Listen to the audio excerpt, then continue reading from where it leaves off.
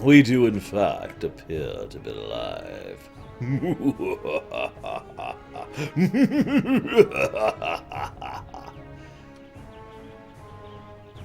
Wow, did you know you could buy Butterfinger, like, in bulk? That's just crazy.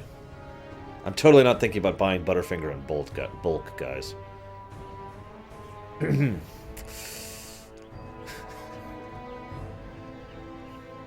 on, just, there we go. Alright, Butterfinger in bulk. What's up, guys? So, while our while our Alliance character was wandering off and fighting the Horde in the good fight and trying to destroy the filthy Horde, our Horde character was like, you know what? I don't want to fight the Alliance. I think fighting the Alliance is stupid. I want to go save the world. And, well, there was this strange, this message that came through. And it's like, we need help. So there's something going on at Mount Hyjal, and we're not 100% sure what's going on, but we need help. And I'm like, wait a minute, of course, the World Tree. And because I'm Horde and a good guy, I immediately take up the call. What brings you here?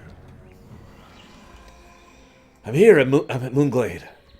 We haven't actually talked about Moonglade all that much, but overall, there's really not much to talk about here. This is the Druid capital. This is the Cenarian capital. They have basically had to actually militarize a lot of the surrounding area to maintain it as a neutral capital over the most recent years, but yeah. So, there's not, like I said, there's not a whole lot to mention about there, other than the fact that right over here is where Malfurion was kept for a long time. No, of course I haven't, Rory.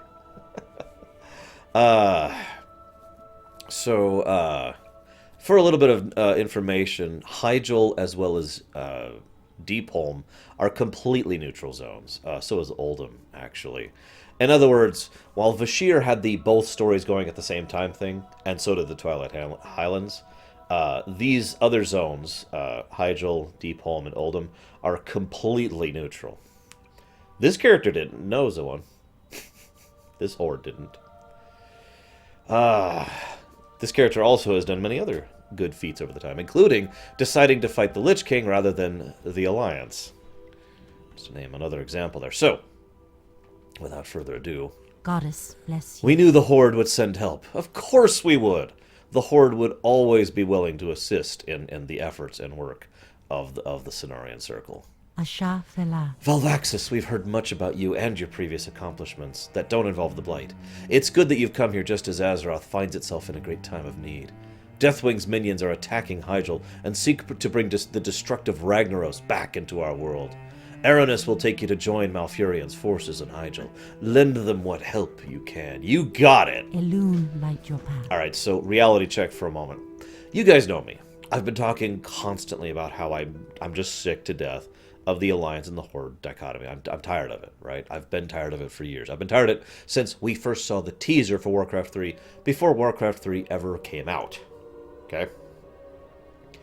So I really like these quests, because these quests are about what I actually want to do in WoW. Running off and beating the bad guys and saving the world. You know, I mean, I like my gray, and I like my politics, and I like my character stuff, but I really enjoy the occasional breaks we get where it's just like we're fighting against a no, really, these are the bad guys, and we actually have to defeat them. I like those breaks in the story. So let's head down to Hyjal, shall we? Can you open a portal for us? There we go. In we go. Whoosh. Wow. So this is Mount Hyjal, guys. Yikes. No, it can't be. Our forward outpost has been obliterated. This voice actor is not the greatest, I'll be honest.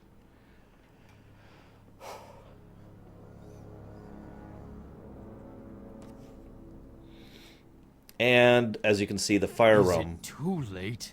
I feel Deathwing's presence nearby. You know what, I'll just shut up.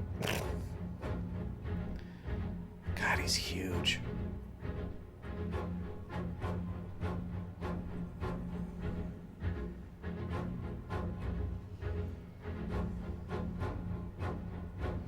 are we getting closer to him? By fire be purged! Oh, crap. The Fire Lord has risen! We must send word to the others! Let us hurry.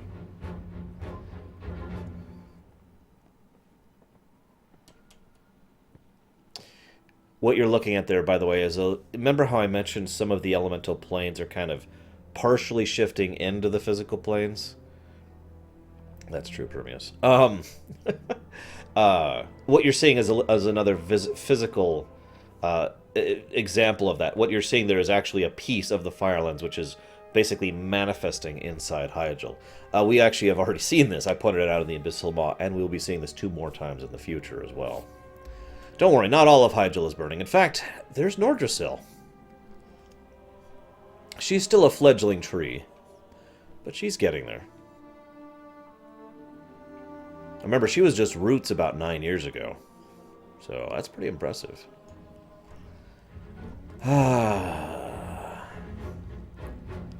We have a few things to talk about Nordrassil as we go through here. We also have a few things to talk about. Basically, yes, Dakota, it's been consumed. About something else in this zone. There's a couple of unanswered questions in this zone. Also, this is Izera. This is actually the first time we've ever actually really seen her as an active force. Because when we saw her in the Dragon Blight, it was just her sleeping dragon form. In fact, she didn't even have a unique dragon model at the time when that came out. She actually has a unique dragon model as of Kata. We'll see her in dragon form in Kata. And of course, she has the Alexstrasza-styled outfit, or appearance going on. We'll talk about it, Dakota, trust me. The dreamer has awoken. Although her physical form stands in front of you, her consciousness appears to shift between this world and the other. They should be able to, Zoan. Izera appears to be in some kind of trance. Her eyes look distant, as if not fully acknowledging you. I feel it as well, Paladin. Ragnaros has arrived. We must defeat his minions before he can join them and lend them his strength. Seek Malfurion at the Tranquil Grove west of here, and aid his forces in any way you can. I must seek answers from within the dream. You must protect the tree until I return.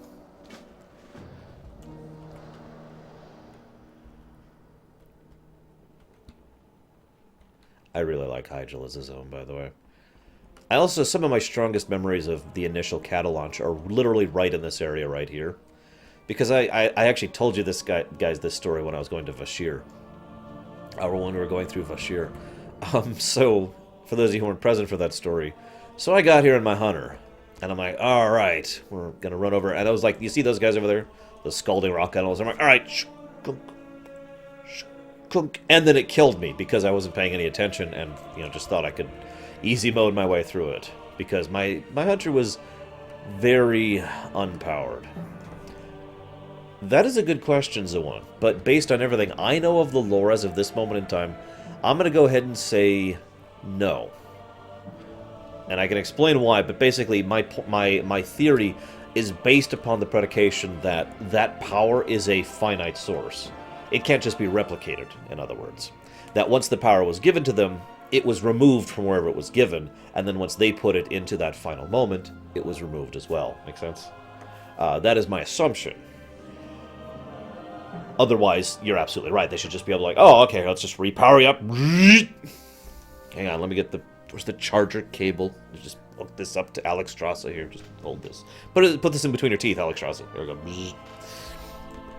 go.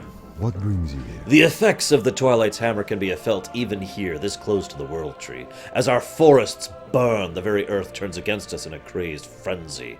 We can't allow the elementals to go unchecked. Go and help our men take care of them. May the stars guide you. How? This is no mere natural coincidence. There must be a Twilight presence behind our lines we haven't accounted for. It's possible whoever's instigating this elemental disturbance is using foul magic to hide themselves from our sight. Seek the aid of the fairy dragons that roam the tree. They can see through our enemies' illusions. Feed them juniper berries that grow nearby to gain their trust. Go in peace. Okay. But first I need to kill some earth elementals. Die, Therazane. Die! Where's my buffs? There they are.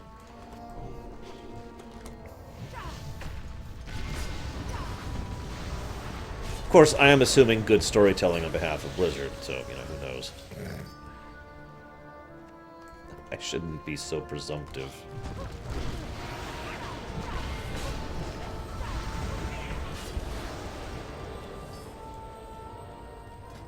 Yeah, imagine when I came here I have about 50 less item levels and about 5 less actual levels. And that's how this zone should feel.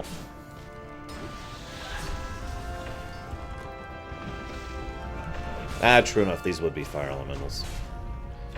Relatively. Denizens of the Plane of Fire, let's make that clear. So let's go ahead and start discussing the first question here. Nordrassil. Now, who can tell me all of the history forever of Nordrassil? By the way, anybody who's played Heroes of the Storm, just imagine Brightwing's voice when these things say, "We look for the evil ones now, yes?"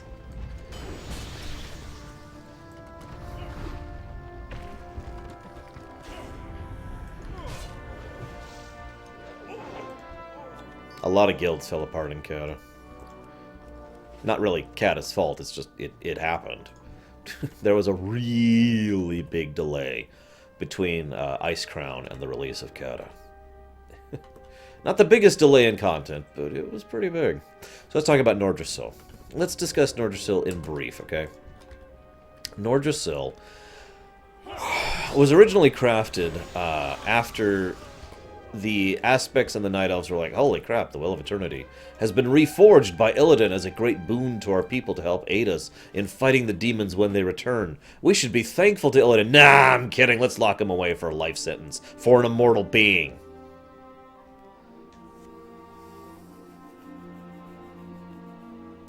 No, it makes sense, Zoan. It makes sense. Just shush, shush. Birds follow Ragnaros too. I mean, so do spiders. I mean, I'm just saying.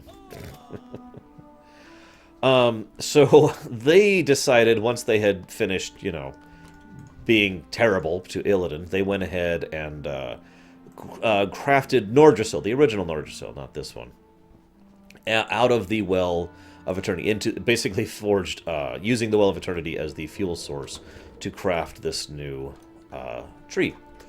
Now, when it was crafted, Alexstrasza and Izera blessed it. Ooh! And so did Nozdormu.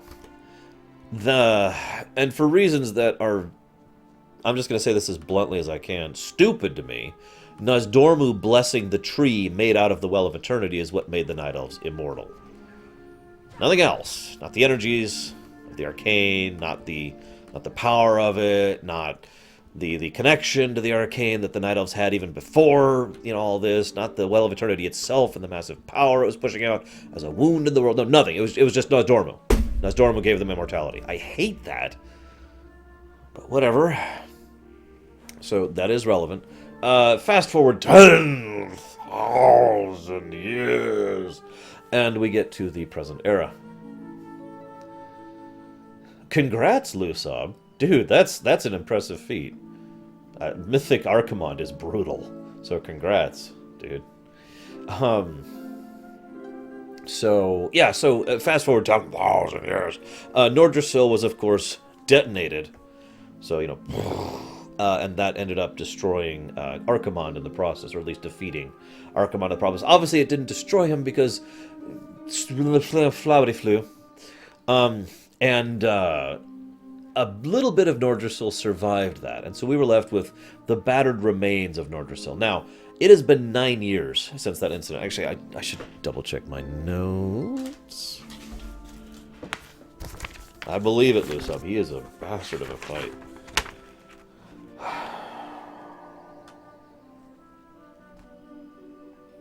Okay, sorry. As of this point, it's actually been 8 years. My apologies. 9 years is when Warlord starts. So I had my numbers a little bit off here. It's been 8 years since that incident. Once the tree... So it's been 8 years, and this has happened in the last 8 years from basically just a few little worming roots.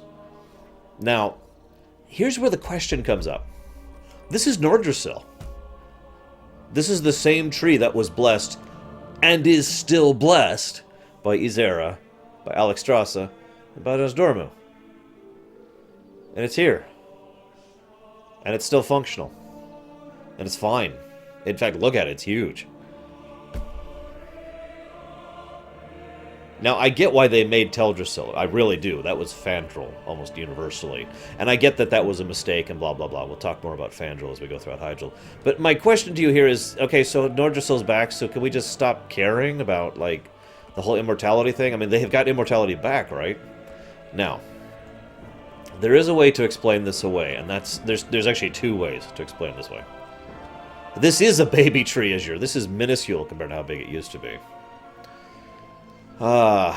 So two possible ways to explain away this inconsistency, because as we've established, Blizzard really wants the Night Elves to be mortal, and I don't know why. It actually does feel like they're twisting and retconning the lore constantly to try and make it so the Night Elves don't have access to immortality, because they've got like 5 different ways to make it, but I'm getting off topic.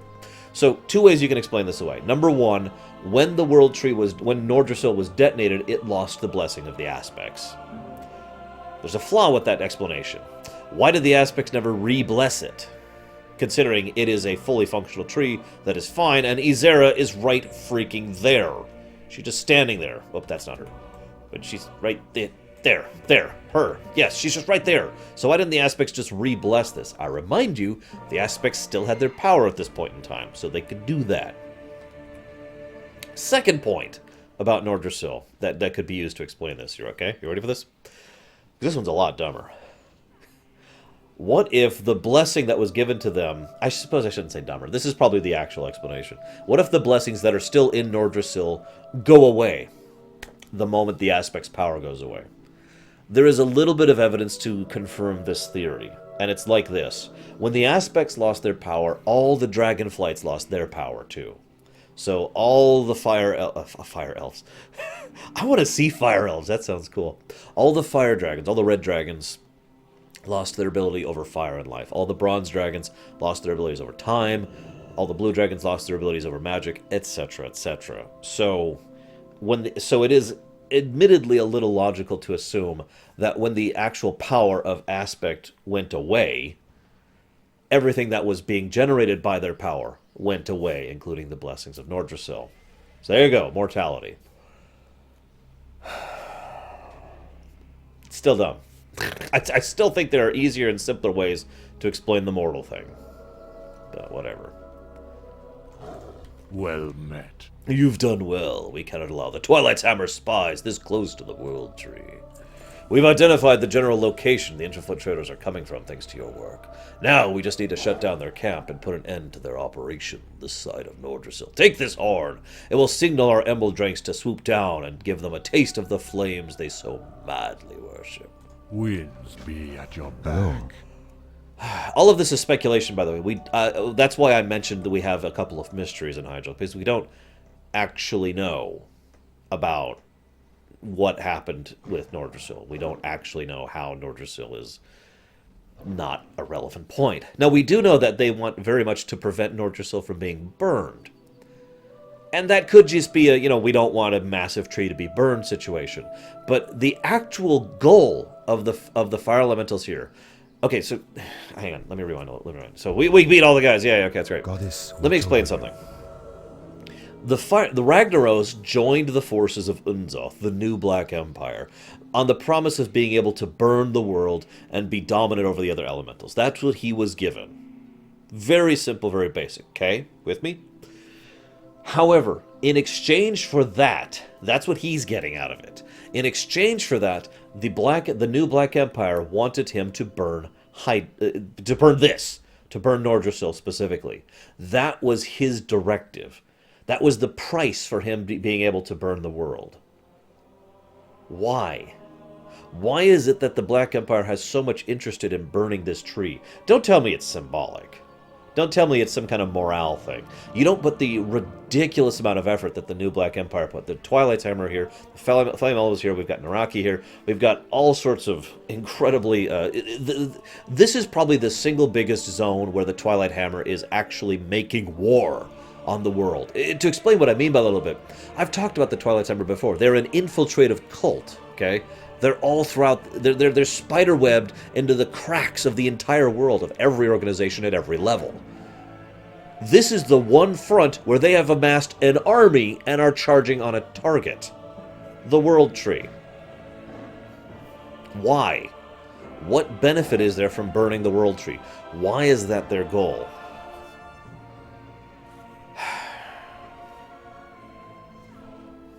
Well, it's funny. Thanks, Sir Knuckle. It's funny because Bragwin, what Bragwin just said is my biggest theory. I say theory because we don't know.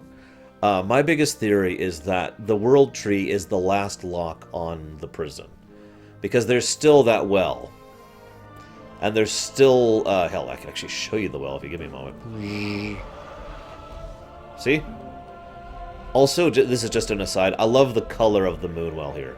I like the fact that it's just not... the Well of Eternity. I like the fact that it's just not regular water. That's a nice touch. Anyway, so... This is still here. And this is what is remain. You notice how deep it goes, by the way? I don't know if you, I'm not going to go all the way down there, but it goes way down. Because this was literally a hole in the planet, as we already described. Or wait, no, I'm mixing it up. I'm stupid. Ignore me. Well, ignore that bit of evidence then, because I mixed something up in my head. Apologies. Regardless, the rest of my theory is still something that I agree with. Because, as it mentioned in the book, the tree was put here to kind of help seal something. You remember that? And, well, I mean, you know, wouldn't you think that the seal might have something to do with the last old god who is still imprisoned? N'Zoth is still locked away. Seriously, look how deep this thing goes. You'll notice I still can't even see the bottom from here. Do you see that? I think I might start to be seeing the bottom here at this point.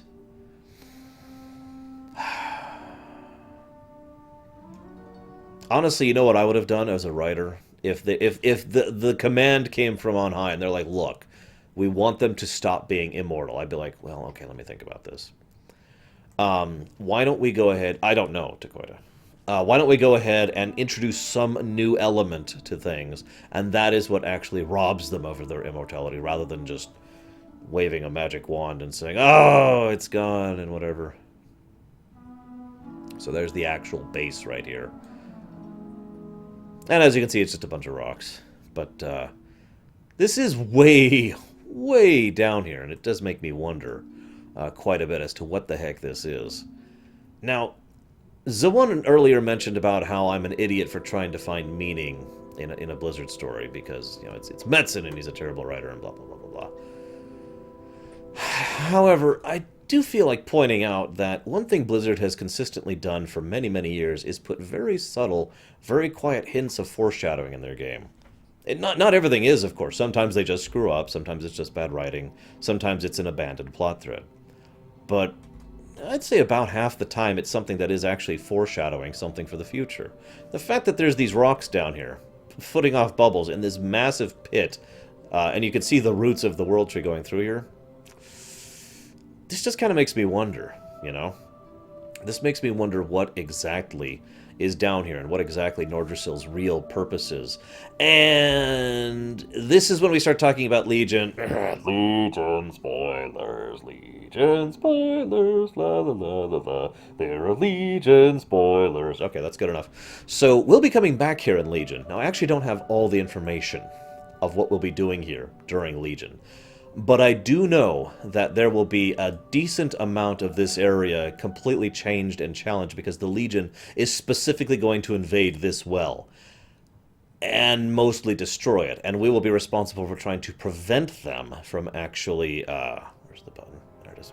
We'll actually be trying to prevent them from finishing off the job and destroying the World Tree, which makes it the second major group that has a major goal of trying to destroy the World Tree. Apparently bubble doesn't work against drowning. That's amusing. What the crap? Oh well. Wong. So anyhow, wanted to show that off. Where was I? And there's one other thing I want to share about that. Give me just a second. I can't remember it. Apparently you can't, Dakota, which is funny. Where is it? Where is it? Ah, here it is. Yeah, the Well of Eternity is wiped out by the Legion, except for literally a drop. One drop of the Well of Eternity survives, and that's apparently significant for reasons I don't actually know.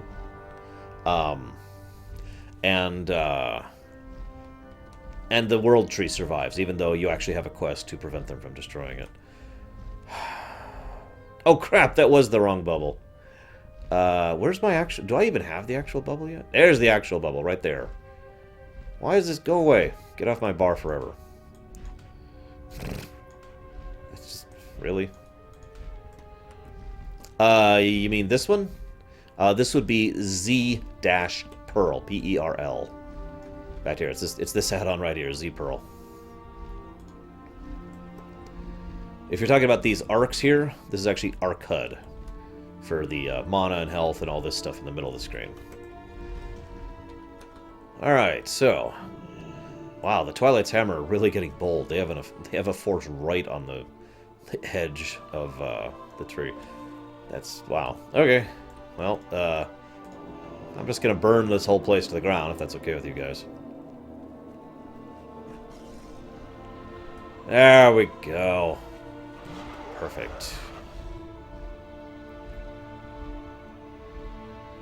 I do have to admit, the style of this tree is interesting to me. Like it's standing on stilts. You know, there's the trunk, but rather than the trunk going into the ground, the trunk goes into the roots, and the roots all branch off into the ground, which is a weird way to do it.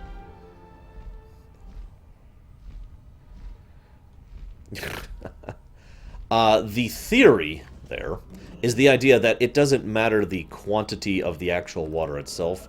All that matters is that the water itself still exists, that the original Well of Eternity contained the potential for all of the energies of it. So a single vial of it could be poured into any new location and create a whole new Well of Eternity, just like they did with the Sunwell.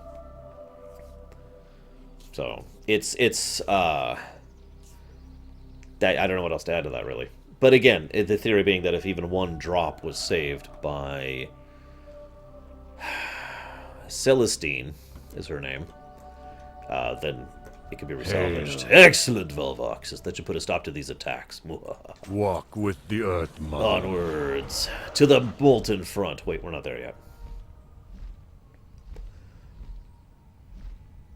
Also, I have to admit, all of this growing in 8 years is kind of impressive. In fact, it's kind of terrifying. 8 years. Because Night Elves are stupid. That's the answer to that one.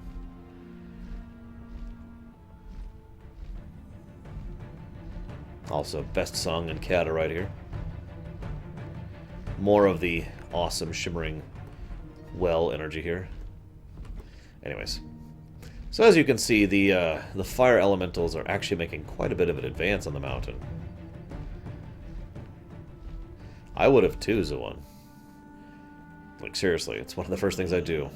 But then again, given how harshly they treated Illidan for that, I mean, shoot. May Elum grant us strength. So here's Malfurion. We actually saw him, technically, just before this. We saw him back in Darkshore. The attack on Darkshore, which was being done by Ashara, was to distract him from the attack on Hyjal. He has actually been fighting here for, it's hinted at being about a month, between the events of 1 to 60 kata and the events of 80 to 85 kata. So he's been fighting here ever since. And I mention that because the path of Hyjal goes like this, around the tree and then out into Winterspring, like this, right? Well, if you notice, the fire elemental forces, the new Black Empire, is all the way up here, at the World Tree.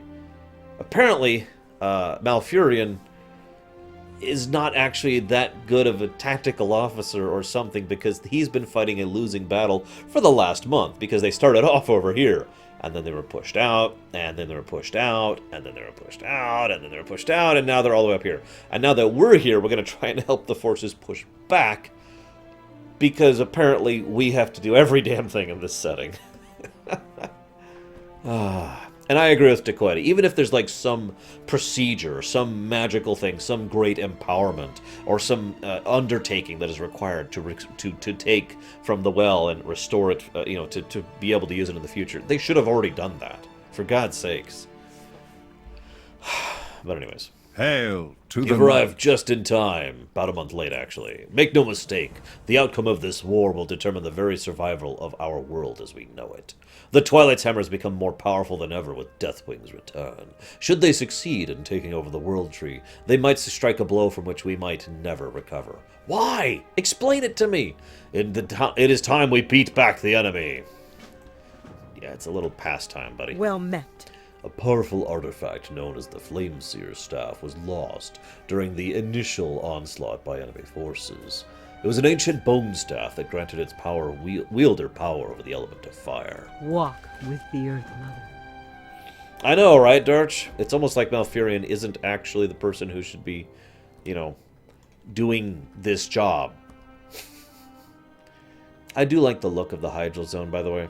It's literally half beatific, green and foresty in it. And as usual, their forest does look different than most other forests in the game. And then the other half looks like that, on fire.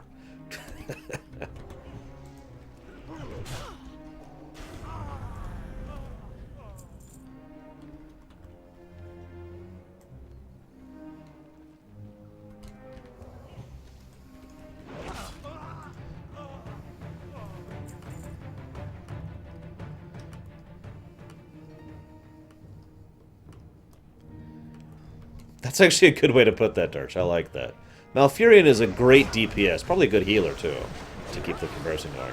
But he's not a raid leader. He does not know what he's doing at the head. Actually, he really does strike me more of a balanced druid than anything else. Even though he had Tranquility back in the day. Tranquility, awesome. I also have to admit, just because you go ahead and make, take from the well to another vial or whatever, doesn't mean you have to actually go plant it immediately. You can just keep the energy around. Although that is also asking for trouble, I will admit. I mean, that means you now have to forever protect this vial of the well that you just happen to have lying around. Because think about how many different groups of power across the entire world would want that vial of power.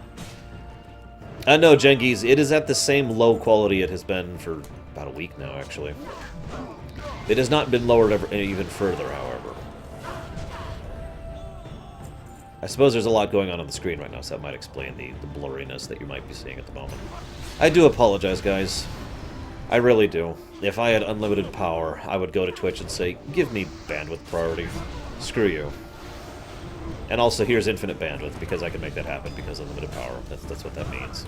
And then it wouldn't be an issue, and I could stream at, full 4K quality for you guys. But nope. Or at very least I could stream at proper, 1080p quality, but nope.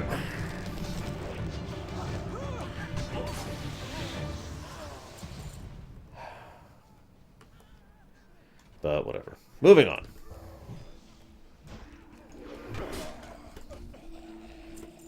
Alright, we will defeat... God, look at this! They're just losing on every front. God, Malfurion, you are just discouraging sometimes. Why did I leave you in charge of this while I went to fight the frickin' Horde in Ashenvale? At least we won that battle, but damn it, really?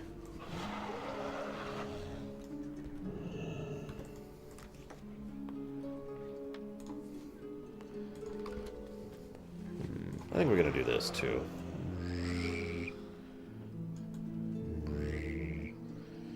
There we go. Make that a little easier to read.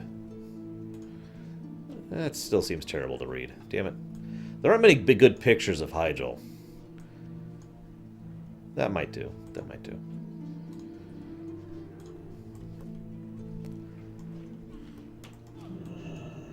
Oh yeah, by the way, Celestine, the woman I mentioned earlier who saves the single drop, is a Worgen. I don't know if that's relevant or not, but I just thought I'd mention it.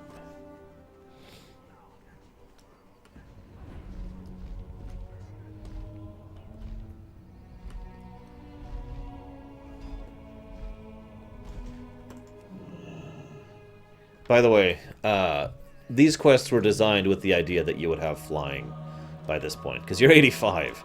You can get flying around here at 60.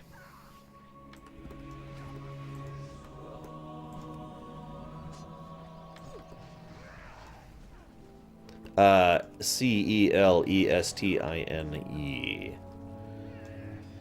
Best Kata song is the one we were just listening to. It's called Night Song. Dun, dun, dun, dun, dun, dun. Here, I'll give it to you in just a second.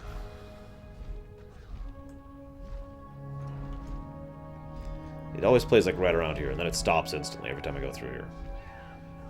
Because it only plays for like one zone of this area. Come on, play it. Play the song. Ah, screw it. I give up. It's the best song, though. I also rather enjoy Zazak's, which is actually Deathwing's theme, believe it or not. Okay. May Elune grant us strength. I could just up the graphics quality and hope that it doesn't get laggier for people. Or the stream quality, rather. You've done well, Valvaxis, but I fear the battle is far from over. Also... Hail to the knight. Excellent. This would be a great weapon against the enemy. Wonder why I didn't think of this. The large elementals that besiege us are not a singular entity. They are an amalgamation of lesser spirits, bound together by the Twilight Hammer's cultists' magic. The rebuilt staff will be powerful enough to shatter those bonds. Why is the one say I'm ignoring him? I must stab him. Stab. So this is actually an interesting and kind of horrible thing that the elementals are doing. And by the elementals I mean the Twilights. See that? That is not an elemental, as he just mentioned. It is a bunch of elementals. If you don't understand, this is again dark shamanism in a nutshell. What these effectively are abominations. You know, the big chunks of many different bodies sewn together, and their souls pulped together. It's just this is the elemental version of the of that. I already do podcasts. Why does everyone ask me to do more podcast stuff? Damn it! Explain thyself or be destroyed. Let's see. I need another one. But yeah, I just find these things uniquely horrifying, and again, kind of emphasizes that dark shaman nature of the Twilight's approach here. I imagine that even the fire elementals, who are, you know, technically willing in this whole procedure, are probably like, "Dude, what are you doing to us?"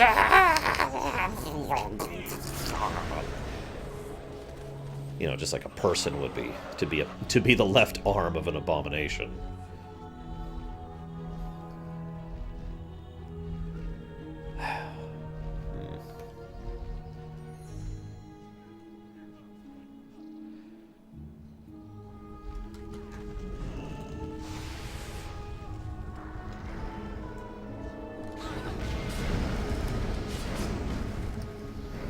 Damn it.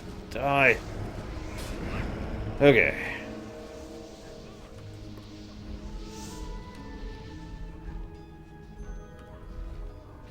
I don't really feel like we're winning this battle. How about you guys? I like how this character has been here this whole time. May Elune grant Well us done! strength. This will be to help turn the tide against the enemy. Ragnaros is not the only powerful elemental that has re-emerged into our world. The dreaded Baron Gedon is leading the onslaught, and we must put an end to his rampage. The Flameseeker's staff has proven powerful. Maybe it's powerful enough to weaken him. Go and be careful. Baron Gedon is vengeful and treacherous. Yeah, I've already killed him once. And we will be seeing several other Molten Core characters as we go throughout here.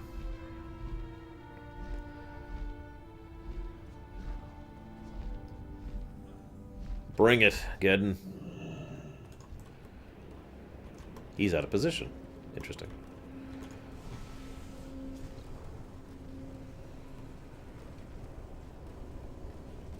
Yes, and Retribution, respectively. Note he still has his AoE Doom move there. That's all he really has. Other than one last thing he'll do, which we'll show off in a minute. This is actually kind of a cute quest, because you get credit just by channeling the weapon on him. And he can't be killed. You notice he's already at 1 health. That's because other players have come along like, oh, we'll totally kill him. And as a final act of revenge, she makes you a living bomb. You have the bomb! Run away from allies!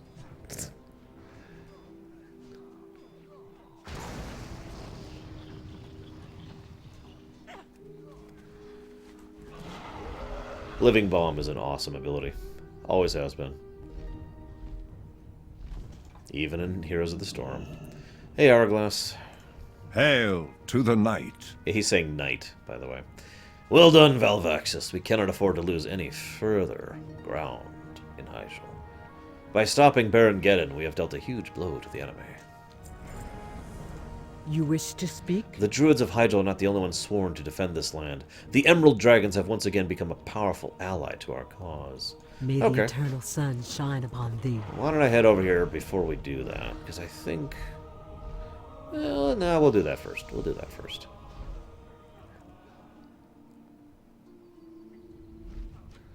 Gotta admit, attacking up this hill would be terrible. You ever done a charging attack up a hill? You ever done a charge up a hill, period? Yeah, there's a reason terrain bonuses exist in most games. Hey, look, it's Alisra. I have not, no, Hourglass. My duties are here, viewing the enemy's movements from above, commanding our armies where they're needed. Your aid would be most welcome. I've heard about you and the news you bring from the south. The battle has reached a stalemate, only because I got here. One that I fear that is about to be broken by the Fire Lord's reawakening. That is, unless we tip the favor in our way. There's a scout that was captured by the Hammer. I believe she was in possession of valuable intelligence.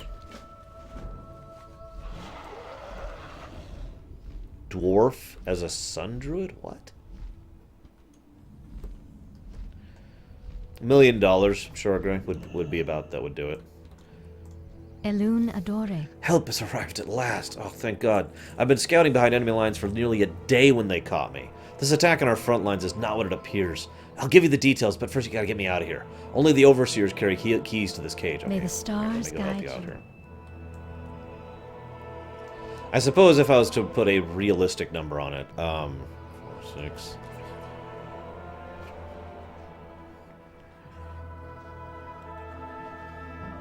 $1,790, respectively, or roughly, not respectively. I don't know where that word came from, because that's how much has been donated so far for me to play this game. It's not a permanent ban, but it is a ban.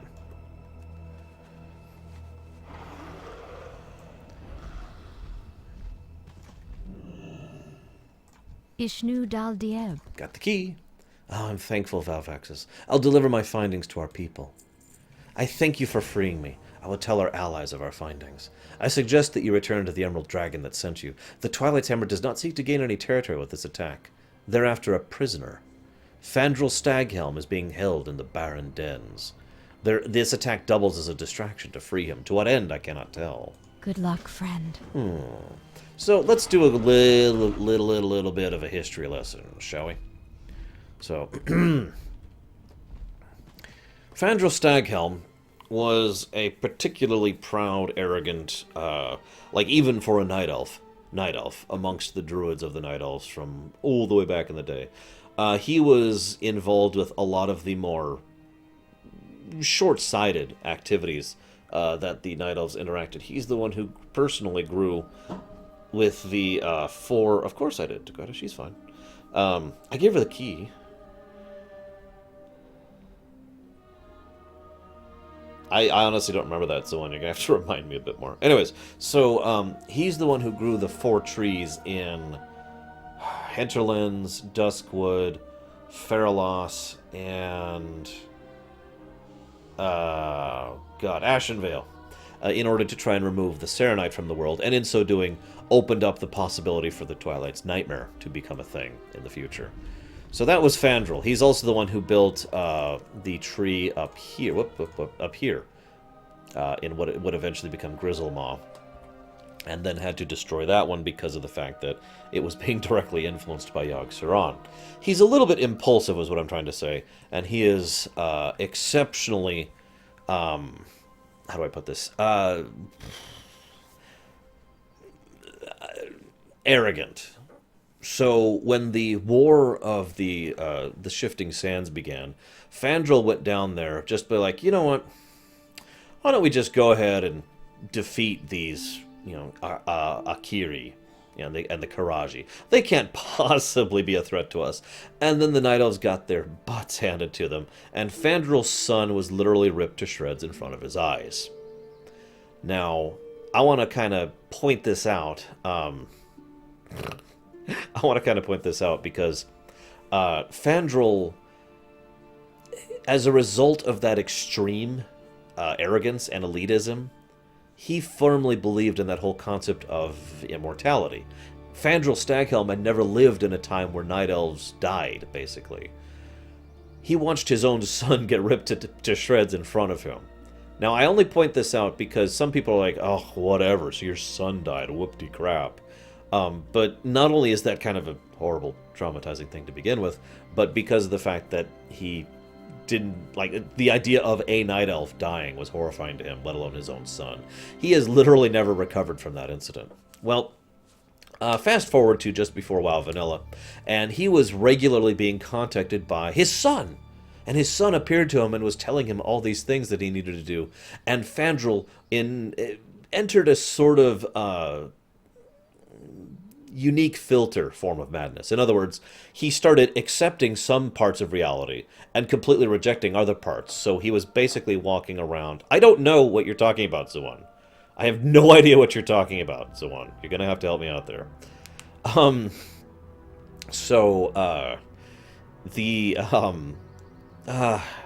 need to stop looking at chat for just a second, because I keep losing my train of thought.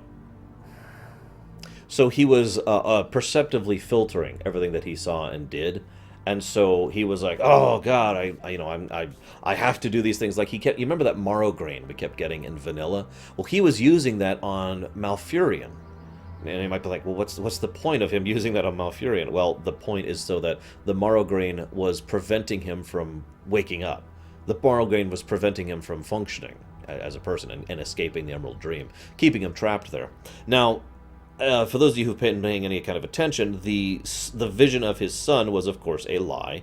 It was actually Xavius, the Nightmare Lord, who was repeatedly talking to him and convincing him to do these things. This also included grafting a branch of Xavius into Teldrassil, which is what fundamentally corrupted Teldrassil. We talked about that back when we were going through that zone.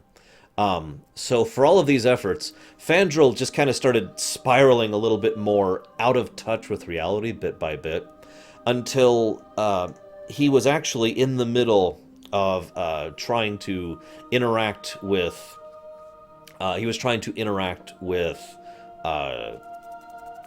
his son, who was Xavius, when Malfurion killed him. So he just had to watch his son die a second time. Now, of course, it wasn't his son. It was just the illusion of Xavius. But you get the point. So Fandral just went and completely lost his mind.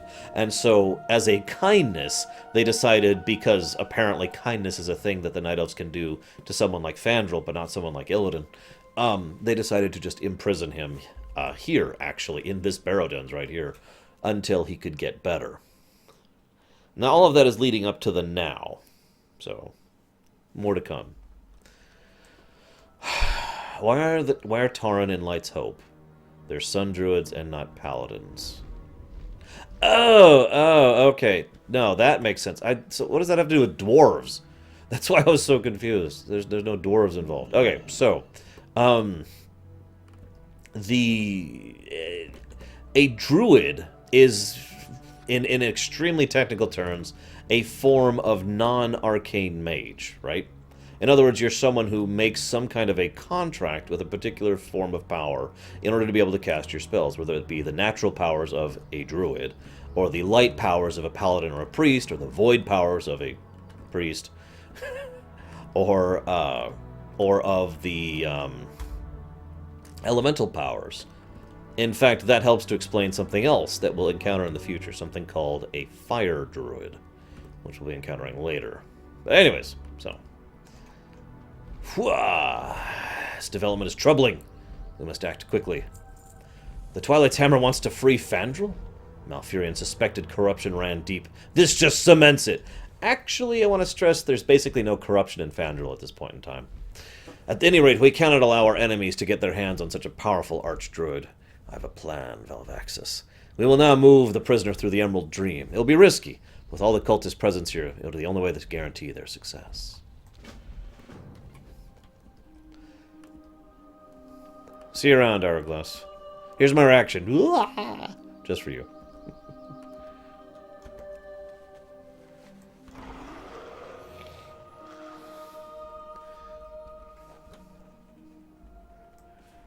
Ah, crap, the Twilight are already here. Quick! Death!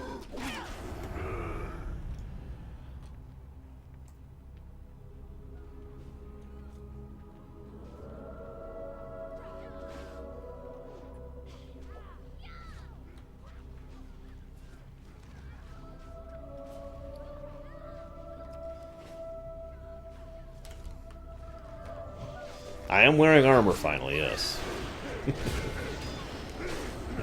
Yes, Zewan. So are arcane mages.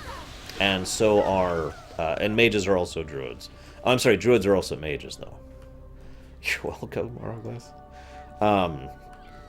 But no, my point was, I was tongue-in-cheekly when you asked me that, referring to the fact that when you really boil down to it, the difference between the different specialities of magery is only a matter of the source and style. So in other words, you know, a sun druid is effectively the same thing as a paladin. It's just a matter of what you call it. I also disagree, though. I would say that the Tauren are, in fact, real paladins, because of course they are. They've probably been paladins since before the humans and dwarves were. In fact, I shouldn't say probably. They definitely have been. I am honored. The dragon may be right. The Twilight Hammer has breached our security. And this is our most dangerous prisoner. Speak quickly, young one. I have urgent matters to attend. That's not your voice. Cam Clark voices Fandral in Kata. Elisra's plan might be necessary. I don't know how much longer we can hold off the cultists. He's bound by powerful spells. He won't be able to escape you, even inside the dream.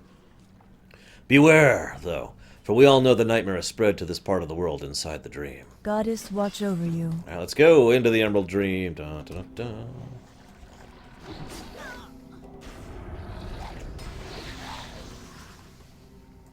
No, theoretically, and I want to stress that word, theoretically, the thing that should hurt the undead most is actually druidic power. Well, because Taurens have been around for a really longer period of time than humans or dwarves have, and they've been revering the sun for a really long time. So, obviously there's no evidence to this other than the 2 points I just mentioned, but if you're actually going to tell me that Taurens have only recently said, aha! The fact that we've been revering the light for millennia, now we're going to do something about it. No, I'm sorry. I cannot possibly perceive the idea that Taurens have not had the Sunwalkers for a lot longer of a time than the last year.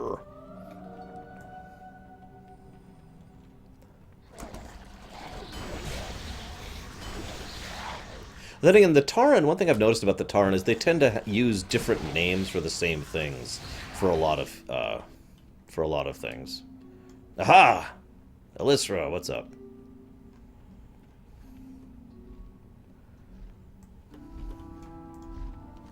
You did well. I will take Fandral to Moonglade myself. His prison will be far enough from the battlefront here.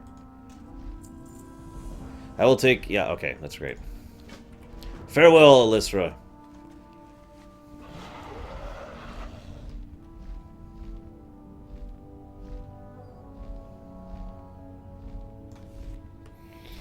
To my knowledge, very, very few people have any knowledge or understanding of the Naru. In character, I mean.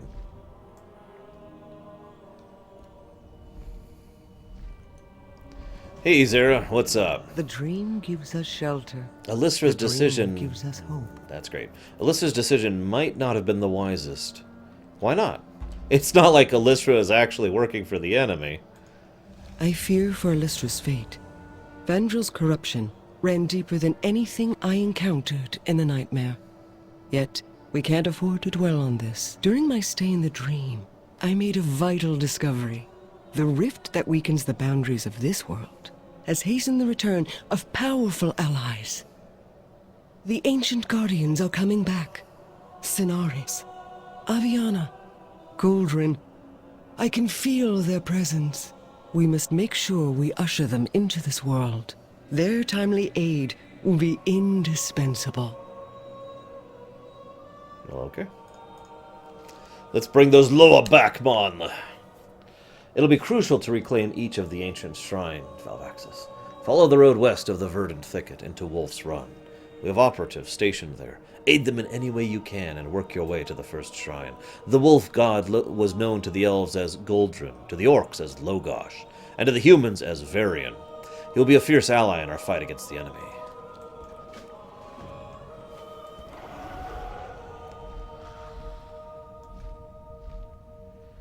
Gamepedia is the good wiki. WoW Wiki's the bad wiki. Which is kind of funny when you think about it.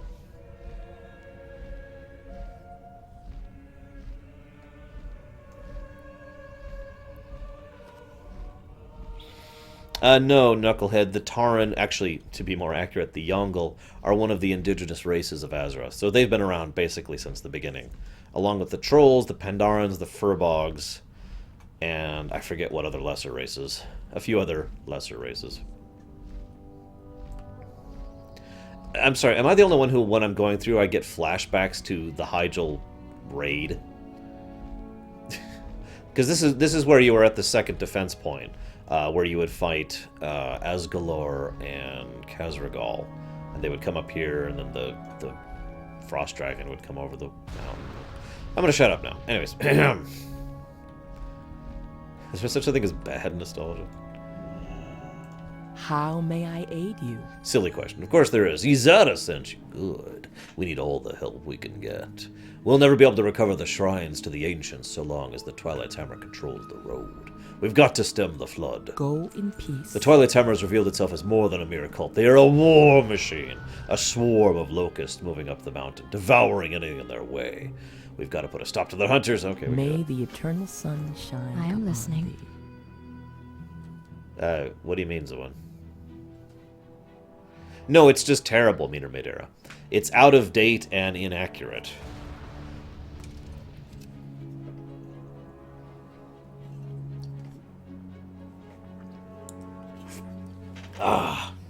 So yeah, like I was saying, the idea here is that I have no evidence that the Tauren have been paladins for a long time, but given how ridiculously old they are, I'd be amazed if they haven't been. You know what I mean?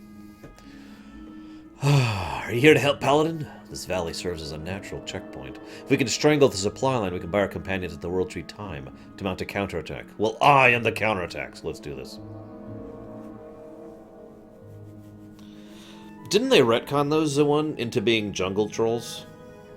I think. Let me check something real quick. So many questions today. So many questions.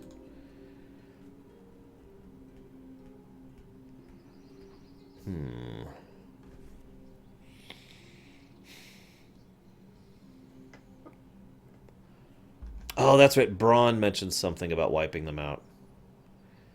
That's right. Yeah, Braun... So Braun theorizes that the Dark Trolls who used to live on Hyjal are dead. Like, super dead. Ultra dead. Deader than dead. So, yay! The Dark Trolls have been extinguished. At least we theorize that. Cho'Gall's Twilight Proveditors swear a blood oath they will get their supplies through the front, pledging a pound of their own considerable flesh for every pound of supplies they fail to deliver. They'd rather die than fail, so make sure they do both. Farewell. Prisoners of the Twilight Hammer are forced to lug around sundries for the war effort like common pack animals. I want those supplies, and if we can free a few of the poor souls in the Hammer's shadowy grip, all the better. Kill the slave drivers along the road, and nearby slaves should make a break A for Shah it. fell out. Whoa, that was weird. A priest is a class, though, not a religious connotation.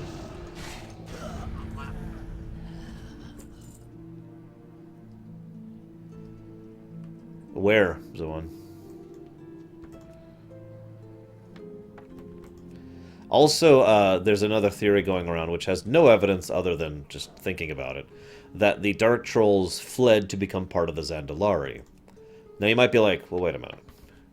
That makes perfect sense. And you're right, it does make perfect sense. For those of you not aware, story-wise, very shortly after these events, the Zandalari are going to stage a bit of a troll revolution and try to rebuild troll power. So, hang on just a second. There we go.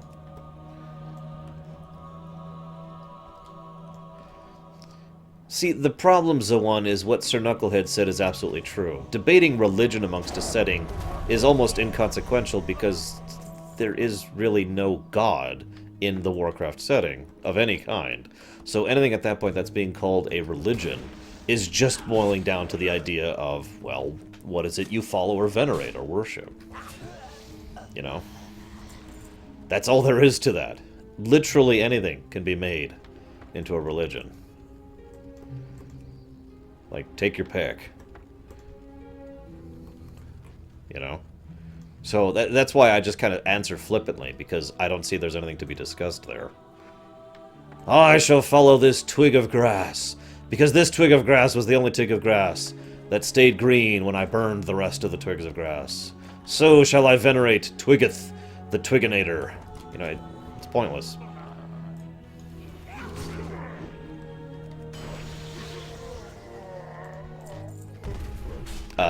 You're gonna have to explain that one to me with Dakota.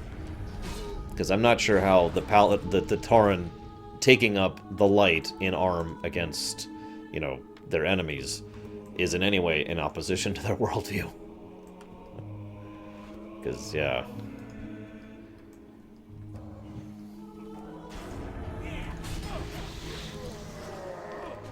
It is also worth noting we're kind of venturing into technically territory here anyways.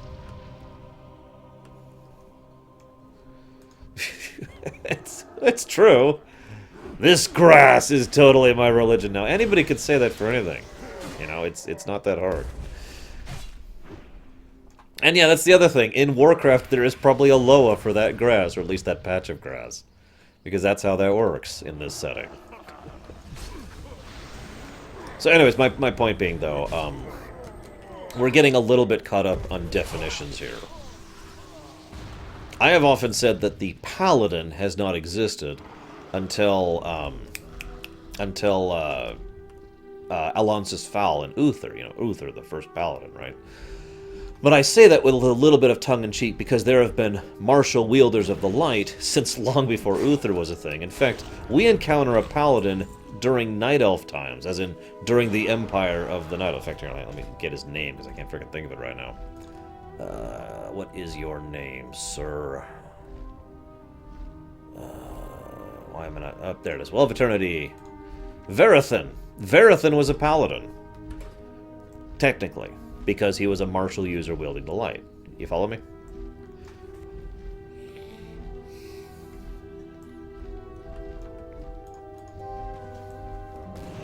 So, I mean, yeah.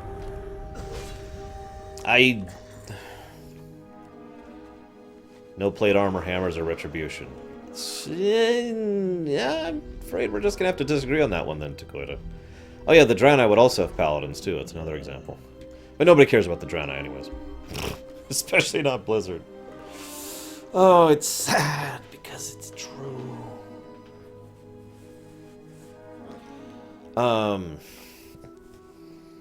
Those could be some of the Dark Trolls that were enslaved here. Possibly is one. So some people are probably wondering why we're talking about the Dark Trolls. So we know that there were some Dark Trolls who still lived around Hyjal up until Kata, basically. I mentioned that we weren't actually... This zone was an empty zone up until Kata. Like, you could bug your way in here, glitch your way in here, but there was nothing here. It was absent. It was completely dead, undeveloped zone. So we've been debating what exactly happened to the Dark Trolls here. Like I said, Bronzebeard himself theorizes that they were wiped out. Some of them might have actually been enslaved. I still really like the idea that they would have gone to the Zandalari, especially since, and Zakuros mentioned that as well, especially since we see several Dark Troll-looking characters amongst the Zandalari, and it would explain one of the reasons why the Zandalari kind of start their push in Kata, but...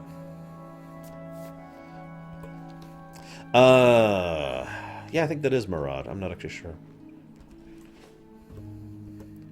No, Bran Bronzebeard. He's not... Oh, you mean... Okay, never mind. Yes, there were still dark trolls after Night Elves became a thing. How tall are trolls when they're standing up straight? Like 8 feet, I want to say?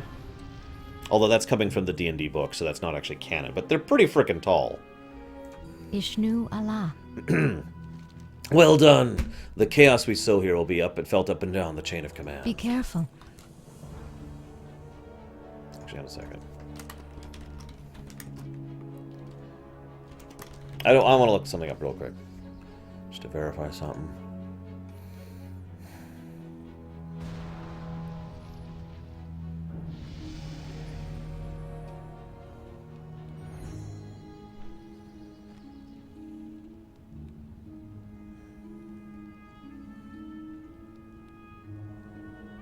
Oh my god, it's another bot that says I should buy viewers. That's the best idea ever.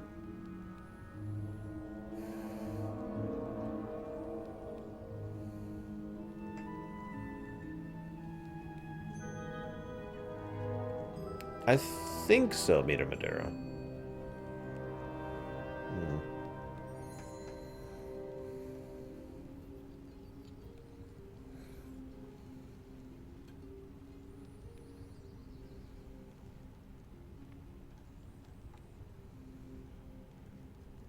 That's what I thought. See, the actual Order of the Sunwalkers... So let me clarify my terminology here. The actual Order of the Sunwalkers was founded during Wrath. In fact, there was actually a quest in the pre-Kata event discussing that. The idea was that they wanted to start a more malignant side of venerating Anshi, which was their version of the deity of, or Loa or whatever, of the sun, aka wielding light powers instead of your typical shamanistic or druidic powers. So the actual Order of the Sunwalkers is much, much more recent. It's only a year old. To clarify my statements, the idea that Tauren Paladins, as in a martial light-wielding force that has existed sometime in the last 15,000 years, is something I consider likely to the point of 100%, because I understand how long 15,000 years is. I don't think it's relevant, I was just pointing it out because Tauren, you know? Is there a difference between trolls that are hunched and those that are upright? Yes, the upright trolls are specifically Zandalari trolls. Of a specific tribe. I forget the name of the tribe right off the top of my head, forgive me. But that is a type of troll that is different from most other type of trolls. That's like the nobility, if you will, the upper echelons of the Zandalari. What brings you here? I've got you some supplies. Hey! Yep, the metal is cursed. It bites. When the dagger falls to the ground, it shatters as if made from brittle glass. What demented workmanship is this, Valvaxis? I've never fought any foe like this before. Farewell. Well met. Thank you, Valvaxis. I worry our actions may be too little too late, but nature has a way of rebuilding itself that never ceases to amaze. Be careful. Have you heard of Logosh, the wolf ancient? In the Alliance tongue, he is known as Goldrinn.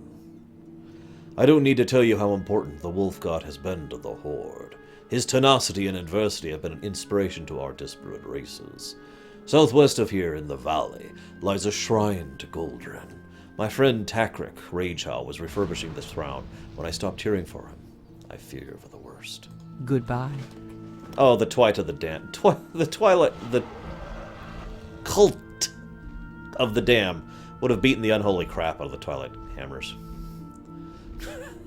If they were still fully backed by the Second Lich King, I want to add that point. As of right now, they would be rolled over like they weren't even there. Funny fact, the Cult of the Damned was pretty much removed from power after Wrath, and the Twilight Hammer cult was pretty much removed from power after Kata.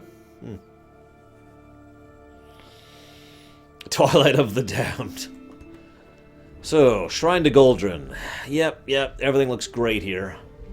Elementium spikes. Yeah, this is wonderful. Alright, who messed up? Loktar, Paladin. Do not worry about this cage. These animals will come to fear me before long. My first priority is to clear the filth away from my beloved shrine. The shrine has been taken, Valvaxis. We need the tenacity of Logosh now. more than ever. These defilers, these lice-ridden wolfmen running rampant over the shrine, dishonor the memory of the wolf god. They arrived with the Twilight Hammer, howling with their own twisted religion. They seek to corrupt the noble Logosh to fit their warped pantheon. Kill them! Kill them and bring me the tools of their worship, a polluted incense. Strength.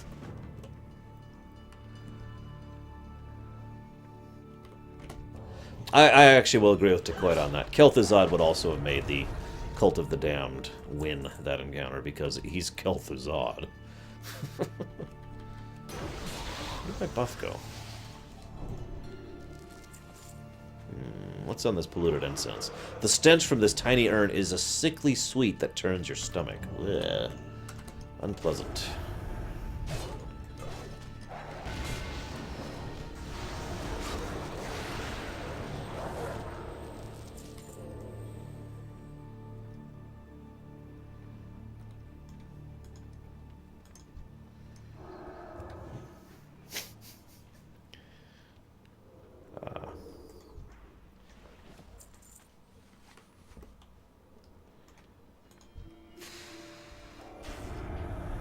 As I say, that does sound kind of like a burning flesh so far kind of situation.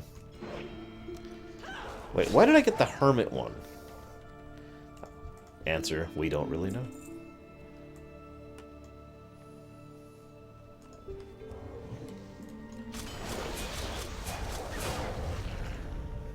I told you, trolls are pretty tall, dude.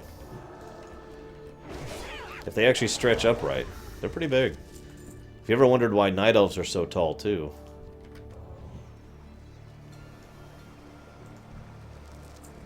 Well, goodbye.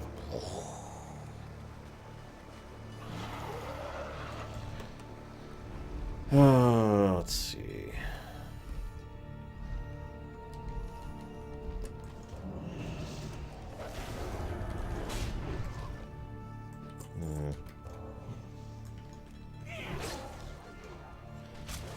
A little bit of competition today for this one. For this quest, I mean. Okay, got the incense. Hey, buddy. What do you need? These animals were once men, but they've turned into mindless beasts under the influence of the Twilight Hammer. Do not hesitate to slay them all. Oh, by the way, this is an interesting example of what would happen if you were consumed by a druidic form and taken to an extreme. This is also the first hint of the fact that the Twilight's Hammer and the elemental and void energies they command can actually influence someone of druidic nature. Because these are Worgen, they're just not our Worgen, our fully sane Worgen. These are more like, they're not quite feral Worgen. These are like twisted Worgen, a third faction, shall we say. Ugh, disgusting. This is... Really? Okay. This is like the incense when we burn when we wish to commune with the spirits. But it's befouled. The actions of these feral dogs are beginning to make sense. The Twilight's Hammer fears the power of the ancients. They do not want Logosh to return, so they summon their own Loa, a perversion of what once Lycanthoth, the Corruptor. Valvaxis, Lycanthoth is but a shadow of Logash's power, but the beast must be destroyed so the true ancient can return. Take this vile incense, burn it in the maw of Lycanthoth, slay the monstrosity, and free Logosh. Go forth to victory. Well, they were heavily distorted and warped by arcane power, so I mean, it's not that out of bounds, Nicholas.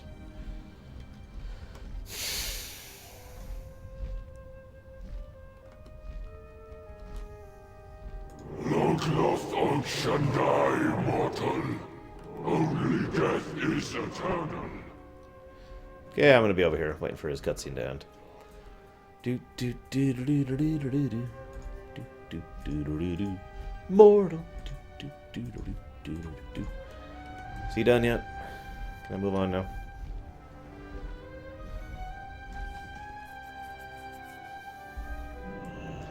I think he's done. Fantastic. Long lost on Shandai, mortal. is eternal.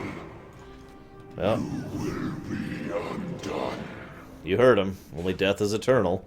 If you ever wondered why the Lich King wins. Subjugates faith, mortal. Your prayers are meaningless here. There's a second mortal in one conversation. Holy crap.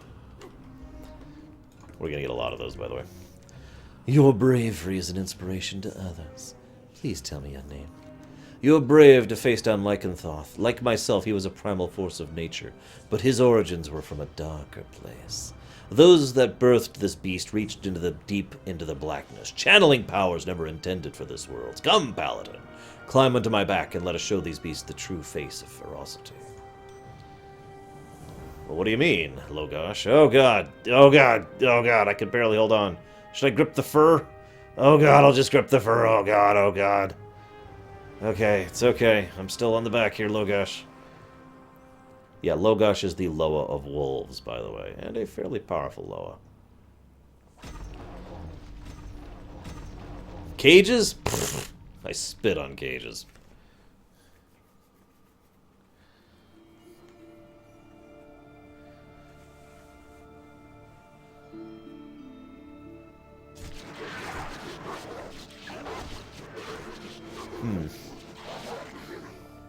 I don't think that worked out for them.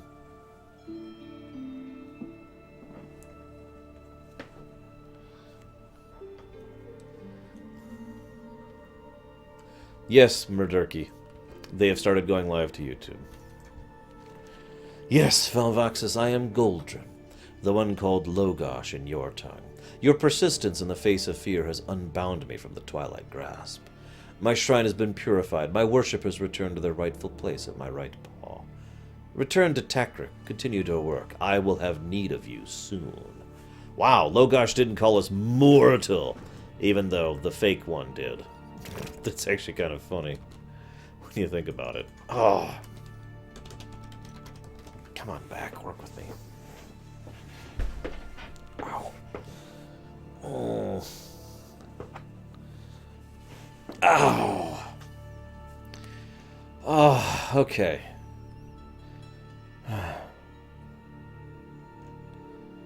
So, all of the Loa here, Goldrinn, Aviana, and Cenarius being the big ones, all died during the War of the Ancients. I'm sorry, and Malorn is the third one. All died during the War of the Ancients. Cenarius didn't die then. Cenarius died during Warcraft 3, obviously. Because we killed him. What? Screw that guy. I mention this, though, because they are, of course, Loa, so death is not what you'd call the most permanent thing to them. However, it is interesting to me that, in the face of all of this, the only reason they could all come back here is because the barriers between this realm and the spiritual realm has been so weakened to the point where the spirit realm is literally physically manifesting into this realm. In all four cases, actually. It makes me wonder how much longer we'd have to go without Cenarius and Aviana, and all the rest, if not for that. Probably not, Zawan, no. Strength and honor.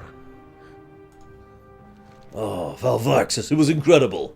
For a fleeting moment, I saw Logosh through the tree, a creature of fury and light. My cage collapsed, and the Vandal was melted like wax under the kiss of his claws, their screams and howls echoing through the valley.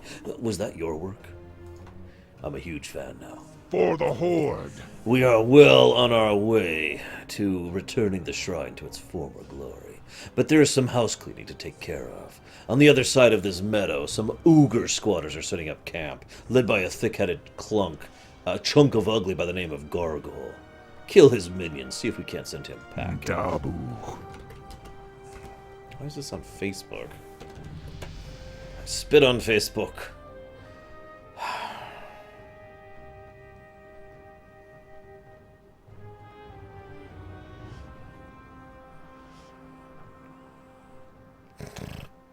Doom! Destroy all cards.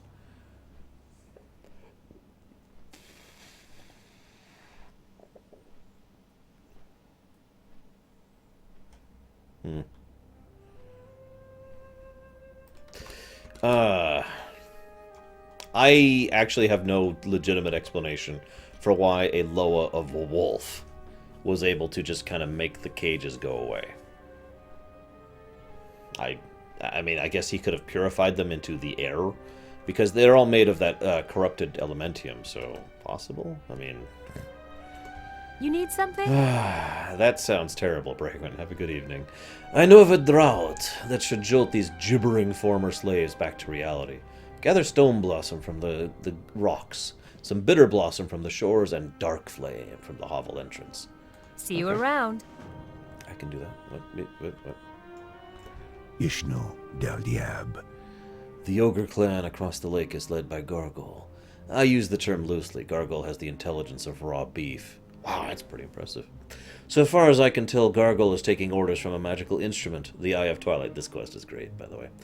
So, Asha Fela.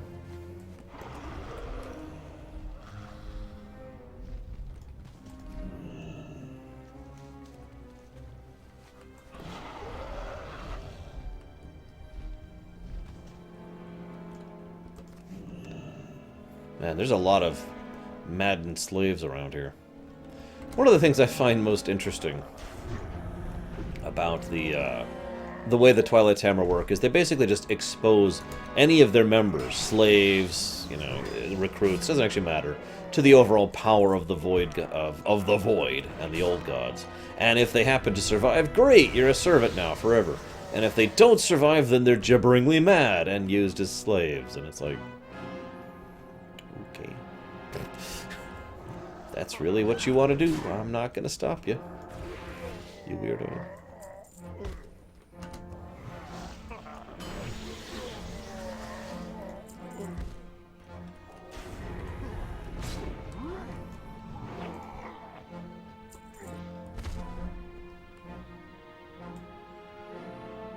There's the...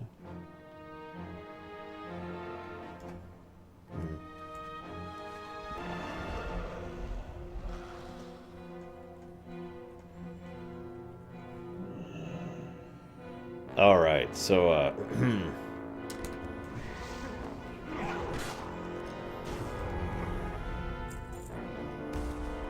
one more. There it is. I was gonna say, it should be around here somewhere. I like this, by the way. This is a ogre mound, like most ogre mounds are. Except a little bit different, because this one has elementium and rocks and death and shadow, void, death going throughout it. I guess I don't have much else to add other than praise for the visual design, because they did a good job of it. Grab an ember. There we go. The cauldron burbles, and we have a draught that smells really, really bad. It's okay though. We're gonna save people. Hey, you, drink this. Oh, you made the voices go away. I'm out of here. Fear broils from the heart of the infinite. Don't make me look. I've seen more than I can stand. Oh, I'm okay. I'm okay now. Okay. Huh? Where am I? I've got to get out of here. And yeah, the purple flames thing, the Twilight energy here. You approach the Eye of Twilight. As your fingertips graze its luminescent surface, you are aware of a malignant presence peering back at you. Instinctively, you draw back. During your brief communion with the Eye, you felt the power lay deep within the hovel. You felt the weight of a powerful tome binding together 4 elements. Ooh. So, I'm afraid, ladies and gentlemen, it's time for you to hear Crazy Arshin Gaia Theory time. Who's ready for a Crazy Arshin Gaia Theory? What am I saying? Nothing makes sense anymore. I've got to get out of here. One of the quotes they have is something like, the shadow sees, the end comes, cloaked in silent fire, and it, what? Oh, thanks for saving me.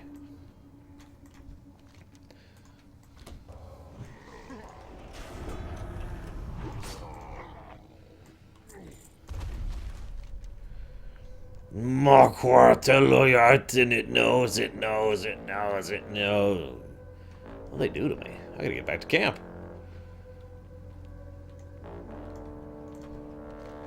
Oh, I walks in flames, and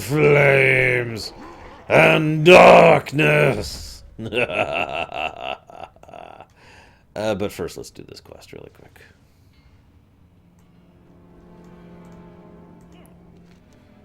A heavy tome, bound in flesh, of course, lies on the table. The language, pictographic and scrawled in rust-colored ink, is undecipherable, but notes and translations are tucked between the pages. Oh, this is what I was looking for. You can read the text, but the diagrams seem to indicate the devices should be activated in order. In the beginning was shadow eternal. Hate blazed forth with fire born. Wounds scabbed, and so begat earth. Cries of anguish burst howling wind, where the skies wept seas of tears. We live in the world of shadow, the world we know, built of rage, hurt, anguish, and sorrow.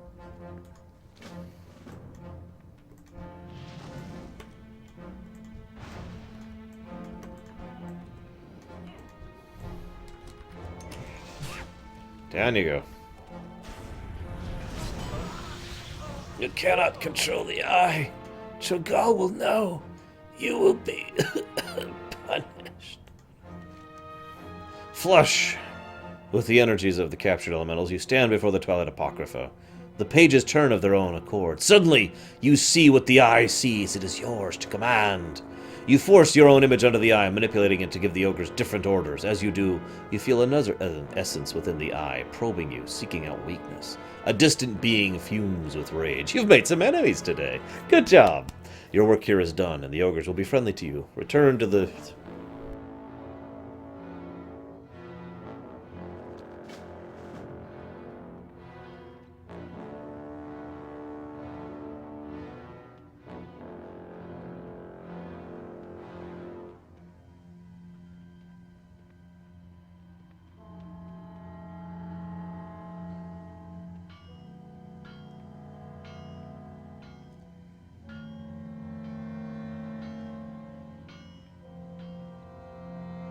Here's another awesome quest.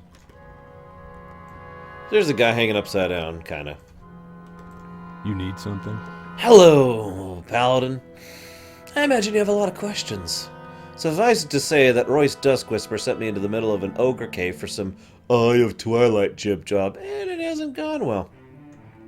If I ever get my hands on that lanky, heartless, mealy-mouthed little night elf... So, Mr. Christoph, how's your research into the eye coming? Valvaxis. Can I call you Valvaxis? I am hanging from a meat hook in the back of an ogre cave. Do you think my research is progressing? You pompous, dirt-sucking ass paladin! Come here, you son of a slut! He flutters back and forth on his chain, desperately trying to kick you in the face.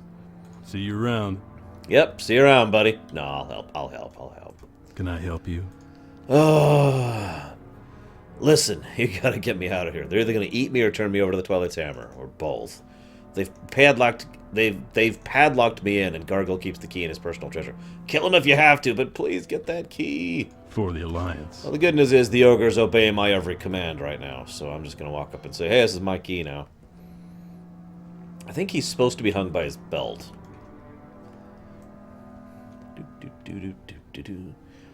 Excuse me, Gargle, this is mine now. There we go. Looks like Gargle periodically used this to clean his ears. Ew.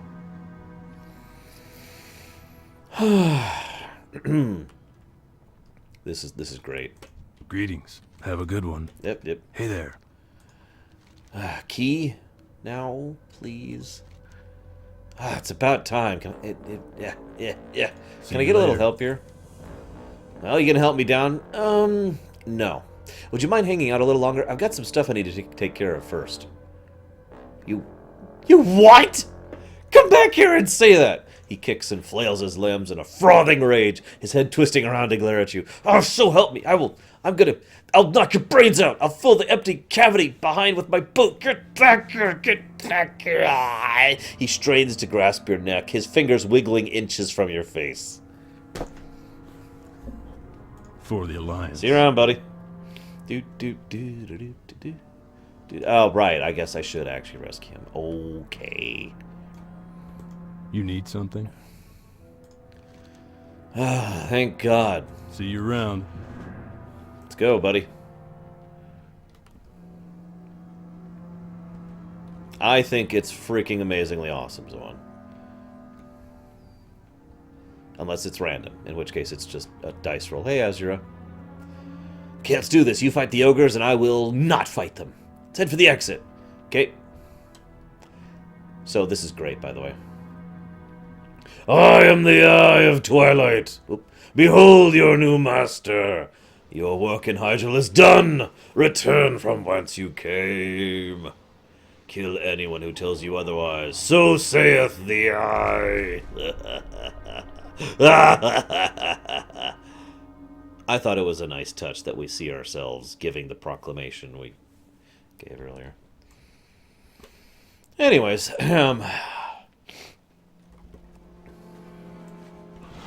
we are definitely the good guys. Crazy theory time. Okay, I'm just going to get this across really brief. I think Twilight is actually the combination of all the elements. Or, to make this more clear, I think that... Because so we know there's 5 elements, right? Earth, fire, wind, water, and spirit. Okay, we know that. I think that Void, when it interacts with all 5 elements combined, is what creates Twilight. That would explain why Twilight energy is so incredibly unstable, and why so few actual beings of Twilight can ever function. I do want to stress I mean Twilight, not Void, by the way. We've seen plenty of Void creations and Void creatures and Void magic. I'm speaking specifically of the Twilight creatures, of which there are very, very few that ever functional and are ever correctly crafted. There's a couple of reasons why I think this, but one of the biggest is the fact that the elementals and a lot of the experiments in creating the Twilight's hammer and a lot of the experiments in trying to create Twilight creatures involve combining elements together in order to craft them. That's it, I guess. Just thought I'd toss that out there, because something I've been asked before is what exactly is Twilight in context of the setting, and I've actually thought about this several times myself. It is possible Twilight is just a flavorful term for void as well. That would also make a degree of sense, and would be much more boring, but, you know, whatever. That's how that works. The boring thing is often the true thing. I almost said something spoilery, but I won't. Blood and thunder. Ugh, you really did send some heads rolling, didn't you? It was said that during the War of the Ancients, Logosh fought demons for 10 days solid. Hopefully you weren't fighting for that long. Go. No, only if I log off for a while. Greetings. Hello? Yes? What? You? Oh! You're one of the ones I sent after the eye, aren't you? Good work, good work. Suppose that's a valuable lesson. Never take orders from a big purple ball. Del Nadris. Christoph. I remember now. I recall sending him on a suicide mission. He survived? Well, I suppose that means he failed. Still, you deserve at least some coin for the trouble. Goodbye. Hey there. Did the draught work? Excellent. Let's hope the damage wasn't permanent. Judging by the poor victims still in the camp, the Twilight Hammer really messed with their heads. Have a good one. That's true. That's true. The 4 Ascendants created the Twilight Abomination. I actually forgot about that. But that's another bit of Loktar. evidence. The shrine is secure, the ogre's in disarray. Enough! The time has come to go on the offensive. Something sinister is underway above us on the lightning ledge. It is time to unleash the fury of the ancients. Fly up to the ledge, and I sure hope you have a flying mount by this point, because if you're not, screw you, go buy one. They're not that expensive. Dabu. Logosh granted me a vision while you were in the hovel. I saw you striding through the lightning ledge with lightning bolts in your hand. The vision was powerful. Logosh feels this is of utmost importance. We must not fail the ancient. Strength. Yeah, I gotta be honest, this elf was kind of a dick, but whatever. Do each of the 5 elements have a variation for each plane of magic? What do you mean by that exactly, Takoda? I mean, there are 4 planes. Well, actually, I guess there are technically full 5 planes. Ooh. Okay, so before we answer that, Zawan, are we presuming that personality will be altered by the augmentation? More of the positive and negative aspects of the element?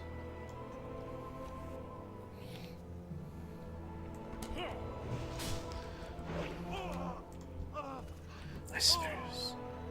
Okay, so I still get to be me, is what you're here saying. That actually makes it a little tougher, but I'd probably go with water. Water or air. I've always had an affinity for cold and for lightning, so... And yeah, what shamans can do with Ascension is actually almost identical in purpose to what playable warlocks can do when it comes to Metamorphosis. They don't actually become a fell creature like Illidan did, and just like and similarly, the shamans do not actually become a hybrid creature. They temporarily imbue themselves with that power in order to channel it in a moment of need, as opposed to simply becoming that henceforth, like, well, say Illidan did, for example, or these guys.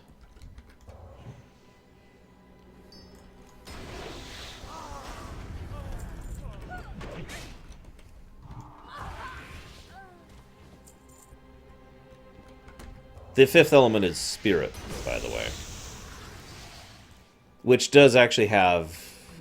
well... I shouldn't say anything about that. See, the thing is, the spirit element... See you around, Lilu. Technically has its own dimension. The Emerald Dream, actually. Which is admittedly pulling a little bit of it technically. Actually, it's kind of funny, because all of the elements, if you could call them that, technically have a dimension, because the Void has the Void. Arcane has I can't remember what they call it, the Astral Winds or whatever. Fel has the Twisting Nether, and Death has the Shadow Plane.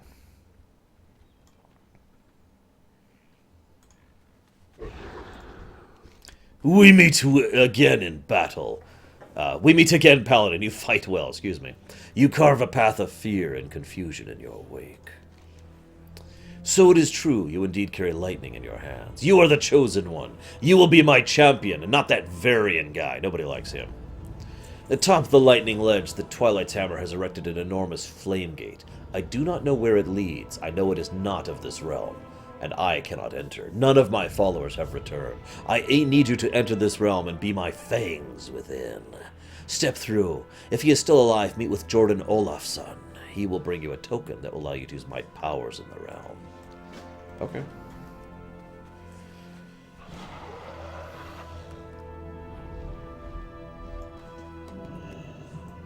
Into the Twilight Realm. Except it's not the Twilight Realm. Interesting fact, though, there is such a thing as the Twilight Realm, being in Twilight. Although, what that is, that's a good frickin' question. We only go there for extremely brief periods of time, and it's known to be a very unstable situation.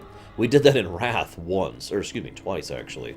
Once in the fight against, I forget the name of the Drake, but one of the Drakes in the Sartharian fight, and we did it once when we were fighting Halion.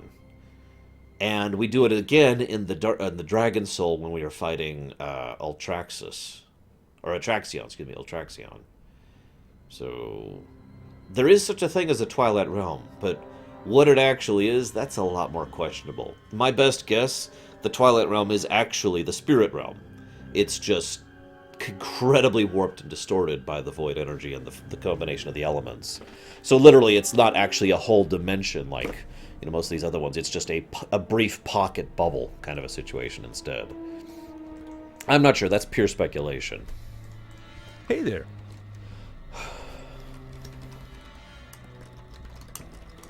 Whoop, whoop, whoop.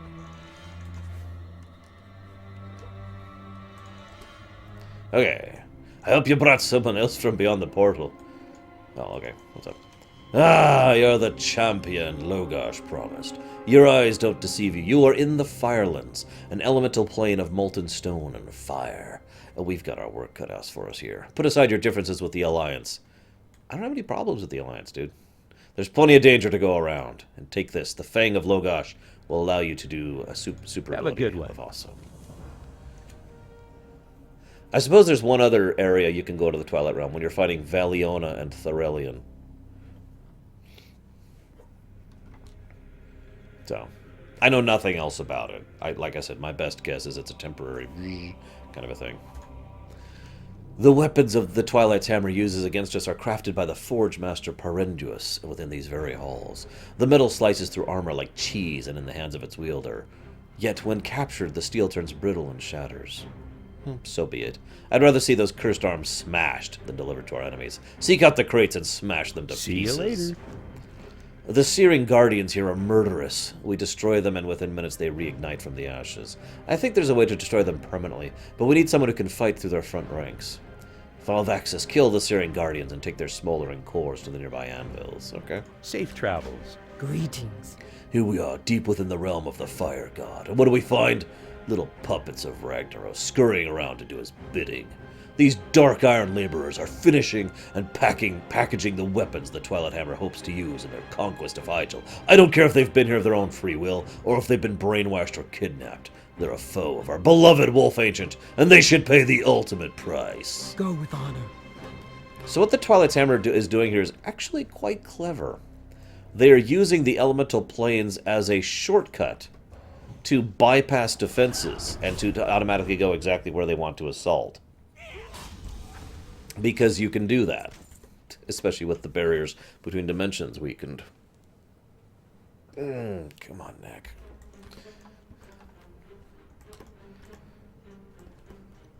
So yes, we are actually in the Firelands here right now.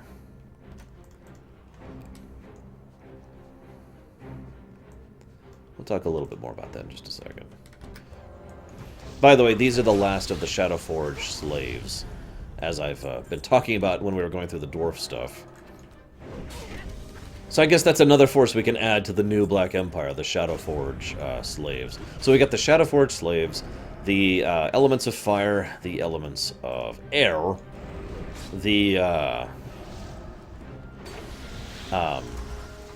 Twilight's Hammer cult in general, the people supporting the Twilight's cult hammer in general, Twilight's Hammer cult in general, the God, what else is there?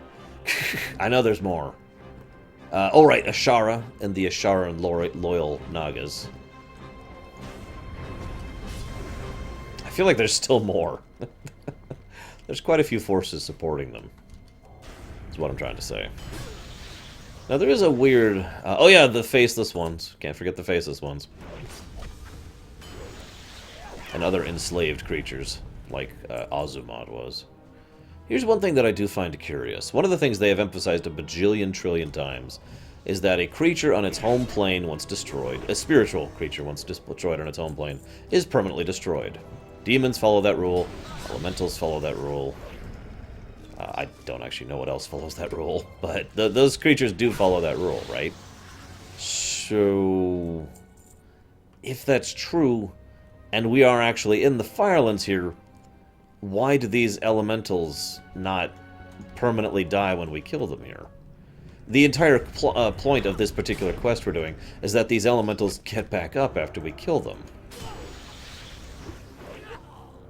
Thoughts?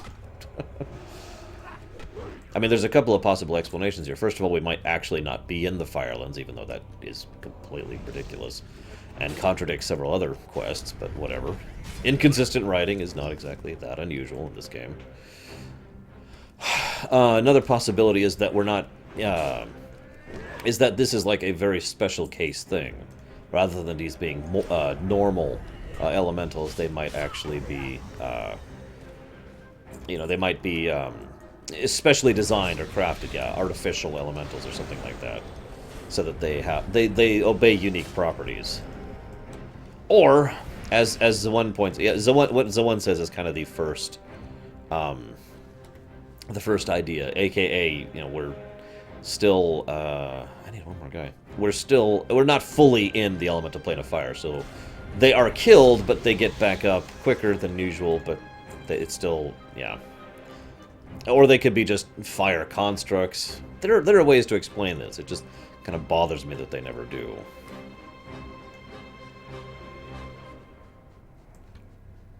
It's just like, oh my god, suddenly these elementals get up. Huh? You know.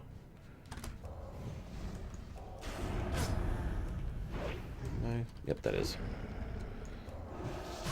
I like the idea of the artificial construct thing, though. The idea there being that these are literally golems. In the same way that a Type 1 undead is not really an undead. These things not actually being elementals, they're just constructs of fire. I like that idea. I think I'm going to go ahead and go forward with that as my personal headcanon for that one.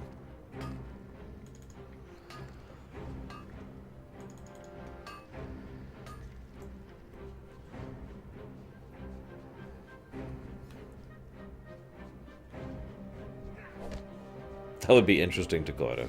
And an interesting way to bypass that mortality flaw. And yeah, since we've got the Dark Irons here, that's plausible. The Shadow Forge, to make my statement clear. Hello. So casual. Good, good. I like nothing more than to see the works of our enemy destroyed. See you around. Ah, there was a time when adventurers would collect these cores to craft mediocre fire-resistant equipment. Yeah, I remember those days too. But for now, I'm just glad to destroy these fiends once and for all. Safe travel. You know what, hang on. There's another bit of evidence that these are artificial constructs. In order to permanently destroy them, we take their cores out and smash them on a dark iron anvil. Specifically on, you know, taking it back where it was forged, kind of an idea there. Mokra. Dead? Good. They sealed their fate when they threw in their lot with Ragnaros and his kingdom of flame. Leave their bodies to crumble into ash. Go forth to victory. How are you? Twilight's Hammers are using these corridors and others like them to move supplies from the elemental plane up to Azeroth. In order to seal these passages off, we're going to have to figure out how they get constructed. Find me the Tome of Openings, used by the elementals to open gates between the planes. Alright. Have a good one.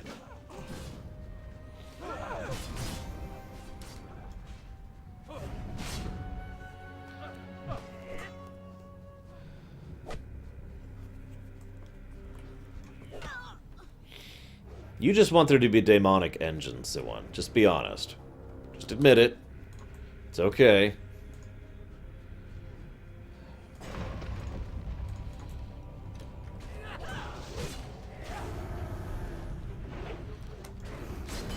Oh my god, they followed me all the way here. Wow.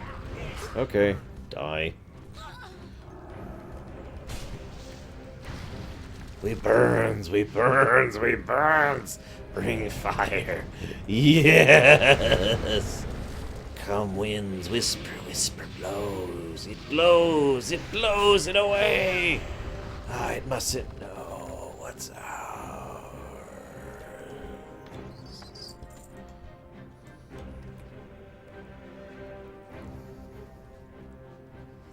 Hey, Norlex. No, we are in the Firelands right now.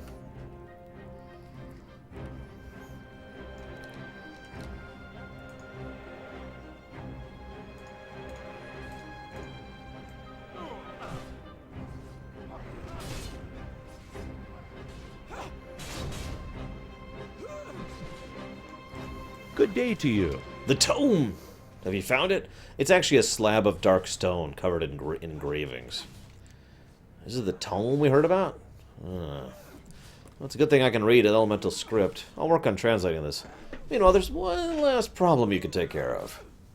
A terrible evil squats in the heart of this cavern. Forgemaster Pendus has personally crafted many of the cursed weapons the Twilight's Hammer is using on their conquest of the realms above. Before we leave the lands of flame, Pendus must die. He will not go down easy, but if I'm reading the tome correctly, we can briefly summon up gateways to the Abyssal Maw, lure Pendus to a portal, and awaken, and you activate it to weaken him. See you around.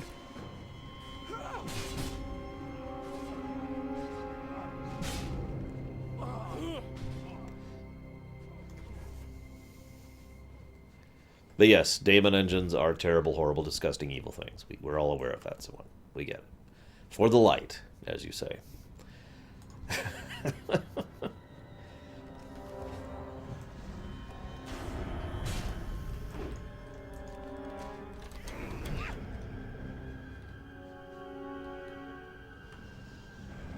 God dang it. In lore? Rogues! Although people argued with me about that, and then we had to argue back and forth for a while. And then I got tired of arguing, and then we stopped arguing.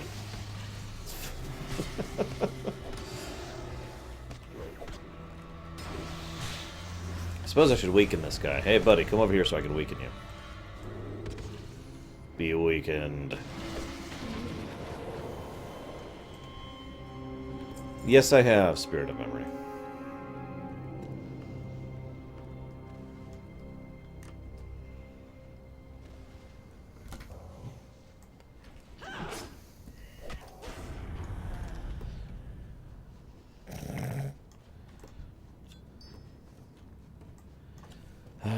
Guns. Did I like it? Rather than answer that... Hang on, I had this ready and then no one talked to me about it for the last, like, 8 hours or whatever. Give me a moment. There you go, Spirit of Memory. There's my answer to your question.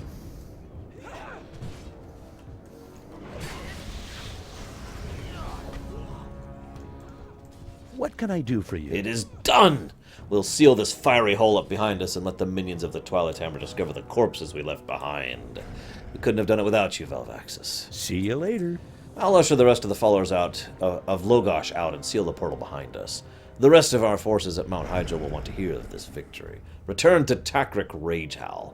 Let him know we've discovered and how we were triumphant. Safe travels. Back to Hyjal. Not that many Ragnaros, but I wanted to make sure that only people who had already seen the movie read it. Or people who don't care.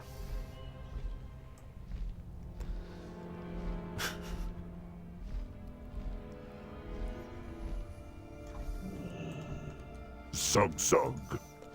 Impressive, Velvaxis. Very impressive. But you are not a Jedi yet. Go with honor. They're moving supplies to Hyjal straight from the elemental planes.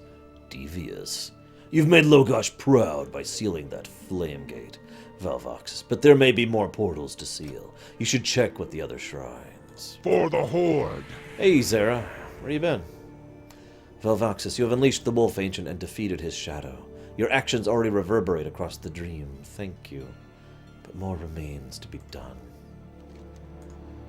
Your expertise is needed elsewhere. Just southwest of the World Tree, you'll find the Shrine of Aviana, home to the Druids of the Talon. Aviana, matron of all winged creatures, gave her life for this world 10,000 years ago. I sense her shrine is being threatened, as are the druids who guard it. Seek out Chaluna, one of the wisest of the winged druids. Hello. Did you see it, Velvaxis? From the ridge southwest of here, plumes of black smoke curling into the sky. Hyjal is burning. If the fires have raced this far up the mountain, surely they threaten the grove of Avicina, as all of our forces well as there. Can you investigate? Yeah, sure, but I'm going to go help Aviana out first. What created the Titans? I did. 10,000 years ago in the mountains. You don't have to care about the movie, Zoan. You should never care about the movie. Don't care about the movie. Give in to the non-caring side.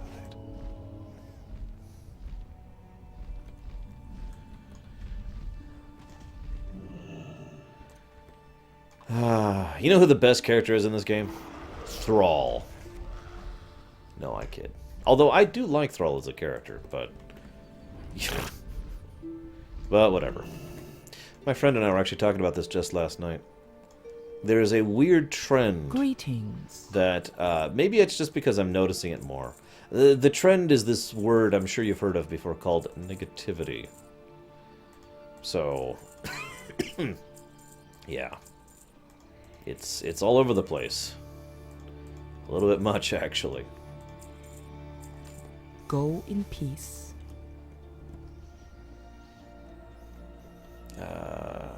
This way. I think. Yes.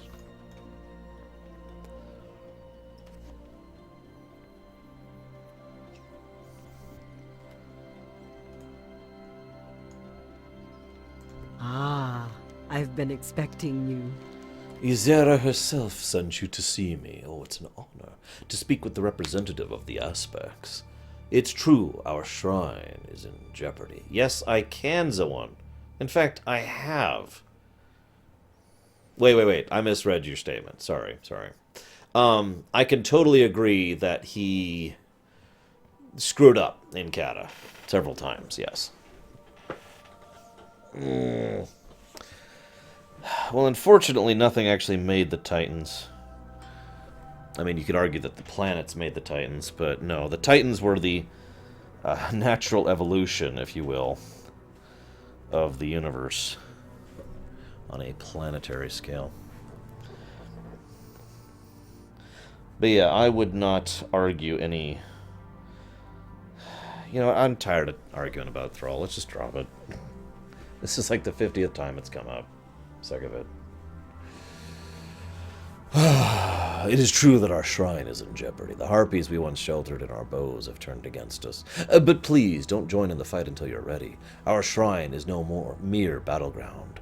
Use its peace and power to send to you. Farewell. Although the guardian of all winged creatures is no longer with us in body, I sometimes hear her voice in the whisper of swaying leaves.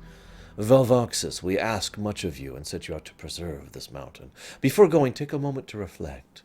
Take this offering of nectar to Aviana's burial circle, a circle of stones just outside the main door of the shrine. Perhaps some time alone with Aviana's memory will help sharpen your focus. Winds be at your back. Okay.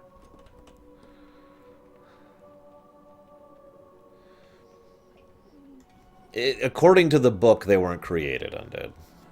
Neither were the Naru. Neither were the demons or the Void Lords. All of them are the natural byproducts of their particular realm.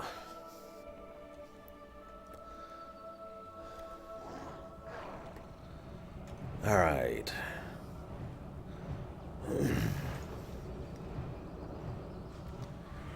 Holy crap. Closer. They are pulling me away. The spirit fades in and out of your vision as though elsewhere somewhere at the same time. A whispered plea rings within your head. To be born again, but in darkness I have been stolen away. You can't make sense of the urgent plea, because we're idiots. Hurry! Seriously, this is really logical, what's happening here. I don't understand why we don't get that. I kind of do, Zoan. Unless there is some way to, like, permanently wipe out the Void Lords that makes sense and isn't a little Deus Ex Machina-y, you know. Then yeah, I think adding the Void Lords in was overall a bit of a mistake long-term wise. It's basically what I nowadays refer to as the Dragon Ball Z effect. In other words, I'm okay with the power scale being increased. I'm okay with power creep. I am. But there's always like a limit. You should never go past a certain limit. And ultra-powerful beings that shoot out old gods like bullets who can't even manifest physically because of how powerful they are, that exist beyond the space-time, a little too high. A little too high.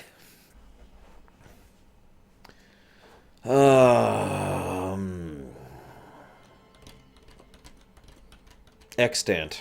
Spirit of Memory. How may I help? You know what, I'll do that Belnades. quest in a minute. We're not even doing real quest yet.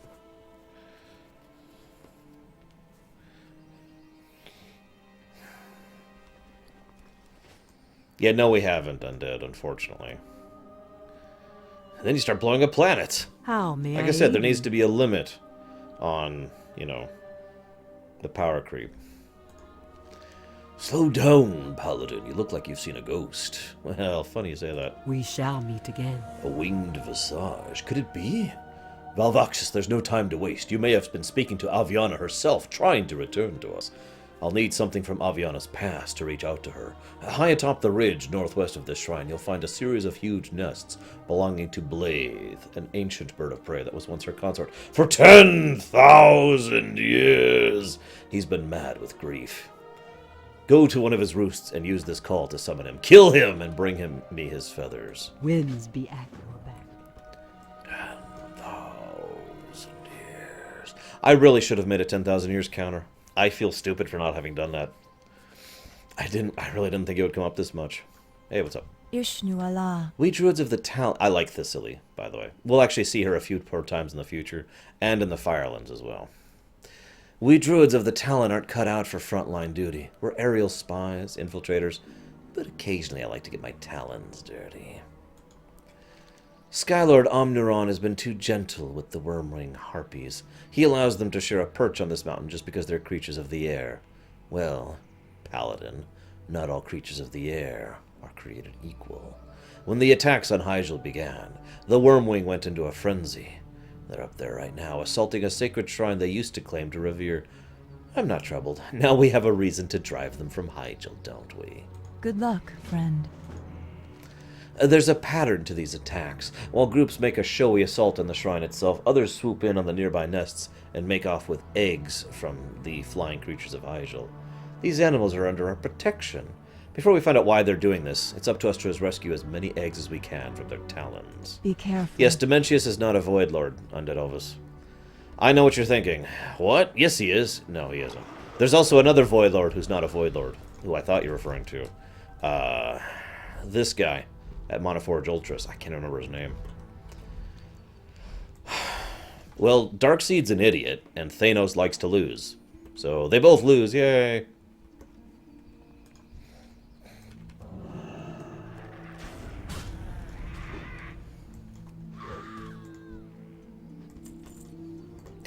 Anywho. You know what the worst part is, Rory? He's been a consort without a consort for 10,000 years. Hey, mind blessed. But yeah, what Zakura said is the truth there. They're not the Void Lords. They are simply a Void Walker Lord, would probably be a more accurate term for them. I'd really wish Blizzard hadn't decided to use a term they'd already been using for units to introduce a major villain group. I mean, come on. It's like all of a sudden there's this group called the Sunwalkers, and they're actually like the elite amongst the Naru, you know? I mean, I don't know. I don't frickin' know. I got nothing.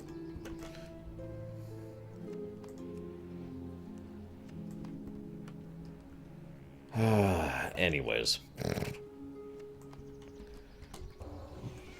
You know what I would have actually liked more? I hate to continue talking about this subject, but bear with me for a moment. I would have liked it if there were no Void Lords, but there were the Void Lords. Okay, let me explain what I mean a little bit. Having the Void Lords be the man behind the man of the old gods doesn't bother me too much, because I'm okay with the idea of there being something behind the old gods. In fact, to be completely blunt, I've kind of thought that in the back of my head for a long time. What I would have preferred is if there was no cohesive sentience or sapience behind the old gods. As if when you get up from the old gods, you get stronger, but you also get more incoherent. You know what I mean? So rather than there being the Void Lords, there's instead just the Void. And the Void is what's been birthing the old gods and casting them out into the universe. I like that idea a little bit better. It leans a little bit more towards the unfathomable thing. It still has the same presence of putting something behind the old gods and allowing you to move in the different direction with the old gods that we are now able to do so. And it doesn't have the nomenclature problem of, oh yeah, they're Void Lords. Not Void Walker Lords, just Void Lords of Void Walkeriness. You know? But yeah, I do feel like this is a little bit of an example of the too many writers syndrome. A lot of people blame Metzen for bad writing problems, and fair enough, the man has his flaws in writing. But the problem is there are quite a few different people writing for Warcraft. And it shows sometimes.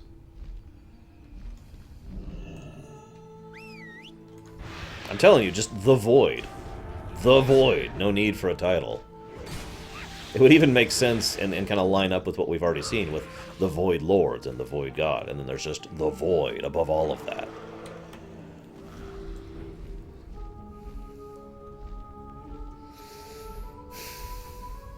So, shrug, as they say. Hey, I helped you out. I really do like Thistly. Hello. If you know what I mean.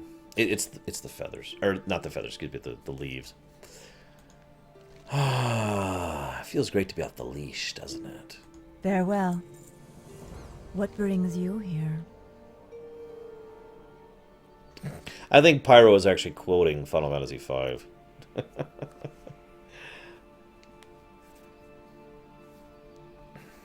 Well, the problem is we already had Void Gods. That was already a thing, just like Void Lords. So we have the exact same problem as the Void Lord's problem that we already have. She's cleaning her nails with a dagger. She looks up at you expectantly. Ah, good. That's a start. The birds who laid these eggs will never accept them again, so we'll have to raise these as orphans in the shrine here. Were Aviana here, she would never let this travesty happen. But on to business. It's time to get to the bottom of this. We need to interrogate the matron of these beasts, Marion Wormwing. We'll capture her alive. Here's the plan. The Harpies communicate along the ridge using a series of signal fires. If we extinguish one, the Marion is sure to come visit. Guys, we're going after Maid Marion. Goddess, watch over you. Whoops, hang on. I need to look something up really quick. Because I'm pretty sure. Yeah, that's what I thought. Thessaly will be in Warlords as well. That's right. In Goldrinn. I knew I'd seen her somewhere else. And of course, she's part of the Firelands chain, which is what I was mostly thinking of. The Nothing. What is this? The never-ending story? But, that is possible, Darlux. It is possible the Void Lords and, well, one of the Void Gods that we've already seen are actually the Void Lords, like, sending out a little bit of a tendril of themselves into the world. Peace, friend. Don't trouble yourself over Blythe's condition. Grief robbed the creature of soul 10,000 years ago. I'm gonna start taking a drink every time that comes out.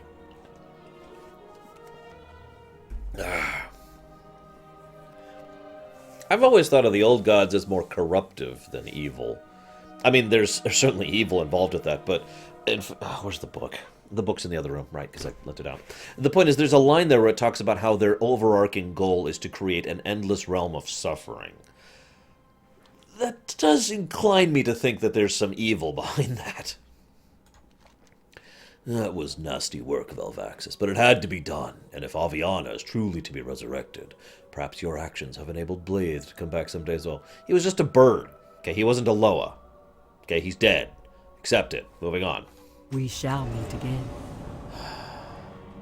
Mother of all winged creatures, hear my prayer and reveal yourself. A vision? What could this mean? I will report this to Omnuron immediately.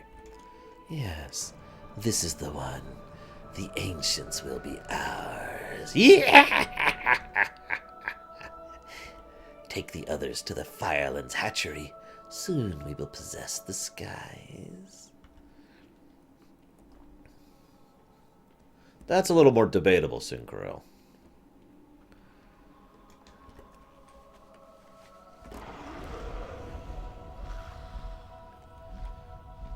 And yeah, as Gnarlix points out, the Titans really would have had absolutely no trouble murdering all of us. Every single living thing on the planet. The only thing that prevented them from just wiping out all life on the planet is because they were trying to save the Titan within. I think that's the other flaw amongst the Titans. It's not just the whole order thing. It's the fact that to them, only life on a certain scale matters. As some of my viewers have pointed out, it's like you not caring about the lives of the ants you're stepping on. You only care about the life of another person. Ugh. Step away from there, Paladin. No, no. Oh, God, you're totally going to defeat me. Oh, I'm no match for you. Oh, I beg you, surrender. I beg you. Aha! Gotcha, chicken lips. Best get talking, or I'll get stabby. This is nice, by the way. She's literally got her blade out, holding it at her neck. Nice animation there. Basically a paused animation. Alright, so I can soften her up or just talk to her. Well, let's be nice. Why are you stealing the eggs? She asked for eggs. Eggs for a fiery hatchery in another realm. And one more egg. A special egg she sought more than any other. Who? Who were you giving the eggs to? She of the skies, but of darkness. Brood of the Earth Warder. Invincible. Brood of the Earth Warder. You mean a black dragon? Give me a name. Foolish blood elf. There is a new order. Aviana is dead. Dead! and never coming back. Tell that to the druids in the trees. Sethria will soon be a master of the skies, and she has made sure Aviana will never be reborn. The egg is hers. You are too late. Well, now we can kill her or release her. I think we will go ahead and release her because we're not evil. You're a better person than I am, Velvaxis. But I suppose the harpies are just the pawns here. Swear to me! I can't do that voice without doing it full volume, so I'm not going to do it. Now, Rory, that is absolutely true, and I agree with you on that, Rory. But the problem is, the Titans don't recognize that we're sentient. Remember how Algalon reacted in Ulduar when he realized we were sentient? He was horrified, mortified, to recognize that lesser life like us was actually sentient and sapient. He was like, oh my god, completely just mind-blown about that. I imagine the vast majority of the upper echelons of the Titans workers and constructs don't even recognize us like that. In fact, I would say the Keepers only recently really recognize that we are sentient and sapient. And most of that is thanks to our interactions and Braun's interactions. Bronzebeard. Legion spoilers, Legion spoilers, Legion spoilers, Legion spoilers. Okay. We actually know for a fact that the Titans, the Keepers, actually view Braun as a friend, actually treat him as an equal in Legion. That they have actually been coordinating with him and working together with him ever since the events of Wrath. And I loved that. I love the fact that the Keepers have woken up to the idea that we are people. That we actually are sentient and sapient beings. Because that pretty much fully puts the Keepers on our side. And, again, kind of another spoiler alert, in case you missed the last one, the Keepers will be helping us fight the Legion in Legion. And I like that. Because they frickin' should. Ishnu Allah. So, the Harpies are tools of some sort of dragon, Sethria. But what are the dragons doing to these eggs? And what's this special egg? This is beyond me. I've given a report to the Skylord. He'll know what to do next. Farewell. That's a good question, Takoid. I do not know. That's such a new bit of information. I'm not sure what to make of that yet, still. What brings you here? The dragon Sethria must be stopped. We know her roost is south of here along the southern edge of Hyjal, but beyond that we know little else. I have sent Thistily on a fact-finding mission because she's awesome. She specifically requested your help. Evidently you made quite an impression on the young druid. Farewell. It wasn't a Titan. It was a Celestion, is the name of the species. The Celestion's name was Algalon. A-L-G... I don't remember how to spell it. Algalon. A-L-G-A-L-O-N. There we go. Anyone else have that problem? You have to type something out or write something out to be able to spell it. Like, you can do it, but when you're trying to just do letter by letter, you can't. Yeah, I used to fail spelling bees because I couldn't do it just on the fly like that. Wow! So yeah, as you can see, the Hyjal, wow. Just, whew. Okay, yeah, so I think the forces of the Living Flame are winning down here. What do you guys think? Druid of the Spider? I feel like the answer to that is yes. I don't know of any Druid of the Ram.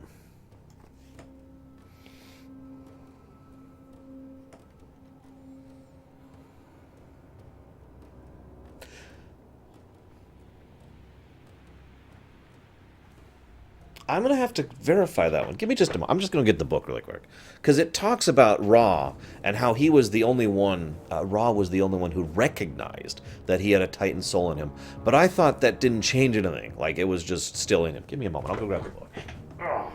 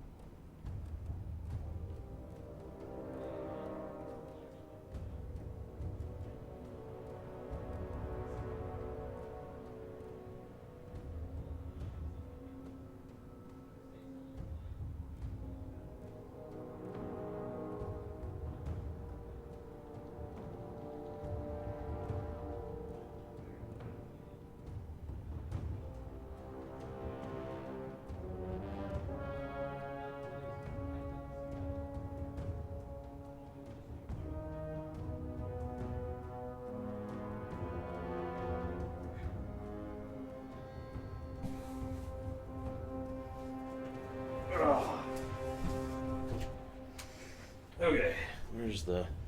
I didn't even mute myself, did I? Fresh drink, too, for all the 10,000 years that we're going to be drinking in the future here.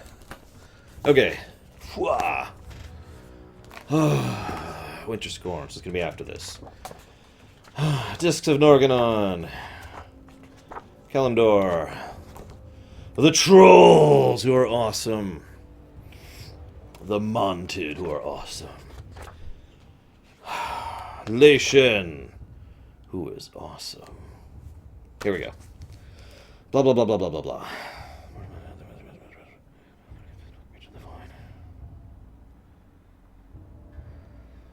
Okay. Rewind from here. Apparently we're too modern. I thought I was going to talk about it later. It did talk about Ra-Den there, but nothing about exactly what he did with his Titan soul.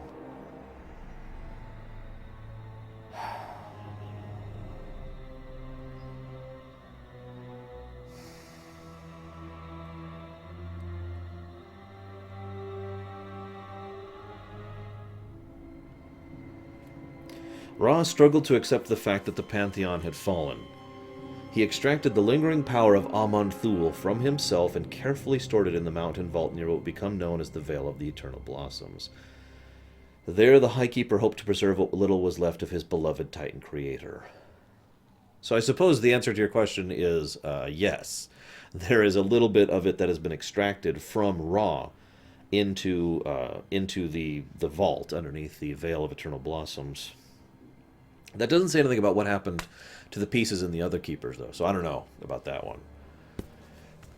That also makes me wonder... Oh, no, I guess it doesn't, because we know for a fact that the knowledge was still in Ra-Den, and so the knowledge passed on to Lei Shen, and then the knowledge passed on to Raytheon, so that is still logical. That still makes sense. Ugh. How may I help? Oh, Velvaxis. I was hoping to see you out here.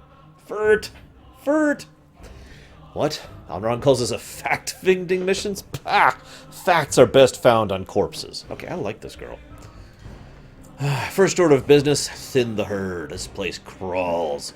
Let's start slaughtering these dragonkin. Worry about why they're here later. Del Nadras. I'm with you. Do you see what they're doing here? This is really screwed up, by the way. They're affixing armor plates onto the dragonkin. A plate from a page out of Deathwing's book, I suppose. Those Twilight Juggernauts look like they'd be invincible once complete. There's got to be a way around all that armor plating. What does Lei He mean? Run out and fetch some of the Twilight armor plates that are waiting to be installed. We'll figure out how to beat this. Be careful.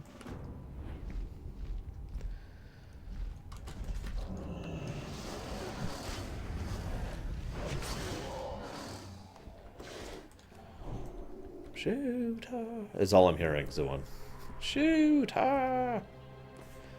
By the way, oh, I am back on Battle.net. Yay. Weird. It does sound like the way we operate, doesn't it, Dakota? Perhaps a little disturbingly so. This elaborate book contains hundreds of vellum pages bound with a slate cover. It is written in many languages, most of them unfamiliar. Carefully inked illustrations depict sorcerers or even entire buildings vanishing into curtains of shadow. Do I love Hearthstone? No, I do not. I could lie, but I'm not interested in that. So, no, I do not. Hearthstone is there, and it is not for me. And the more that time goes on, the more I think that.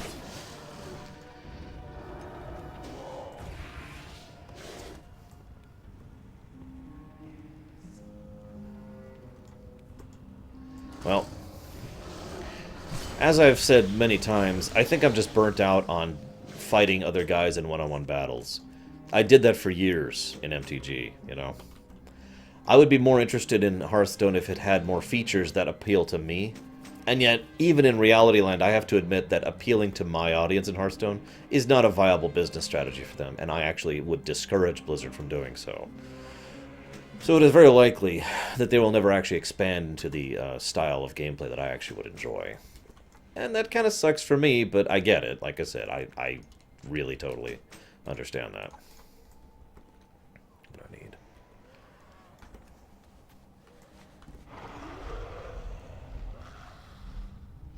I seek more variety than just, I'm going to fight another guy in a one-on-one match with my deck. I seek more single-player modes. I seek more co-op modes. I seek more stuff. Do you know how much you could do with just randomly making up rules and concepts and cards and mechanics? The solo adventures were an excellent step in that direction. And in fact, I enjoyed the solo adventures a lot. What Takoida says is also true. In MTG, you can play amongst multiple people. And in fact, back in the day, I actually enjoyed doing multiple people games way more than one-on-one. It was usually, let's see, usually 5 of us, actually, back when I was playing MTG at my height of playing through it. I know I have not played this week's Brawl yet, Zoan. And no, I didn't play any of the raids in the WoW CCG, or whatever. But yeah, I crave more variety. I like the idea of a card game, and Hearthstone is an extremely well-presented card game. It's like, there's the Brawl, which I do once a week, there's the solo adventures, which, you know, they're there, and then it's fighting one-on-one fights. And I don't enjoy one-on-one fights. And that's just all there is to that. But, financially speaking, catering to the one-on-one fight concept is really going to be the most net profit from that.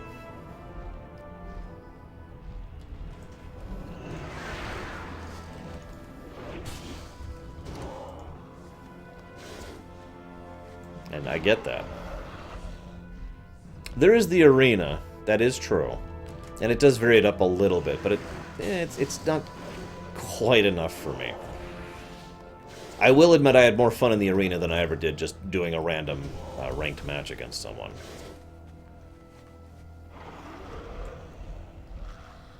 Oh yeah, by the way, this is quite a fall if you fall here. See that? Yeah, that's Ashenvale. Or Fellwood. Where are we at? Okay, that is actually Fellwood right there. That's Ashenvale. Quite a bit of a fall. Anyways. Yeah, fun fact. This actually is kind of surprisingly coherent. So here's Hyjal, right? Or the Nordrassil, rather. You follow the path here, then you spiral around, and you spiral around up to Winter Spring, spiral around, over to Fellwood. There we go. Spiral around until you get down to Ashenvale, which is actually when you're at ground level. So it actually does follow the full spiral path down. I just think it's kind of neat that they bothered to do that. I also admit one of the things I used to enjoy most in MTG is deck building. I just like that concept. It's one of the things I liked in Guild Wars 1, actually. Your setting up your builds and your heroes in Guild Wars 1 was effectively deck building, you know? And I liked that, and it was fun. The problem is I just don't know Hearthstone cards well enough. I don't have the knowledge of the different cards to try and do that, and I don't really have the time to devote to it, and I don't have the motivation to do it because, again, one-on-one fights, which isn't actually something I'm interested in. It'd be like building a deck and then just putting it aside and saying, yep, there's a deck. It's over there.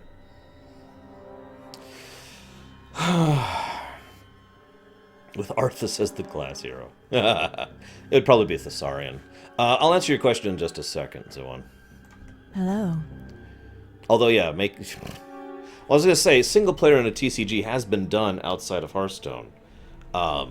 Not to great effect, but it has been done. There have been several Magic the Gathering video games, including the Planeswalker games of the recent years, and also the old MTG game, where there was actually like an RPG, and the card game was just the battles.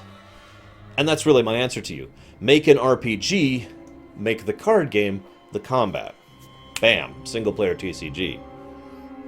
You know, have a whole story and lore and concept and leveling up, aka getting like some kind of resource which you can spend on cards or going to fight certain people to try and get a card from them, you know, that kind of thing. There's a lot you could do with that hasn't really been done.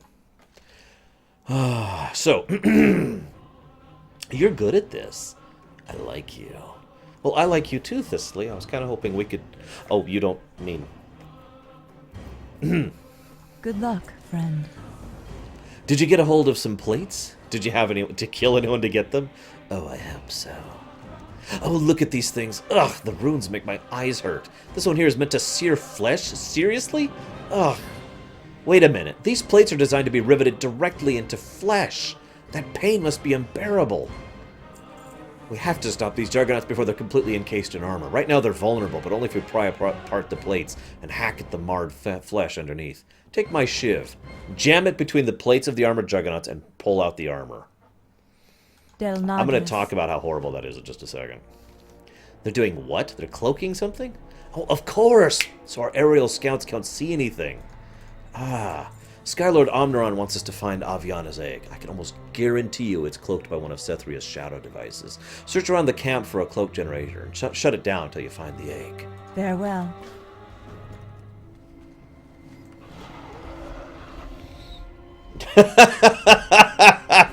I like that idea, War Wager. Death Knight class power, 2 mana. If you die, your opponent became the Lich King and you win anyways. So this is really horrible. Like, I want you to actually picture this for a moment, okay? Okay, you see these guys? Not these guys I'm killing. These are irrelevant.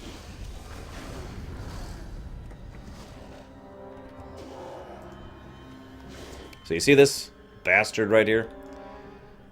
Chunks of armor have been seared to their flesh to defend them, which puts them in a constant state of pain if defensible. Then, we're going to jab a narrow, wide dagger in between the chunks of the plates and pry them right out. I want to stress again, these are chunks of searing metal that have been bolted into them directly, right into their skin, that we are now ripping out.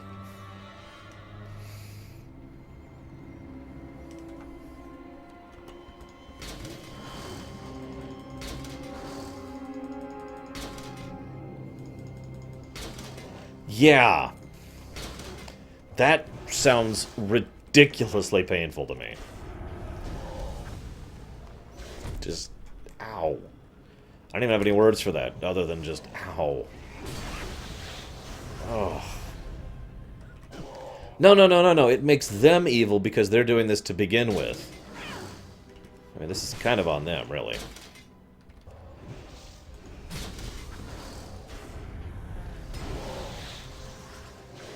Ugh. Just, ugh.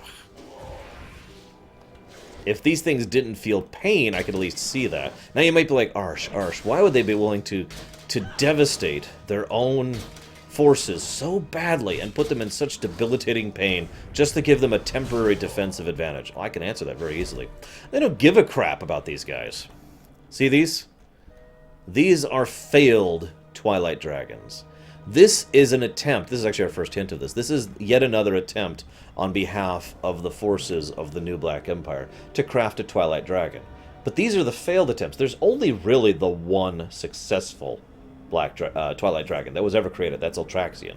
All the others are failures to some extent or another, so partially Twilight, partially Void.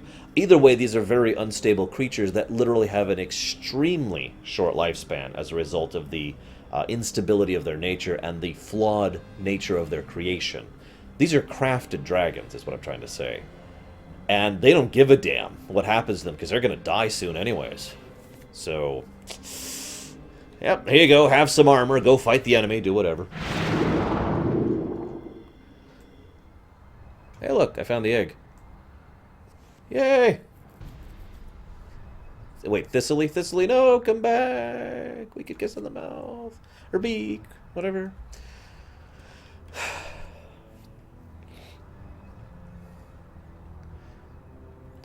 I believe the word for that, by the way, Norlix, is lawful neutral. This quest used to be really weird and much harder, and it got kind of buggy, so they really truncated it, so the druids show up pretty much immediately. And then you just get quest credit completion like that. Oh, sorry, Duke. I saw your question earlier. I just spaced it. Yes, I have played FF14. In fact, I've played it up to like level 30-ish, I want to say. No rumination on it anytime soon. Nobody's requested one. But it was a lot of fun. I look forward to going back to it if PAX goes back to it. I am honored. What do you mean it won't fit? Have some armor! Oh, good. You're still alive. That was some fancy blade work. It's one less threat for us to worry about in Hyjal. Be careful. You did it! Aviana's egg should be tucked safely in the bows of her shrine. Do you think this means she'll really return to us? Nah. Yes. Good luck, friend. While you've been raiding Sethria's nest, messages have been flying back and forth. This is fantastic. watch I over love you. this. Okay. So in vanilla, we were just low-level adventurers, mercenaries at best, running around doing trivial jobs and occasionally affecting the fate of the world. In BC, we were a little bit more noticed. We were some of the frontline adventurers, high-ranking, if you will, elite mercenaries. By the time we got to Wrath, we were the best fighting force the world had ever seen. Now that we're in Cata, well, see, the thing was, in Wrath, the Lich King, and this makes sense, was ahead of the curve. He understood that we were the best fighting force in the world. He knew that before we knew that. He knew that before anybody else knew that.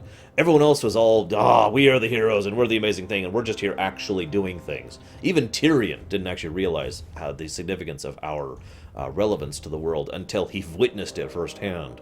By the time we get to Cata, we've gone one other step up. By this point, other NPCs have finally started to recognize that we're the player characters. In other words, that we are a significant force for the fate of the world. And it shows in little ways every now and again, and I love this one. What brings you here? While you've been raiding Sethria's nest, messages have been flying back and forth between here and the shrine. Skylord Omnuron was at first reluctant, but I persuaded my fellow druids to risk a direct assault on Sethria herself. Everyone agreed to my plan, provided you spearhead the attack. I love that.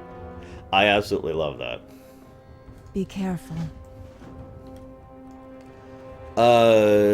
Yes, Zoan, I would say yes. Depending on a few things, but still yes. Oh.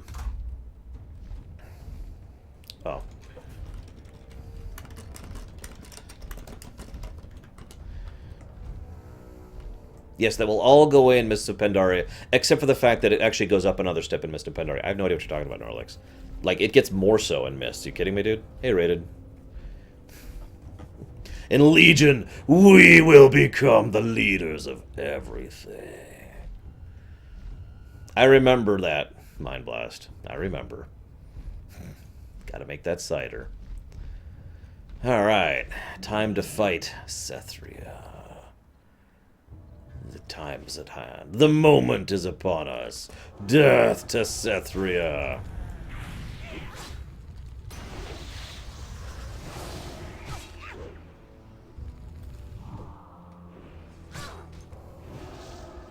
Well, that's because you're evil, Takoida. Insects! When I am done with you, I will burn your shrine to the ground. Will you? I am actually interested in that too, Zoan. As I've said before, there's not a lot of places for them to go. There are still ways for them to continue going up, but I'm not sure I want them to. Like, I kind of want them to go down. Like I said, one of the things I love most is the idea of losing. It's one of the things I loved about Vashir. It'd be great if we lost in Legion. Oh, I got you, Narlex. Seeing you as just another guy. Do you remember the okay, druids were supposed to help me in that fight. I'm not sure where they. Oh, I forgot to use the item. That's why. Whoops. Whoops! I just soloed her. Sorry, guys. I actually was supposed to summon the druids. If you remember the quest chain that goes through the Valley of the Four Winds, and then through Krasarang, and then back to the Valley of the Four Winds, and how it shows how we've united all these different people on the Alliance, and the Horde, and the Hosen, and the Pandaren, and all these people that we've been interacting with all get together and focus with us at the Spear Front, and us ended pushing back the Manton invasion.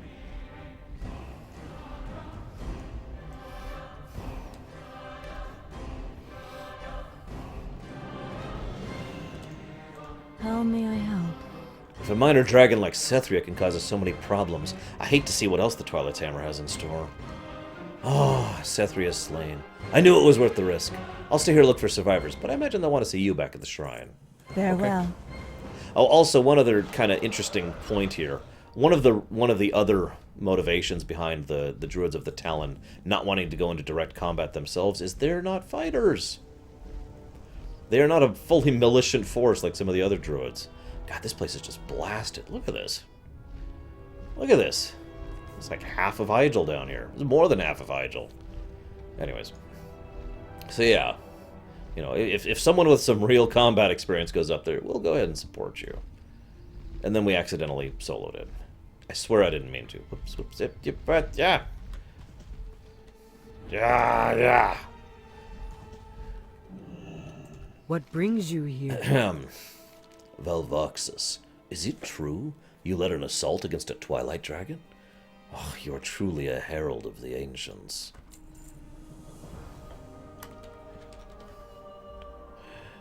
I am convinced that you are now the herald of Aviana. It was you who first saw her and rescued her essence from the claws of the dragon. Yes, I believe Aviana is to be reborn into our world, and you shall have the honor of ushering her over the threshold. But no, yeah, the druid eternal scouts, sun shine exactly. upon you. They even mentioned that.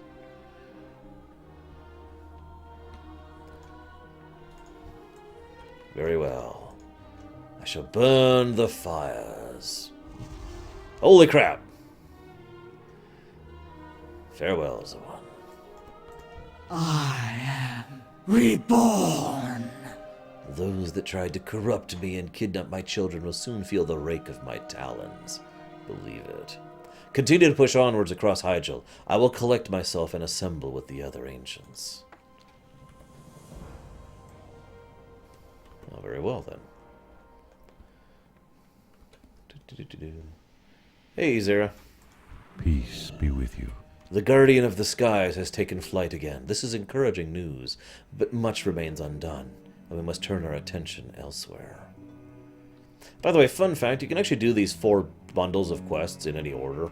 I have a preferred order, which is what I'm doing them in, but you can do them however you want to, which is a nice touch. Ishnuala. Valvaxus, Chaluna spoke true. The goddess has returned. A miracle amongst our midst. While you are able to...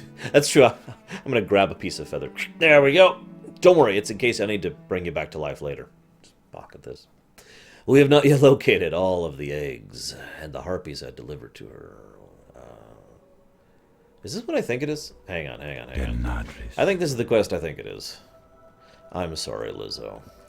I hope you enjoy them when we get to YouTube. I have tried very hard to be entertaining, and I have failed miserably. So, bear with me, if you would, please. So I'm pretty sure this is the quest I think it is. We'll find out in a moment. If it is, I do have the achievement and the pet from this one. So, fun fact, due to the nature of this being a giant mountain, in terms of actually in the game server files, the Firelands zones are just underneath in the mountain. Yep, there's the quest I thought it was. I'm just going to show this off really quick. This is also a daily, and the bane of many people's existence. How may I help? So it's true, Aviana's returned, and you as her herald. There's much to be done here. We are deep in the heart of the Firelands. Sethria smuggled stolen eggs from Mount Hyjal here to hatch for her own hideous creation. Birds of prey trained for war.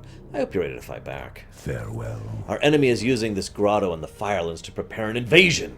We're going to hit them hard where they live, but first you need to get your wings. Flight in the Firelands does not work as it does in the outside world. Something about the dense, superheated air. You need some practice. Okay. Asha Fela. Let's see how this works then.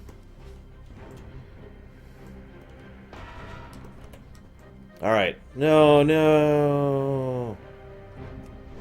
So this is how you fly in the Firelands. Yeah, this quest is a pain when a lot of people are trying to do it. Can you tell what I'm doing?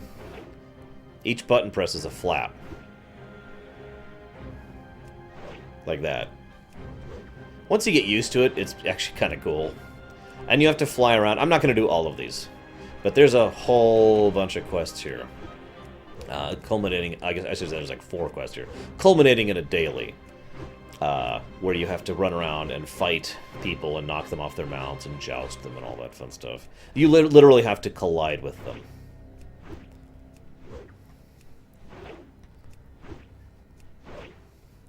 Up we go. Like I said, we're not actually doing this.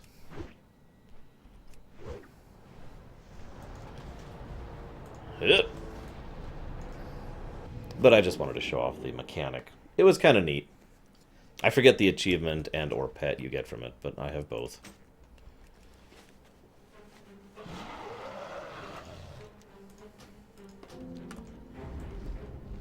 Alright. Flap. Flap, flap. Ugh.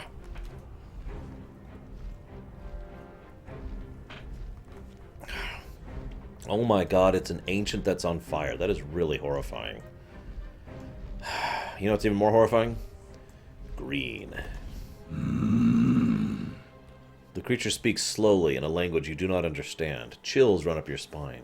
You're overwhelmed with feelings of terror and confusion. Poor tortoise. Bound by Elementium enchanted chains. Poor guy.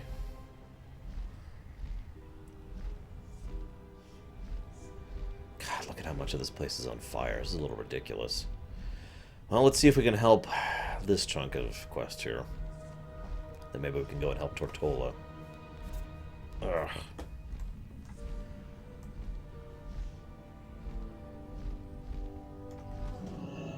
Hello.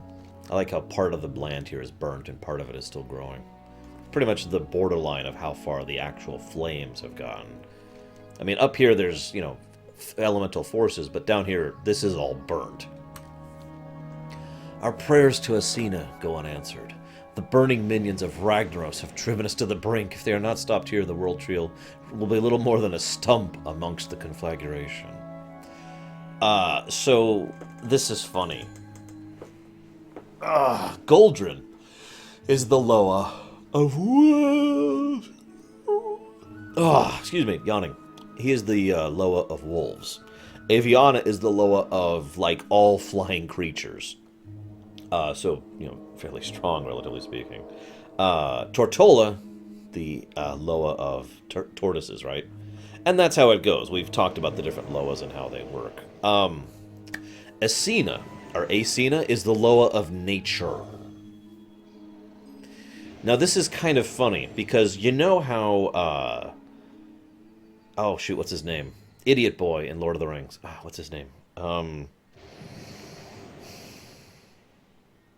I can't think of his name all of a sudden.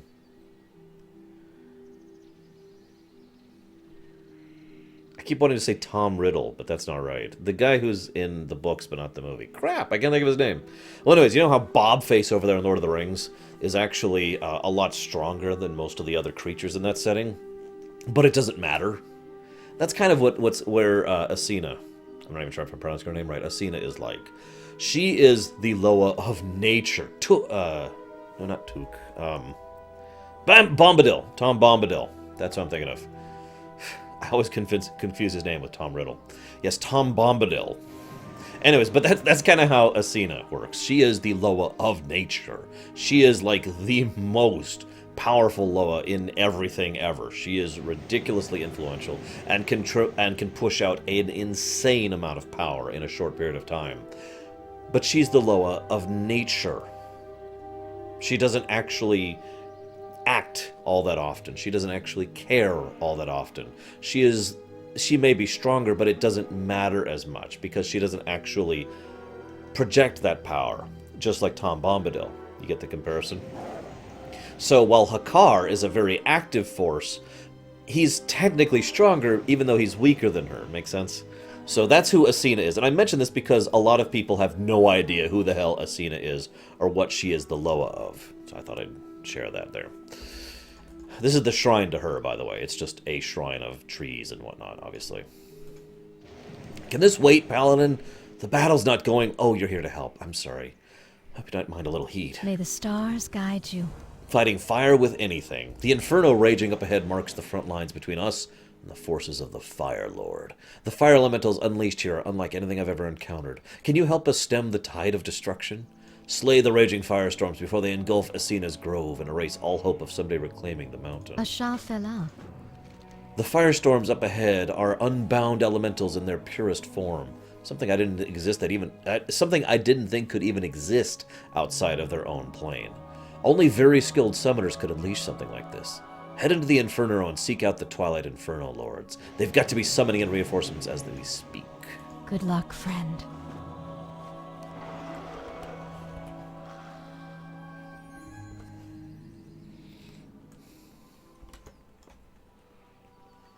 This is the best Dryad in the entire game. I'm not kidding. My Loon is amazing. She really is. Let me go ahead and talk to the other one first here. Hail. South of here you'll find a solitary tower known as Blackthorn's Penance. Upon it is bound a demon, Tyrus Blackthorn. You may think me mad for turning to an old foe for help, but Blackthorn was once a mortal, and I can't imagine he wants to watch the Twilight Hammer triumph. Speak with him, see if you can convince him to help us. Just don't set him free. May the eternal sun shine upon thee. Well, okay.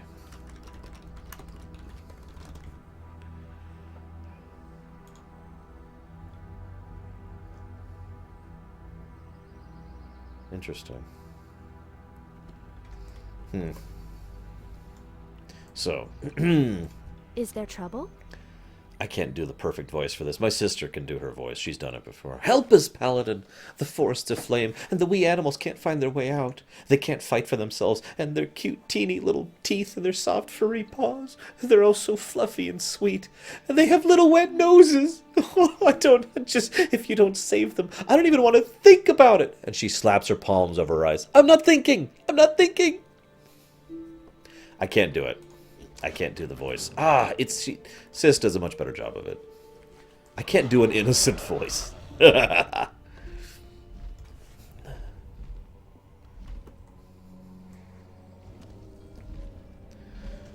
Hello, Tyrus Blackthorn. As you can see, he's a satyr. There's a mention of him in Legion. We'll see if that comes out. Blood Elf, have you been sent to speak with me?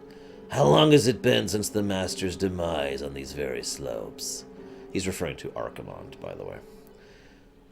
Blackthorn, I've been sent to request your aid, if you're willing. My aid? Things have really grown so dire. Tell me why I shouldn't let your world burn. You'll be destroyed if the Twilight Hammer brings the mountain down. Destroyed? Yes, that is possible. At night I am haunted with visions of this world being torn asunder from within. I feel neither sorrow nor rage, merely curiosity. I served my master in exchange for power, Paladin, but those you fight, they strive for oblivion. A strange motivation. Will you help us defeat them? Madness, chaos. Much as I thrill to see the Titan's work undone, I do wish to remain alive when the Master returns. I will help you. Very well, Blood Elf. I will help you, mortal, even from within my bonds. But don't sicken me by claiming it's my redemption. I do this for my own ends. First we gotta add a mortal counter. Mortal counter. We will decimate the Twilight's Hammer by corrupting and subverting them. Seeing you have no intention of releasing me from my bonds, I require you to collect reagents for me. My own demonic essence has corrupted the plant life around the shrine here. I need you to harvest some bilberries from the wailing weeds. My little pets will attempt to harvest you in return. Try not to let them agitate one another. Sure. That sounds fair.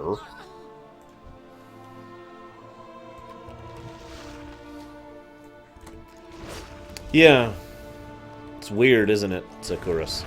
I'm really hoping they explain that, since the connection between Xavius, who is a fervent follower of the Legion, and the old gods, thanks to the Nightmare, has always puzzled me.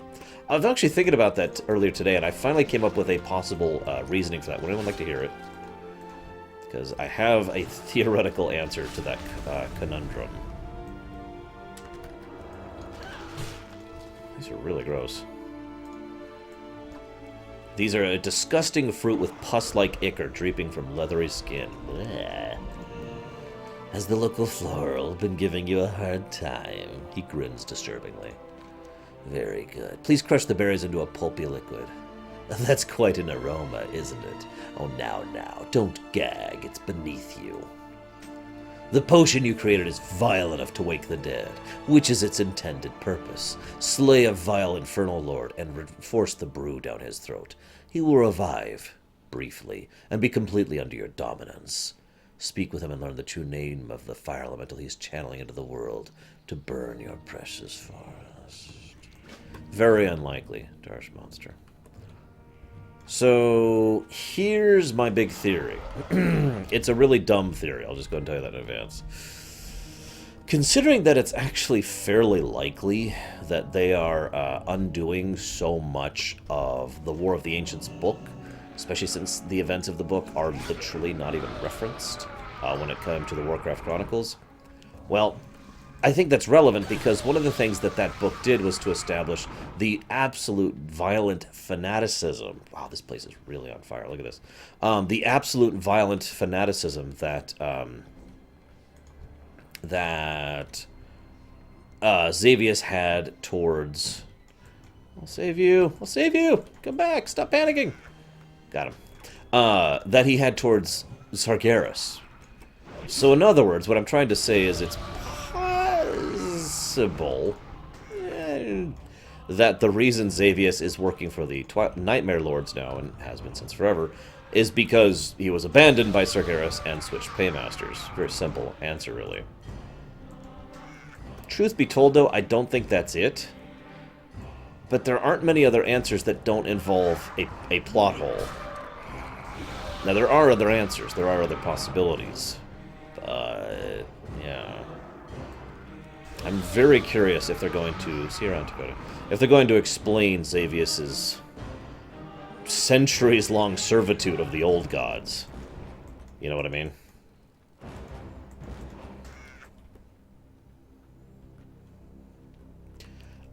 In the book, specifically, Pyromancer, he was really, really a follower of Sargeras. In fact, I'll pull up a quote for you. If you'll give me a moment. You killed me and condemned me to a worse fate. I had failed the Exalted One, the great Sargeras, and as was his right as a god, he punished me most severely. I had no mouth, yet I screamed. I had no body, yet I felt pain beyond comprehension. I did not blame my lord and master, however, for he only did what had to be done. I mean, seriously. There's also another quote here, which I'll go ahead and pull out here. The Elune? There is only one god, and his name is Sargeras. Interesting. Now, again, that could just be reversed. And as Zakuras just pointed out, it's possible they are removing that book from canon, which I'm totally in favor of, I just want to say. And instead making it so he was a huge fanboy of Ashara, like Zakuras just mentioned. So maybe he switched paymasters because she did. Although that still makes me wonder why she did.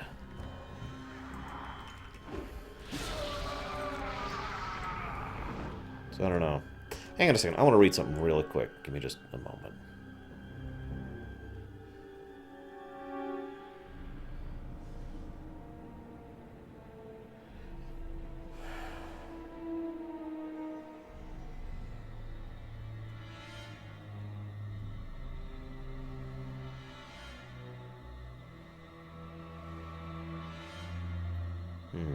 Okay.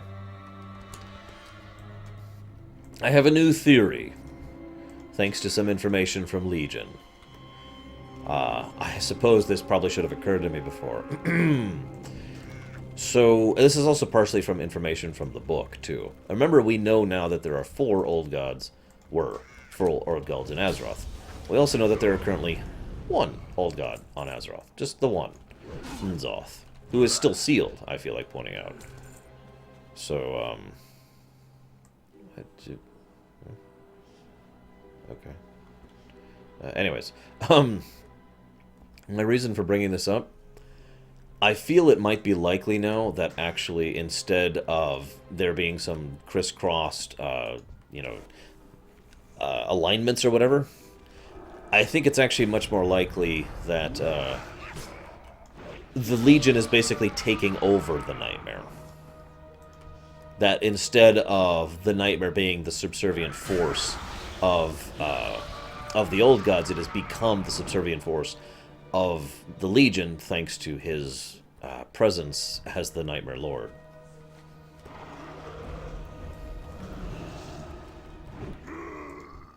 Down you go.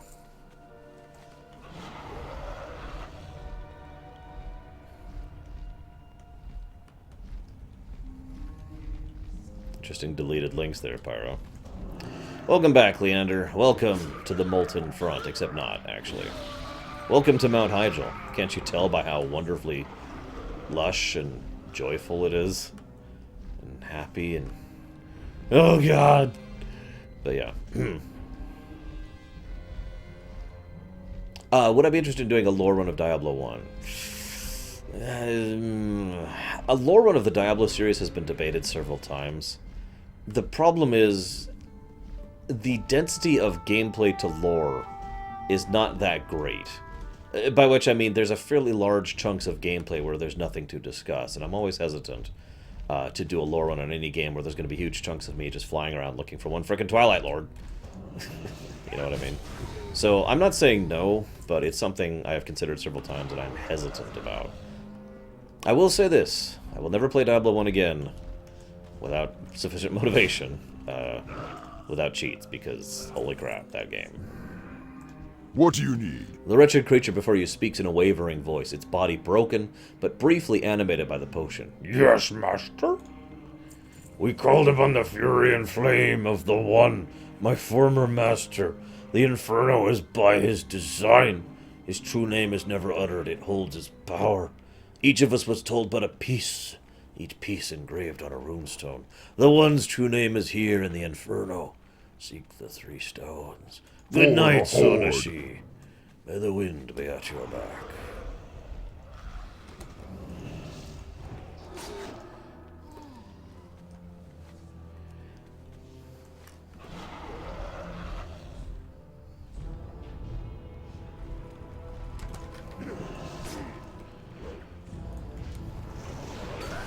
Yeah, I was also under the impression Ashara was never actually corrupted by Fel infusion, just manipulated and deceived.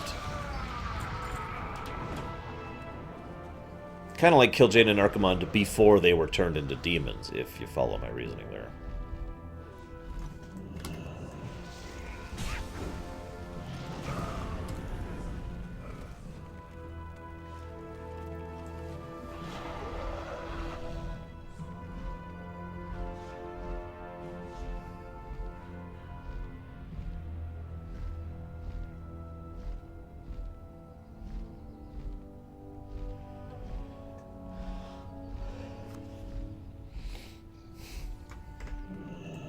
Of course, I don't know if that's true or not, especially since the one book that actually takes place during that time has effectively been removed from canon. Yes, yes, show me the runes you uncovered. Voltalo Solembar, that's the name of your real enemy. Presumably you'll be dealing with Ragnaros' general sent here to scorch the mountainside and pave way for his conquest. I'll show you how to crush him.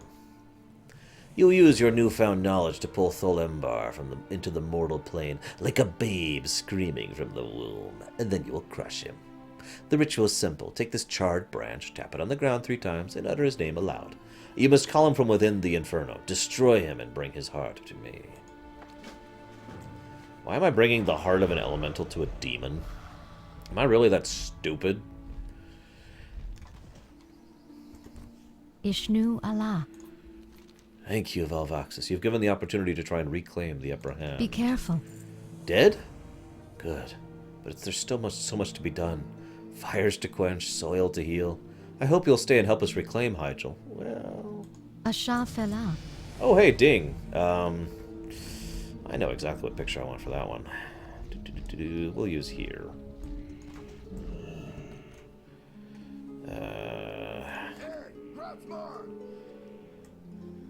Welcome to Hyjal.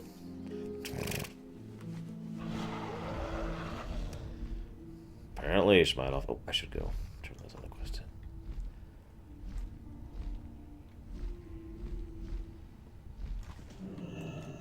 Hi. Did you save the wee animals? And their wee little friends? Oh. Did the mice, Mrs. Paladin, pull you from the flames, little friend? You're safe now. Hooray! Do you speak deer? It's all in the nose. The does have some fled the fires, but they're little fawns. Some of them are still trapped in the burning and the hurt. Go back to the Inferno and escort 3 injured dawns to their mothers right beside me. Please save the fawns, or I'll give you the big eyes. And her eyes grow big and dewy. I really can't do that voice. I'm trying too hard. Alright.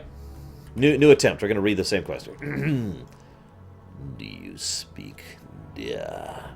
Oh, it's all in the nose. The does have fled the fires, but the little fawns, some of them are still trapped in the burning and the hurt. Go back to the Inferno and escort 3 injured fawns back here to their mothers beside me. Please save the fawns, or I will give you the big eyes. Her eyes grow big and dewy.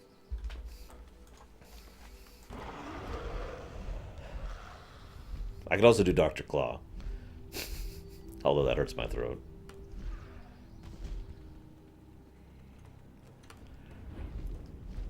I really wish I could do like that super innocent, lighthearted voice, but I totally can't. Sorry.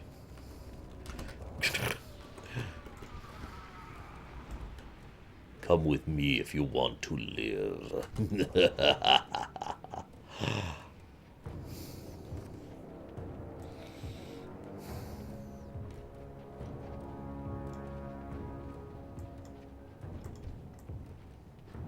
That would be horrible, Leander.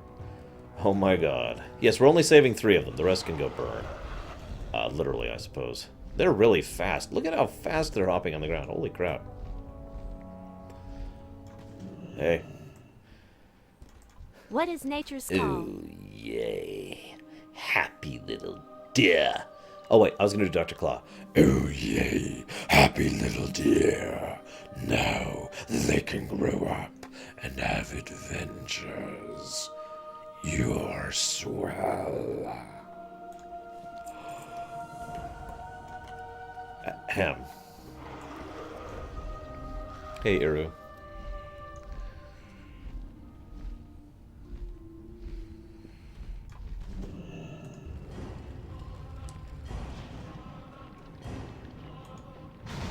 Holy crap.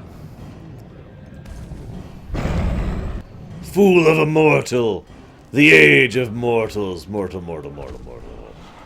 Mortal, mortal, mortal.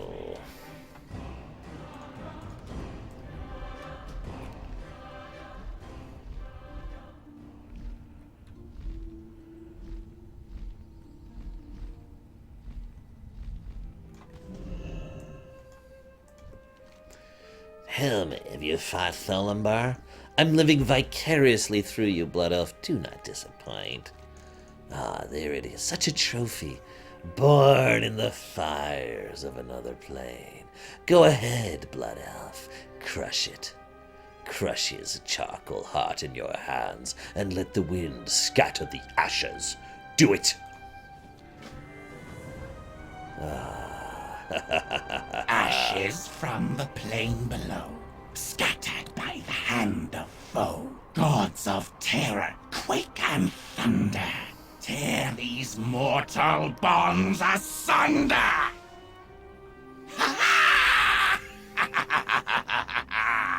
Thank you, mortal. Your heroism in the Inferno has made my escape possible.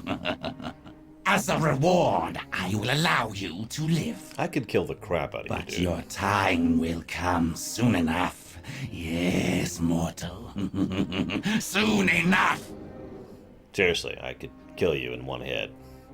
But whatever, that was 2 mortals in that one. If you're paying attention. I know, what a shock. The demon betrayed us. Well. Do it.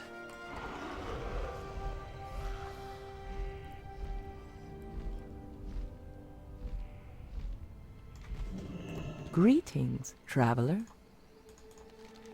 What? Blackthorn escaped? Helped you combat the Inferno and escaped? That crafty weasel. It's not your fault. He probably had been plotting this the moment he saw the flames creeping up the mountain. We'll deal with him later. Be careful. Goodbye.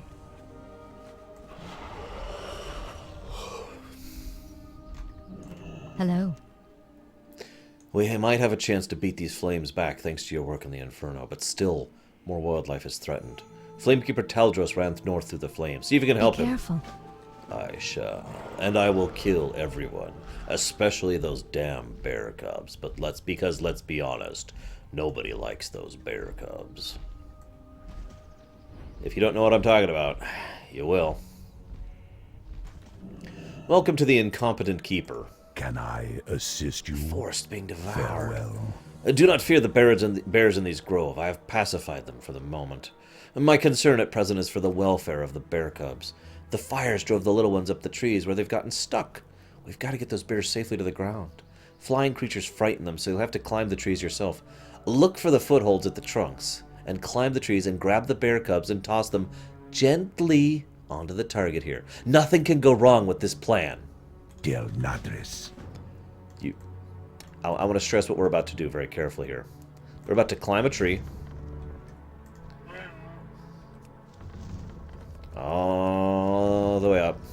Yes, that's a bear cub in my hand.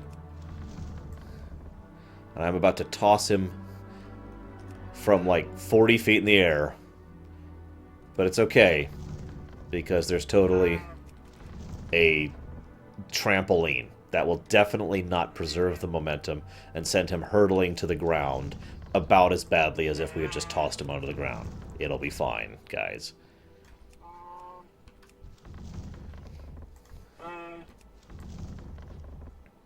There's a daily for this, too.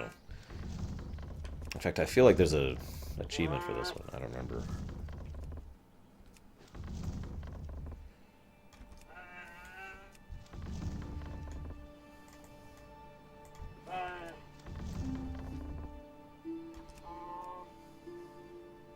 There we go.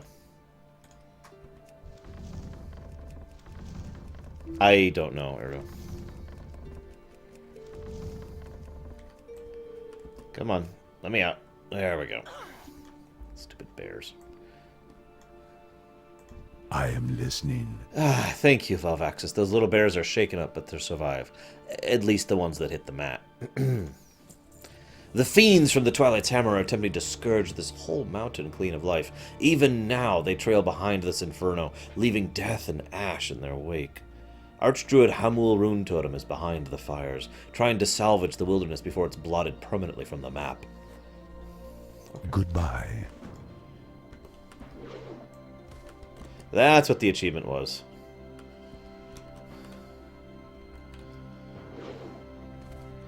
Yeah, I remember that. That took a really long time.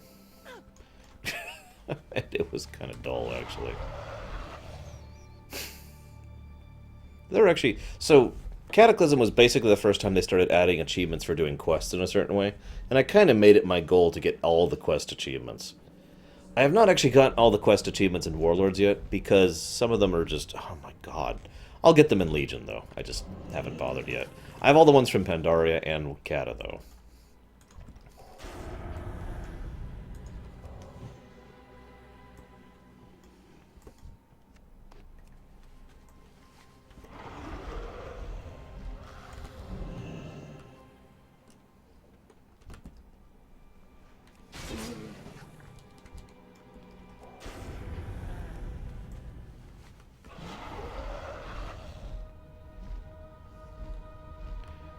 Drunk Mario Kart. Have fun, Azura.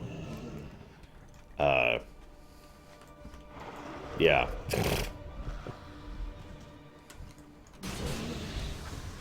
Is there Zek? Oh, you're right. There's the minefield one, which took me a while to get. I talked about that while we were there. So here's the Shrine of Malorn. He is, of course, dead because he's Malorn, and he's dead, and Archimonde killed him, and he's dead. Any questions? Nobody likes Malorn. Except Alune, because Feel free to browse. Well, she's a little bit loose, if I'm being honest. I mean, Malorn? Really? Also, because it's mandatory now for me to say this, Fellow Malorn, Fellow Malorn, Fellow Malorn, Fellow Menashah. Asha fella. We serve the land. Look at this devastation, Paladin. Blood and ash as far as the eye can see. But nature is not so easily put down. With some effort, we may yet coax life from the scorched soil. Very good. We must kill all the Twilight's Hammer. This land has been scourged by fire, but it may yet renew itself. Some seeds deep in the soil have withstood the scorching heat in the flame wake. These durable plants are the key to the forest's regrowth. Nature seeks balance in all things. I was stunned to discover that Twilight's Hammer had located and imprisoned the ancient tortoise, Tortola. As we speak, he is chained above the murky waters of the Ashen Lake. Freeing Tortola from his bonds will not be easy, but we will take it one step at a time. Head into the Flame Wake and collect heaps of Corehound entrails. I'll explain why later. Beware of Nemesis the Usurper. He is an awesome pet to be tamed, but you can't tame him specifically. You have to get the rare one in the Firelands, and it sucks. Ishnu Dal Dieb. In their efforts to decimate Hyjal, the Twilight's Hammer has elementals scouring the earth in the wake of the fire. They're pulverizing the soil, rooting around the ash, digging up any scrap of plant life that survived and destroying it. It's like they're paving the way for... I don't even want to imagine. Stop them before Hyjal is devoid of all life. Farewell. So yes, this is Hamul Rune Totem, often considered the second strongest druid in the world after Malfurion himself. Fun fact, Naralex is actually often considered the third strongest. At least according to some sources. We'll see how that actually runs out when we get to the druid stuff in Legion. I do find the idea of Malfurion taking orders from you kind of interesting, though. Lord knows he's not good at giving orders. Zing. So yeah, in case you're missing it, what they're actually doing here... Staghelm! Fandral Staghelm! Blah, I spit on that man! Also, well, I mean... You know, I don't know actually how strong he is, relatively speaking. I've always assumed he's not actually that strong. Because he fails at like everything he ever does, and we don't really see him as a druid all that often. I mean, we will see him doing a particular type of druidy thing when we get to the Firelands, but that's it. That's true, though. Staghelm likes planting trees everywhere, especially on Malfurion, to make sure he stays asleep. What do you think the Morrow Grain was for?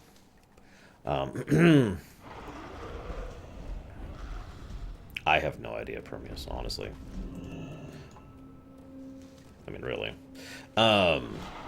Words. So, shoot, I was actually going somewhere with that. It's gone. It's gone. Are we 86? We're 86 in the first zone, Permeus. Well, he was trying to, Ariel. He didn't realize he was trying to, per se. I mean, he did, but like I said, twisted perception. He wasn't really fully aware of what he was doing. Not really.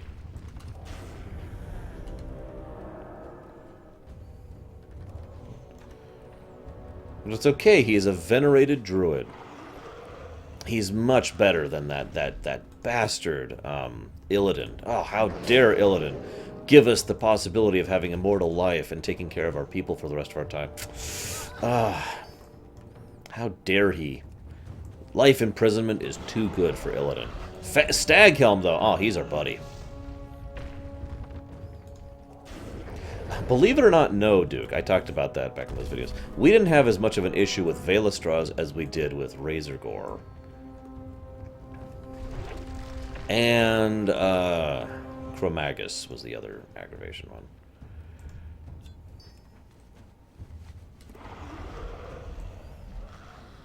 I wonder if I could kill Nemesis right now. I probably could. Fun fact, by the way, I spent a fairly long period of time getting a certain achievement solo. I point this out. This is not a point of bragging. In fact, it's a point of aggravation. As I mentioned, I played a lot of Cataclysm solo because I basically lost my guild and all my friends stopped playing during Cataclysm. What is that achievement? It's the one that gives you the title, which I believe is going to be under here. Yeah, this is it. Flamebreaker. Veteran of the Molten Front. I did this achievement solo. Except for one achievement, which I think I literally couldn't do solo. And, oh my god, I hated it. Gang War. Win a duel on the Roost while on the quest Protectors of Hyjal. That's the one achievement I didn't have. And, oh my god, I hated doing all these solo. Ugh. Yeah, these suck. That's all I'm going to say about that. These suck. Anyways, so, moving on. Whoops. Yeah, I am too, Eru. I think everyone's curious. That's probably why they haven't revealed any information about what Illidan's doing in Legion. He's there! That's about what we know. We technically know one other thing, but it's not really a big thing. It's just we know one other thing. May the winds guide you. Oh, I suspect life still struggles beneath the ash. What were you able to find? These seedlings have survived an apocalypse. Even a handful holds great power. Life always replenishes itself, often stronger than before. Once the way is clear, we will use these to perform a miracle. You will see. Always temper your strength with wisdom. Have you collected the innards? Core hounds are not native to this part of the world. They accompanied the Twilight Hammer from the nether regions of the earth. Do not trouble yourself over their elimination. Very good. We will need these to act as bait while they're still warm. Here's my plan. Fresh and stinking, these innards will prove irresistible for Nemesis, the befouled turtle Loa created by the Twilight's Hammer. Nemesis must eventually be destroyed, but first, we need a piece of his shell. With it, we'll be able to work some magic to free the true Loa. Go to the Flameworker and do this thing. Elun Adore. The Archdruid has tasked me with setting up a series of flame wards around the primitive of the area. Once these are active, we can prevent further attacks from the fire elementals that left this valley in ruins. They will also protect and nourish the soil for whatever Hamul has planned. It's time to begin. Find one of the flame wards and defend it from counterattack until its magic kicks in. It shouldn't take more than a minute. May the stars guide you. That's a good question, Eru. I would say the light, but Arthas is in the dark. And that kind of makes me tilt my head a little bit, because, as I've already discussed, Arthas shouldn't be in the dark. So I'm guessing that if Arthas is in the dark, then Illidan should be in the dark. Of course, what Zakuras just said is valid, because, yeah, he is actually an artificial demon. His soul was actually bound back to his body and chained within the Barrow Dens, and he's been there since BC. When Gul'dan goes... Oh, by the way, Legion spoilers. When Gul'dan goes through, he releases Illidan's soul from his body and sends it off into the Twisting Nether. And that is the last thing we know about Illidan. His body is still there for whatever reason. We don't know what they intend to do with Illidan's body. And his soul has been sent to the Twisting Nether. Not sure what I think of that.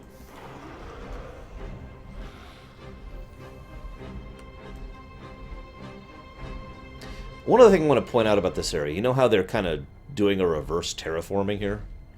This is a two-pronged plan on behalf of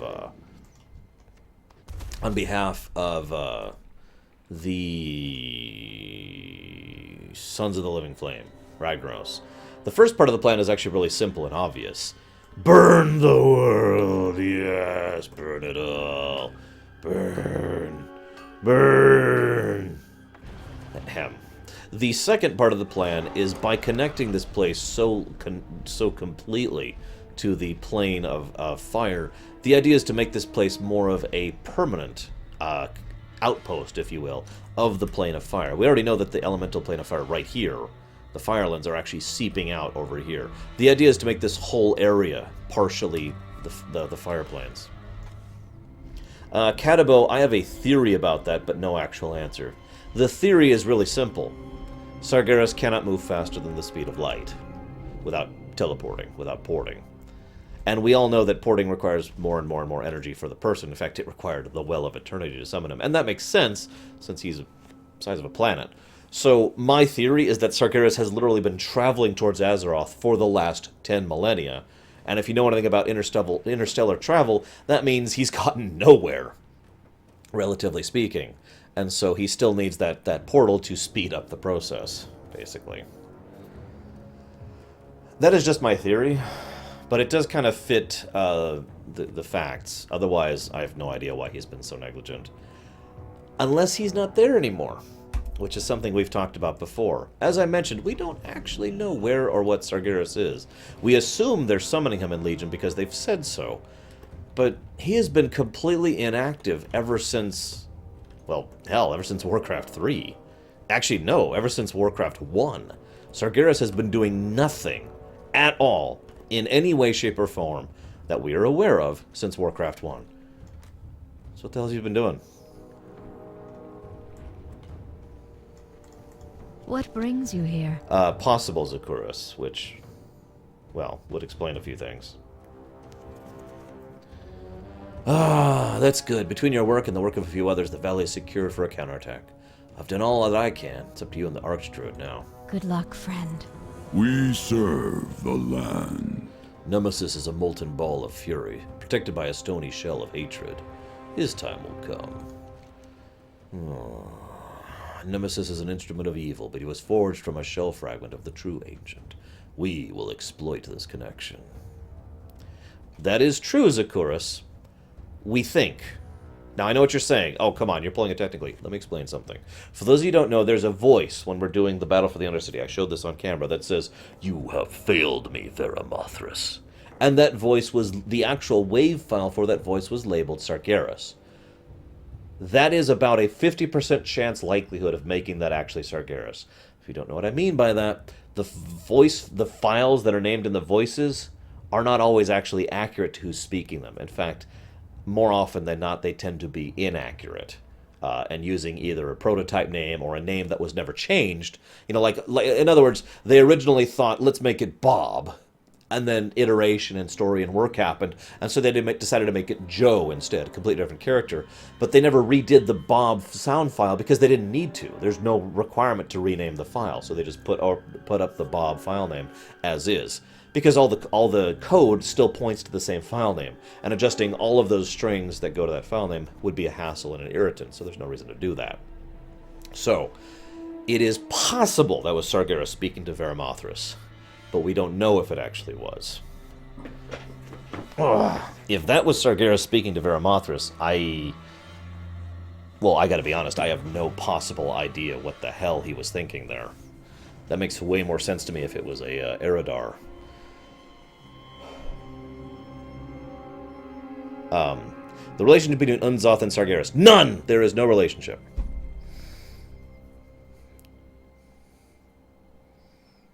Yeah, but they've also... One of the things... real life intervenes with fiction so many times. One of the things we have to keep in mind is Archimonde has never had a consistent voice actor. He has had 3 voice actors and 3 appearances. He had a different voice in Warcraft 3 than he does in the Hyjal raid, than he does in Warlords of Draenor. 3 different voice actors. So, again, that doesn't really say much, unfortunately. Nature seeks balance in all things. Pretty hard, Schmeidolf, by the way. Sorry. The connection to the Firelands would make this much harder to restore, yes. Nemesis is a... Oh, right, I already turned... Yeah, blah, blah, blah. Let's turn this quest in. Alright. Tortola the Ancient is ageless, a part of the world since the time of the Titans. He speaks a language older than our understanding. Drink this and find a place of calm within yourself. You'll be able to understand the language of Tortola. I like the idea that Tortola has his own language, by the way. It's just a nice thing there. Nice idea. So this is Tortola. Tortola is a Loa. The Loa of turtles. This tongue is not yours. What do you want, Tormentor? You may speak. I'm not doing that voice. From the deep! No, I'm not going to do that voice either. A realm of darkness and fire, grasping in my slumber. I am ensnared, Blood Elf. Shadows lurk in the rods behind me. Slay them and I may be free again. I am listening. My children, they lie below in silted sand. The others corrupt them, darken them with their shells. Slay the others, destroy corruptors, save them. That could be Shmidov. Do this.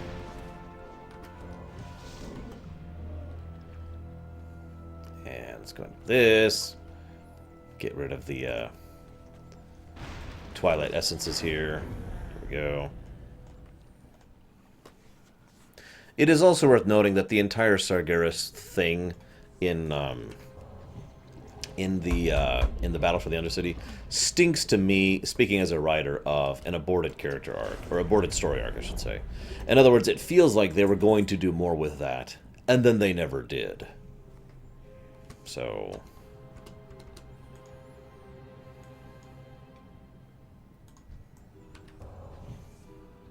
Yes, the Draenei have basically dimensional warping, from what we understand. Or I should be more accurate. The Naru have dimensional warping. I would like to think the Titans also have the ability to go faster than light. And we know that they do, because they can send demons ahead of themselves. Or I should say Sargeras can do that. And the Titans themselves could influence things from a great ways away. Let me just go ahead and be honest with you guys. I am trying to come up with a reason why Sargeras has been inactive for 10 millennia. And my answer is, Like, I can make up reasons for it. Like I said, there's my theory about the slower-than-light travel thing, okay? Maybe his ability to send people requires more power the more powerful a being is. That's consistent with the setting. So he can't use that faster-than-light teleporting thing for himself. He is just too massive. He requires too much energy to do it, which is why he needed the Well of Eternity to do it back in the War of the Ancients. So that makes sense. Maybe it's because of the fact that he was actually defeated by something. This is a theory that's been around for a long time. In fact, the most common Lorehound theory that we've ever had was about Sargeras was that after Medivh's death, something happened to Sargeras that he was trapped or defeated or locked away or whatever, so that he was in every way removed from the picture. And Archimonde and Kil'jaeden were the ones in charge now. And that was the most commonly held theory up until the Battle for the Undercity, when people were like, aha, it was Sargeras there. But wait, what's he doing there, you know? And now they're trying to summon Sargeras and Legion? So, long and the short of it is, we have no frickin' clue. This is all speculation. I am hopeful Legion will answer that question. I'm hopeful Legion will answer a lot of questions. Vengeance will come with time. You are not like the others. I am free once again. The others will pay.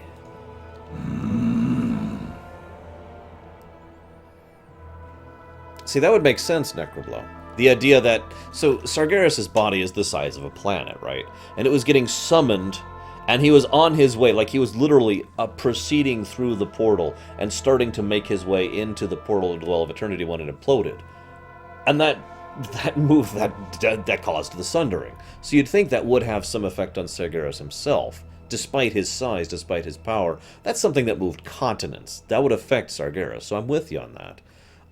It is possible his body was actually destroyed, just like the other Titans' bodies were destroyed, but his spirit lingered just like their spirit lingered, and he moved himself to something else, some kind of host or whatever. Maybe his avatar that he had over here, and then he teleported the avatar here and fought with Medivh. It would kind of explain why he bothered to do the whole Medivh thing to begin with, because in the grand scope of things, the Medivh plan was dumb. Really, it was. It didn't accomplish anything of any significance that they couldn't have done easier by themselves. So, maybe it was all about him getting a new host body, rather than him ushering in the Legion. Maybe that was his primary focus. I don't know. Again, this is pure speculation. Who made the Titans? Nothing that we know of. There's no god or gods in the Warcraft universe. No actual, ultimate divine being.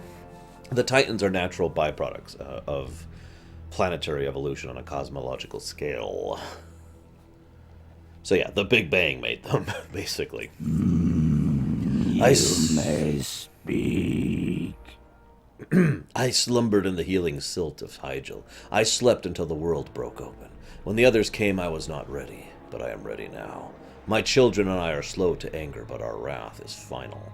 Tell those that sent you we are prepared for war. Yes, Duke, exactly.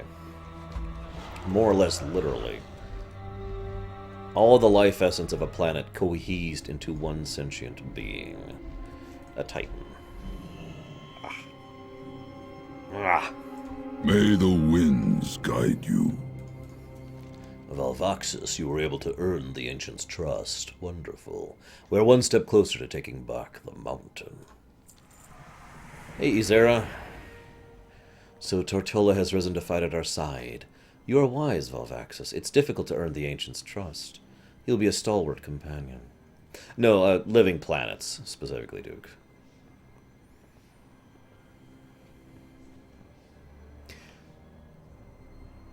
You know, Norlex, even though we know that's not true, I like that idea more. Because, I mean, if you think about it, we do, like I've already said, we do know for 100% fact that undead demons is a possibility. That's something that exists. So, the idea of Archimonde dying, you know, actually dying, like we said, and then being brought back as an undead by, oh, I don't know, say Kil'jaeden, the kind of guy who would do that kind of thing, kind of makes a lot of sense to me. But whatever. And yes, light and void existed before anything else did. They created the physical universe and the planes. Just by existing, by their interaction. The Big Bang equivalent is the light and the void meeting.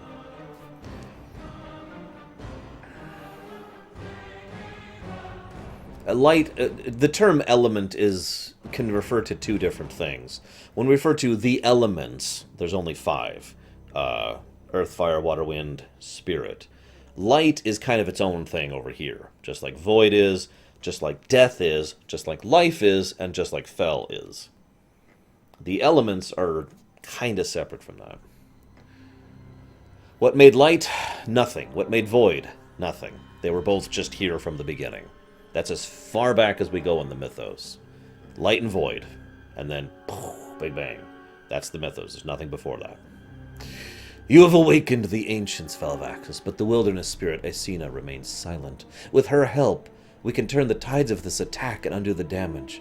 There may be one who can help us. The oldest of the trees, Nordu, stood in the center of what is now the Flamewake for thousands of years. His wisdom is as old as this mountain. If the old tree still lives, maybe he can waken Aecina. Decay is undeath. It's the same thing.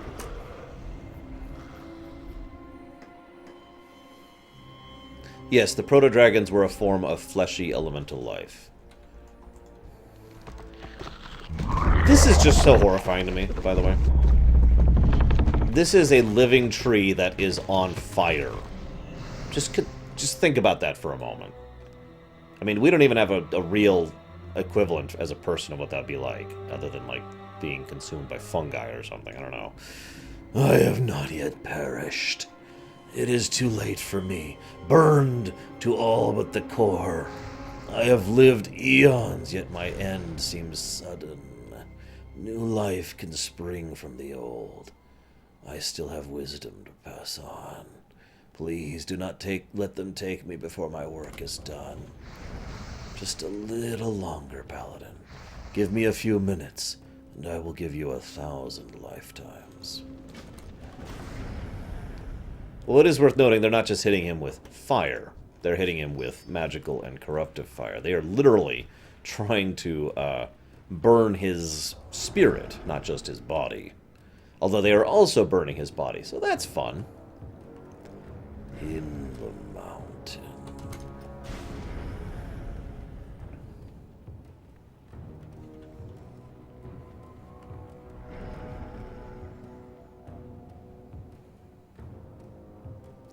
Just chill here for a moment. Wait for respawns. Oh, come on, I killed like 5 before I even started the quest.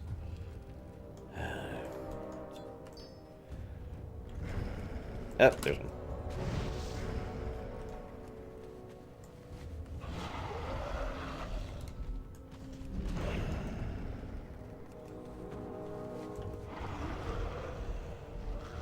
I actually feel really bad for this guy. Thank you. I am ready now. All that I am, and all that this forest once was, is now yours. The finger-like branches of one of Nordu's burning limbs rip apart, revealing an untouched, glimmering seed. This is the heart of the forest, the seed of life. Take it to your archdruid at the grove. Hamul Rune Totem will know how to invoke its power. I promise you the wilderness spirit will be silent no longer. I don't know.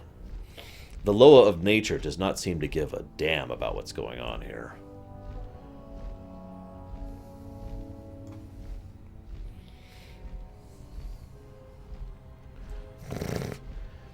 You know, I had the same thought, dude, when I was reading through it. Always temper your strength with wisdom. I am at my wit's end, Valvaxus. Aecina is silent! Have you found something? What is this? This is the key. Ah!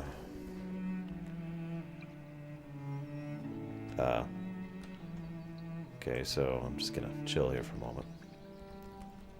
Wait for the player to get out of my way. May the winds guide you. This is the key with the seedling you've collected from earlier, the animals you've saved from around Hyjal, the heart of the forest you've just discovered. We can rejuvenate this land from under the feet of the Twilight's Hammer. I will begin the ceremony at once. Ah! Who are you, mortal, to bear such a burden? Protector of the animals, slayer of dragons, champion of the ancients. My dearest old friend, Nordu, has bestowed to you a great gift, the gift of life. Now I entrust you with an even greater responsibility. By your hand, this mountain will bloom again. It is yours to protect and defend. See that it thrives. Drive out those who would do it harm. Do this in my name. There will be no second chances. Sorry, I still think that's awesome. So yes, Aecina woke up for us. Although we kind of had to earn it. Took us a while to get there, too. But we finally woke up Aecina, and, well, we'll see the results of that in just a moment. I'll get to that later. Nature seeks balance in all things. Our old friend Tortola, the ancient turtle, is already on the move. At his own pace, of course. Find Tortola east of here. At the head of the path leading down into the scorched plains. Our stronghold there fell during the campaign, but now, maybe we can reclaim them. Wise Relief, the answer to that is actually very, very simple.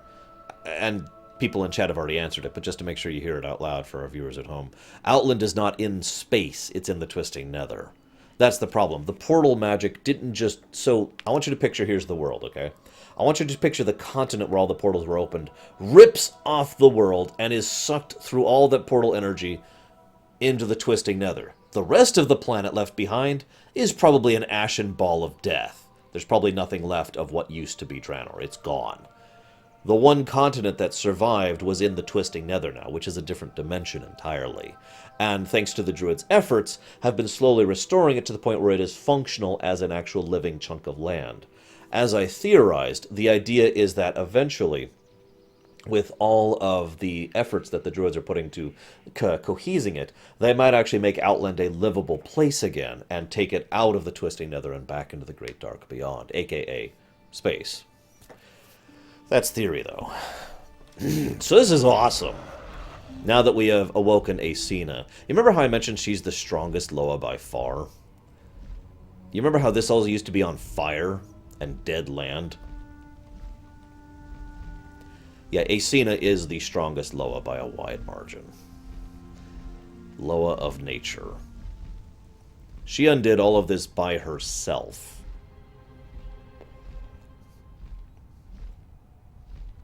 Okay, that's a slight exaggeration. She had a little bit of help from us and from Hamul, but still, this is not insignificant. Look at this. You remember how they were talking about how they actually were destroying the land to the point where no seeds and no roots would survive? Yes, I know, Necro. We actually talked about that. The idea there, or I suppose I should say the point, is that Outland was primarily decaying because of what the Blood Elves were doing under Kael'thas and all of the efforts they were putting into the Netherstorm. In fact, the Netherstorm was not only drifting away from the rest of Outland, but was probably going to detonate. We don't actually know what happened as a result of that. Obviously, Outland is still there because we have been back to Outland in the present. We've been there in Cataclysm. Thrall went there to Nagrand. And we've been there in Pandaria. We went to Shadowmoon Valley and to the Blade's Edge Mountains as a warlock. So we're not 100% sure what happened, but we can theorize that since Netherstorm had literally like a month of life left into it, and that's not me exaggerating, they actually say that in the quests, they did something to prevent Netherstorm from detonating. And the effects of what the Cenarian Expedition have been probably trying to... It's been succeeding at reclaiming Outland and turning it and terraforming it back into a livable terrain. I admit I am hopeful we go back to Outland in the future, like we were supposed to, and find out what happened as of this lost floating continent. Let's untrack that. There we go. Also, you remember this area that was completely burnt and blasted? And you remember how the fire elementals were going out of the way to destroy roots and seeds? Making sure not a single living thing survived? Yeah, this is the power of the Loa of nature. Holy crap. Do not piss her off.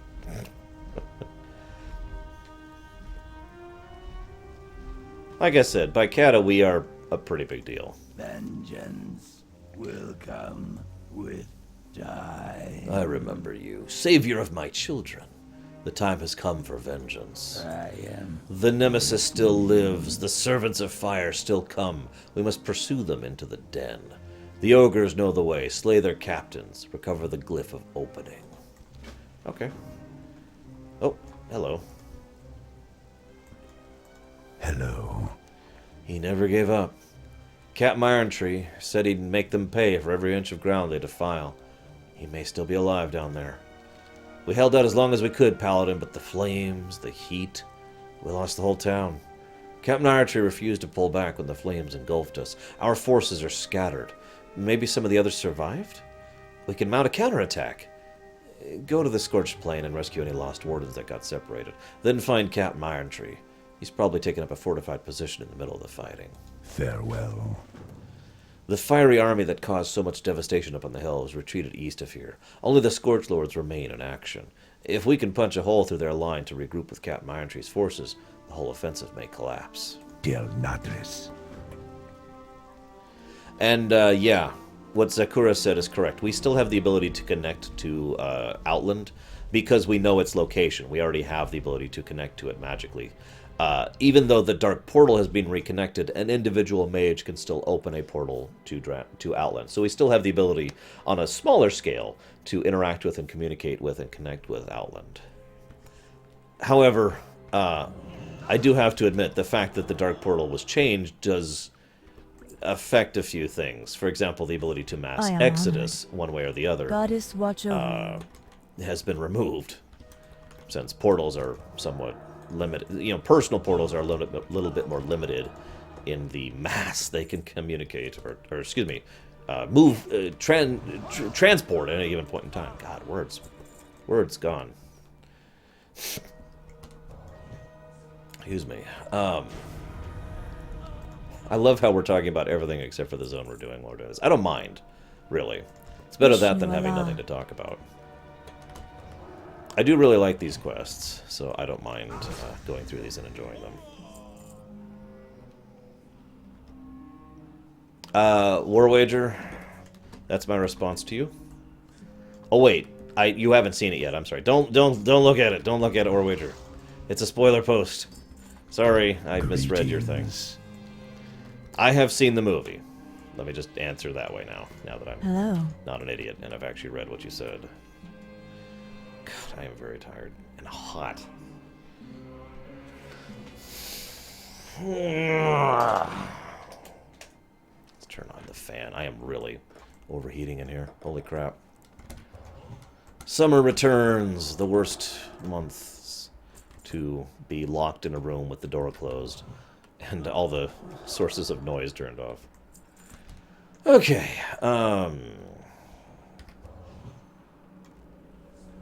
What brings you here? Will I play Dark Souls 3? I have no idea. I am honored. I haven't even played Dark Souls 2. Del Nadris.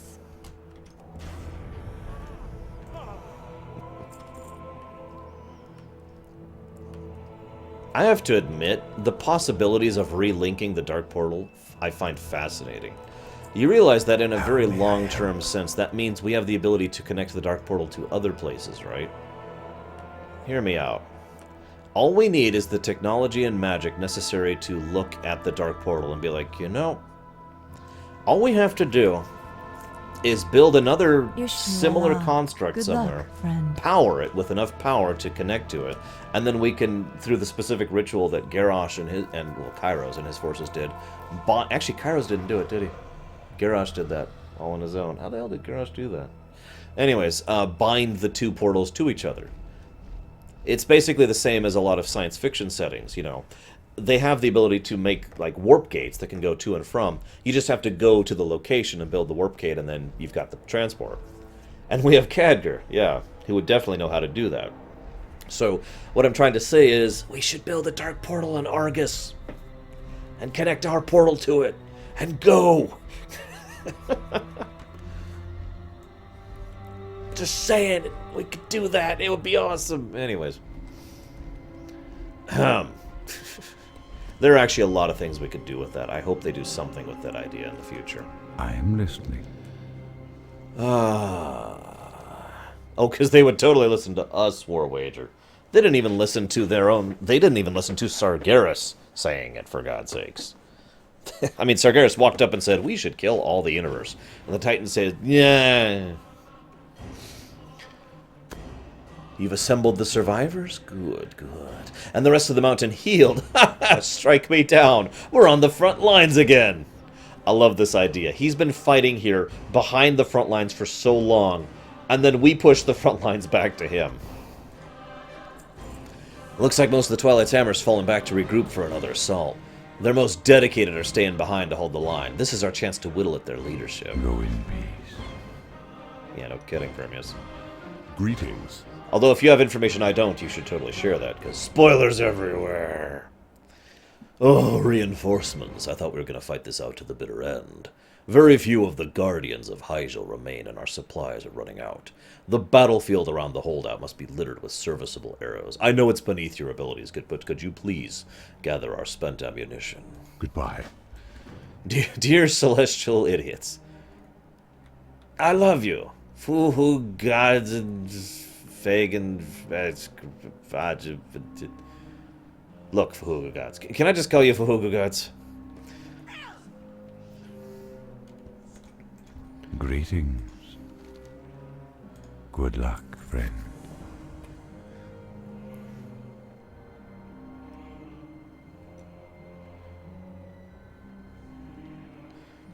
I wonder if Schmeidolf is still here.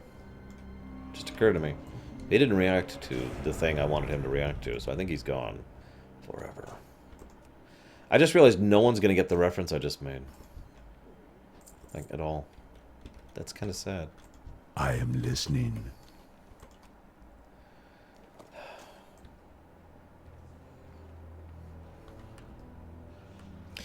There are several hints that there's going to be an Old God expansion next expansion. Now, it is worth noting that's not the first time that's been true. But they are definitely still continuing to expand the Old God mythos and lore in Legion, despite it being the Legion expansion, so... This is true, Adam Memnon. Right, I'm not even killing you guys. It's fine, Shmalov. You asked earlier if the terrain could ever be recovered. Here, I'll give you it again real quick, just for you, Shmalov, just for you. Very good, Desu. Yes, Homestar Runner. You asked if we could ever recover the Room of Awesome. Behold! All of the fiery area that was on fire and burning, and they'd actually destroyed the seeds and the roots. Yeah. All thanks to the Loa of nature, who we finally woke up. Yeah, honestly, I don't think the boots thing is an issue. And you know what I have to say to that? Trolls, Tauren, Worgen, Draenei. Yeah, I don't think boots are an issue, honestly. Yes, the power is ancient, primitive, easy. We will use it against them. Oh yeah, just no big deal. Just, you know, the most powerful Loa in the history of everything. This is what Tom Bombadil could have done if he ever got up off his ass. Memorize the glyph, take it within yourself, draw it on the ground before the flame gate.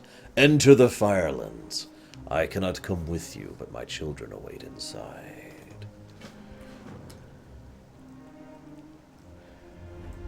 That would be interesting, Necroblow. I guess we'll see.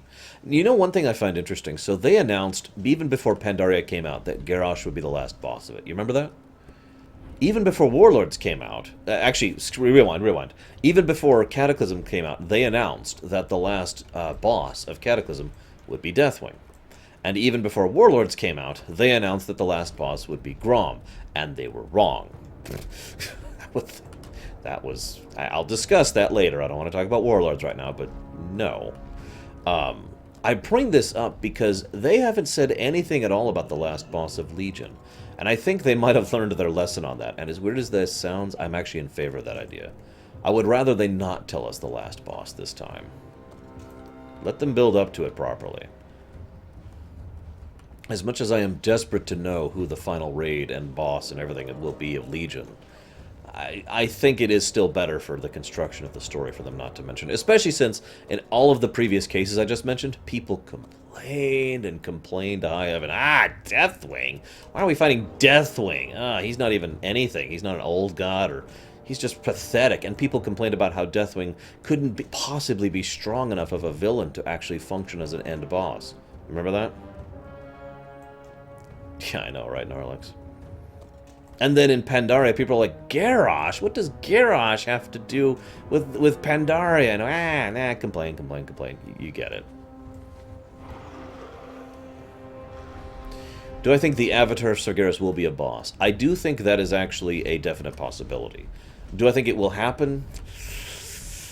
That's a lot trickier. Again, at that point, the only way to answer that is to actually definitively put down my own theories on what the hell is going on with Sargeras at this point in time. And there is just so little information to speculate on. So basically, any idea I come up with regarding Sargeras is practically me just making up something in a void, you know?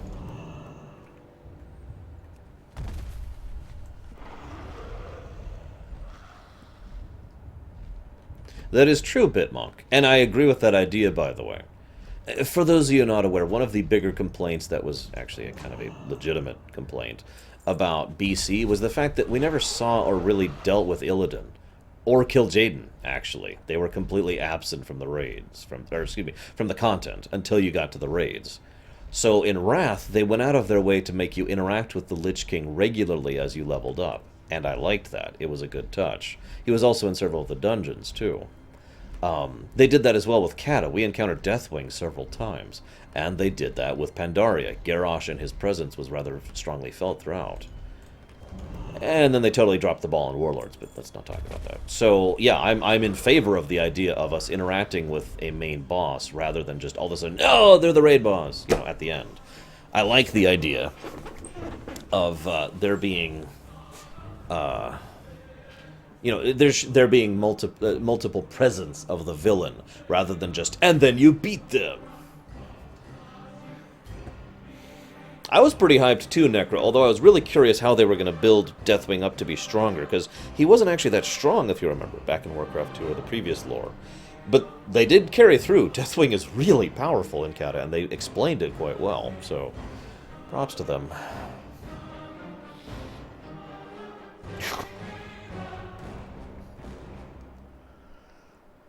All I gotta say to that, Narlex, is Grom was on the box arc of Warlords.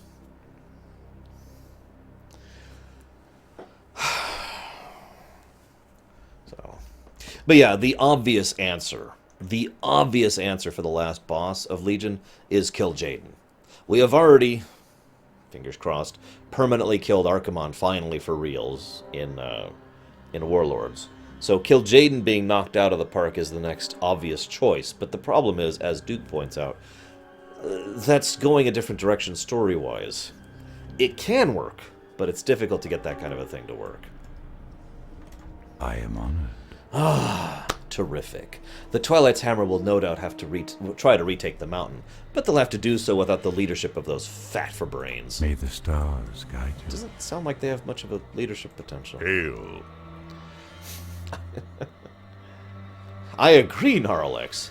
And indeed, he was going to be a thing. It wasn't a lie. They were actually going to make Grom the last boss. And then we had the two writing teams problem, and then this writing team won out. So,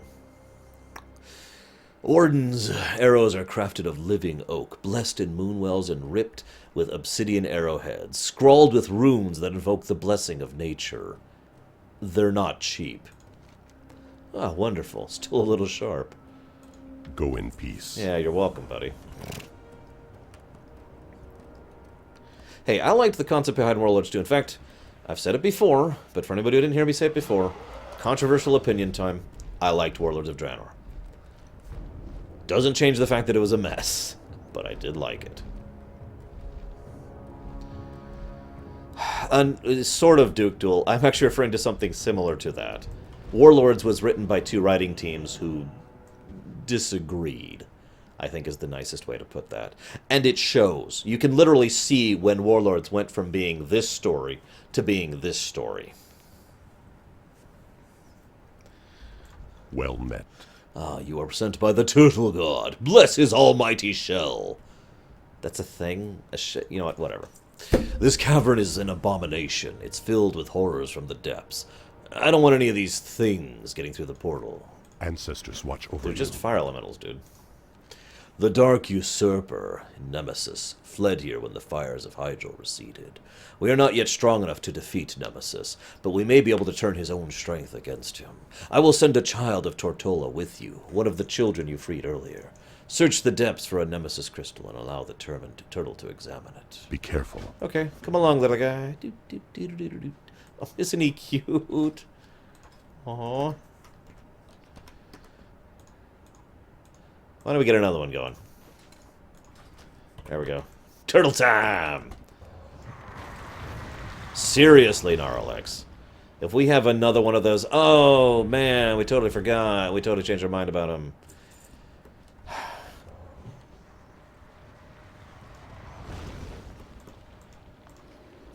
All I gotta say about that war wager is... Have you ever seen Heroic Lich King 25? Or, I guess 10 is the same thing. Oh, they totally dropped the ball on Warlords story-wise. I hate to say that. Because you're right, a lot of people tend to forget how many improvements to the game and to the gameplay, the mechanic, the leveling system. A lot of the game of WoW was vastly improved in Warlords, and a lot of people tend to breeze over that and say, oh, blah, blah, blah, Warlords was terrible. Look, I will fully agree that Warlords was a mess, but you cannot deny the positives it brought to the game. You can't. I mean, for God's sakes, I'll give you one positive, just one positive that Warlords brought. You ready for this? The idea that quest items do not take up inventory space. Do you know how much of an improvement that was to the function? How about the fact of non-linear leveling progression? If you don't know what I mean by that, I can explain very simply. In Cataclysm, they had very directed leveling. It worked. It was a good way to tell a story, but it meant you had to do every quest. You literally had to do all the quests in an area to get the go-to to the next area, which wouldn't have quests unless you had the go-to. So you had to do everything to do the quests in Cataclysm, with very few exceptions to that. In Draenor, you get here, you see this right here? 0 of 6 chapters. Each of these 6 chapters is effectively separate. It's a different chapter, like it just says. So you can go. You can be in the middle of the Thunder's Fall quest and say, I don't really like these quests. I'd like to go do something else. I'm going to go do the Defense of Wargal and head over to a new area, and the initial quest will be there, and you can do that entire chapter of quests and all the story related to under your own, at your will. And the last chapter always does require you to do the previous chapters, but I'm okay with that because the last chapter story-wise always happens last. A great example of that would be Nagrand. The Legacy of Garrosh Hellscream. You have to do the other chapters to unlock that one, but that makes sense.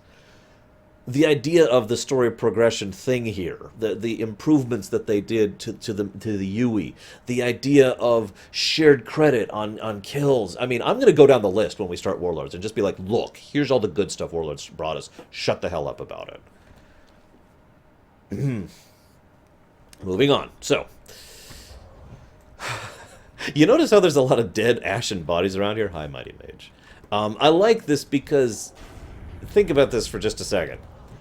How many people, humanoids, are going to be in the elemental plane of fire? I'll give you an answer. Not many. Oh, I absolutely love Vashir. You kidding, Necro? I had a ball going back there. But anyways, my point being, there's not really a lot of mortals who tend to roam through the elemental plane of fire. Which means these are probably Twilight minions. Which means they are burning their own people to ash.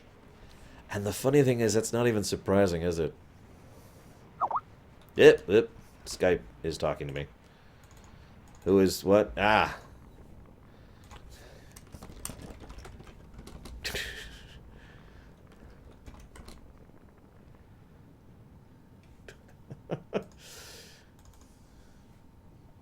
Hang on. There we go. Okay. Well, see, here's the other thing. Well, thank you, Oldman. Appreciate it. Shoutouts. Welcome to my stream. As I often say to any new viewers, don't be a stranger. If you want to talk, you want to chat, you want to just ask questions, go for it. We got a lot of cool viewers around here. Yeah, they really are, Mighty Mage. Warlords was in many ways, if you're looking at it from the 5 points of gameplay and the 5 points of story, the 5 points of gameplay in Warlords are top-notch. It is the best gameplay expansion WoW has ever had, and I say that definitively.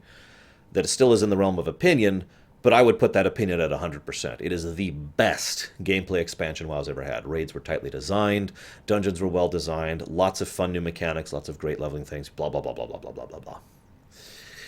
On the 5 points of story, it's more of a yes and no kind of a situation. The plot is broken. And I say broken specifically because it's not bad. It's just they have two plots that they mulched together. So that's an issue. The characterization is, well, that's actually, the themes of Warlords are non-existent. They wanted to have a big theme in Warlords, and they didn't really pull it off, and that sucks. So we're just going to take themes off of the list. And the setting of Warlords was really good. They did a lot to explain Draenor and how things worked, and the Magaron, and the Gron, and the Gorian Empire. There was lots of really good lore building and world building in Draenor. The character growth was a little hampered because of cut content, basically. So that leaves two things here. My fingers are stretching out weird. Great setting development and great characterization. Warlords was in many ways a character-driven story, and I feel that's where it shined the best. Now hang on, I do have to actually go look at this thing. I should mute really quick just in case there's audio. Yep, there you go.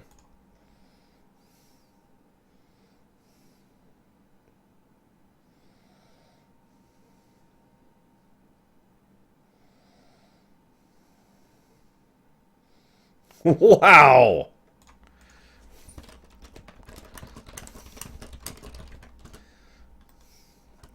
Sorry, someone wanted to link me a football video. Okay. Where's my other thing? Close. Okay. Where was I? Talking! How may I aid you? So it is done. Knowing the Twilight Hammer is in league with the creatures of malice, it curdles the blood. Go in peace. Ah, yes, the secret strength of Nemesis unearthed in these caverns. We know all that we need to know. It's time to finish this. Your turtle companion can use his newfound power to render the two of you invulnerable for a brief period of time. You can turtle up to avoid the worst of Nemesis and his fury. Goodbye. All right, let's do it. Where's my turtle army? There we go. Turtle army, best army in the world. So now I got to read Uldress thing. I would be astonished if N'Zoth didn't have some relevance to the Legion expansion. He has been the biggest old god we have interacted with in the entirety of WoW. So many things have been directly his consequence or his designs. So we'll see. Then I don't know though. I can only speculate. The fact that Ashara and the Naga are there does strike me as significant though. When I think of the Betrayal Mission trailer, I'm assuming you meant the one that was announced at BlizzCon last year, because I am unaware of any future one that has been revealed since then. So if there is a future one, feel free to tell me so I can be like, oh, hey, right, there's a new trailer and I can go watch it. But otherwise, going off of the trailer I had seen, I actually did a lot of speculation about that when I did my BlizzCon coverage video. So I have nothing new to add to that other than I am really looking forward to the missions, which I've already bought, by the way. And yes, I have, Necro. Oh, yes, I have. And yes, I like it. Although I still like my idea better, because of course I do. Yogg was absolutely the original corruptor of the Emerald Dream. Deathwing was N'Zoth. The Naga were probably N'Zoth. The Twilight Hammer was N'Zoth. The elements of fire and the elements of air being convinced to join the New Black Empire, N'Zoth. My point is, while Yogg-Saron has certainly been a force, and so is Cthulhu, none of them really compare to N'Zoth, who basically had an entire expansion to himself. This one, Kata. Well met. The usurper has perished. The Twilight Hammer dreamed of creating their own pantheon of twisted ancients to help them rule over the land and the sea and the air. We must help tell Tortola at once. Hey, Roaring. I will escort the children of Tortola out of here and seal up this accursed portal. I'll leave it to you to inform Tortola of our victory. Ancestors watch over you.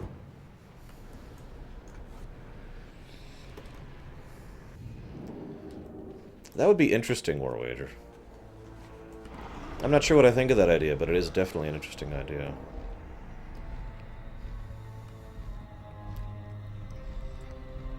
Now, Yogg did get a lot of screen time. Let me not underestimate that. He got a lot of Wrath devoted to him. Basically, a third of Wrath was Yogg, a third was Malygos, and a third was the Lich King.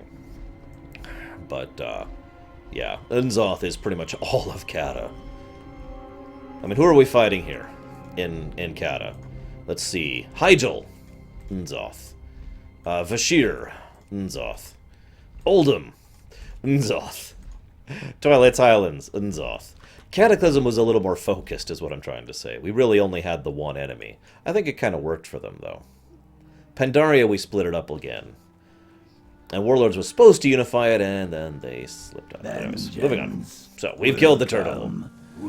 The Twilight Hammer will now fall. Time to go all the way back to Hyjal. Do me a favor, could you just link me in a whisper, Eru? That would be fantastic if you would, please, and thank you. Yeah, I think that too, Necro. Especially when we were going through Vashir again. The similarities were striking. Then again, we know that Azumat... Legion spoilers. 3, 2, 1. We know that Azumat was not actually loyal to N'Zoth. He was actually a creature of the seas. And Neptulon was able to, you know, tame him, work with him, however you want to think of it, free him. So, it is possible that all that happened there was Neptulon dominated him out of N'Zoth's control. We don't 100% know. Hello. There's a quest there I'm not going to beat for a bit. But yeah, the similarities in visual design are striking. Hey, Azara. Much remains to be done. By relieving Tortola of his final burdens, you have acquired for us a formidable ally, and the final piece of the puzzle. Steel yourself, Eve Valvaxis. The most difficult part of our journey is about to begin. We will bring the fight to their stronghold. Only once has been there a leader capable of commanding demigods and mortals alike. Us! Oh, wait, no. Gerard Shadowsong. I mentioned him a while ago. His ability to lead in battle was such that Cenarius and the other ancients placed themselves under his command. He disappeared for years, and his whereabouts were unknown until now. He is being held captive by the Twilight Hammer. Your job is to infiltrate the ranks and free Gerard. So Gerard, what is this quest? It looks like it's Thrall. Hey, buddy, what's up? See you around in a few levels. The Fiend of 1,000 Faces was Yogg-Saron. N'Zoth is known as the Corruptor. That's his title. So Gerard is kind of cool. I actually do like him as a character because he's in the old Night Elven society, which, as I've mentioned, took classism to an extreme, like severe elitism, just absolutely crazy elitism. He was a commoner of no noble birth, and if you don't understand how significant that is in that kind of society, then that's awesome. I wish I also was ignorant of that kind of classist bullcrap. But anyways, so he was a commoner, and he was the one person. All the Night Elves and all the Loa, the ancients, were all like, "Hey, we all agree. You know, here, you look." we respect you enough to command us. Beware the Twilight Hammer. Sure thing, buddy. Hey there. I'm glad they sent someone of your caliber for this operation. This here is going to call for some subtlety. We cannot risk Commander Shadowsong getting killed. News of Ragnaros' emergence has spurred a large wave of recruits to seek membership in the Twilight's Hammer. If you're to infiltrate the cult, the time is now. We need recruitment papers, signed in blood by a referring Twilight member. Lure one of the new recruits away and hit them with this blackjack. If you're lucky, you can steal the recruitment papers. Bring them back to me and we'll do our best to alter them. We're going to try to do the quest on camera, Permeus. We'll see how it goes. Also, wow. Very good. So let's see. Wow, look at all these people signing up to join the Twilight's Hammer. This is kind of crazy when you think about it. God, that's loud.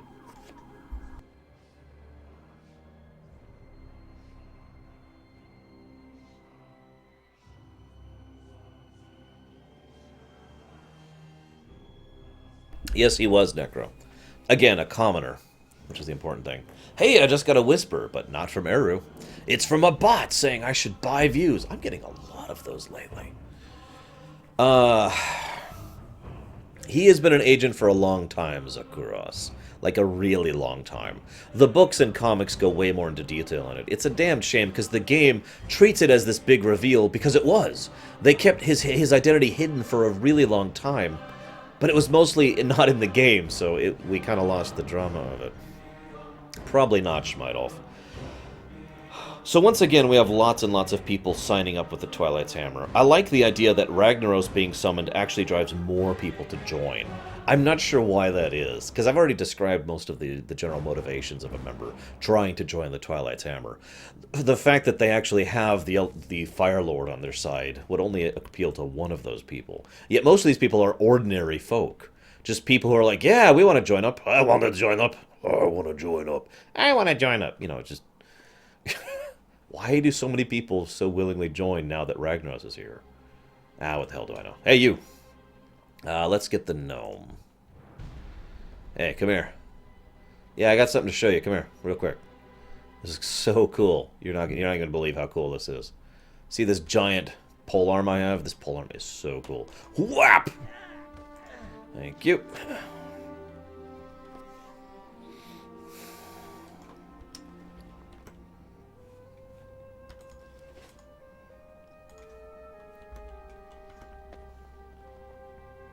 Oh god, that would be terrible, Uldrith. Yeah, a lot of orcs. They're watching us. Did you get the papers? Excellent. I'll do my best to alter these. There. Not my best work, but certainly none of my worst. You'll be known as Valvaxadamus amongst the recruits. These papers will bump you ahead in the other recruits and allow you to speak directly to the instructors. Go to the Proving Grounds and show these to Condena the Pitiless. She's separating the wheat from the chaff. Okay, let's do this then.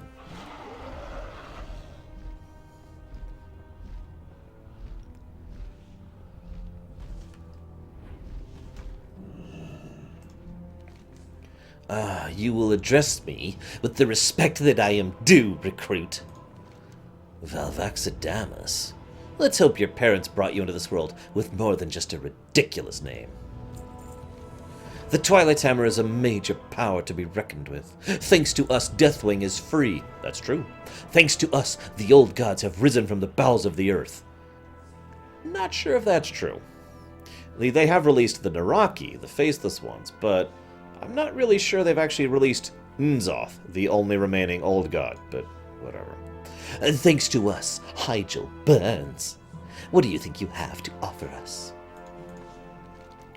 I'd love to say that with the tides turning against us in Hyjal, every recruit helps our cause and so on. But to be perfectly blunt, most of you are nothing but a burden. If I had a copper for every peasant who got too scared when the cataclysm hit and now wishes to join our side, well, let's just say I'd be a rich woman. Fortunately, we have checks in place to separate the wheat from the chaff. Go prove yourself to your fiery instructors. Hopefully you'll do better than the others. It is customary for new recruits to be sent on a difficult task or sometimes impossible task. I was sent to obtain a black dragon scale. Last year's instructors demanded a feather from a phoenix. Your lot has it relatively easy. Find me a handful of flame blossoms.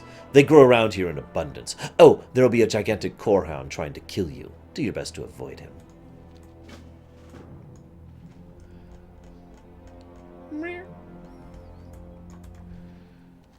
Look at these fools.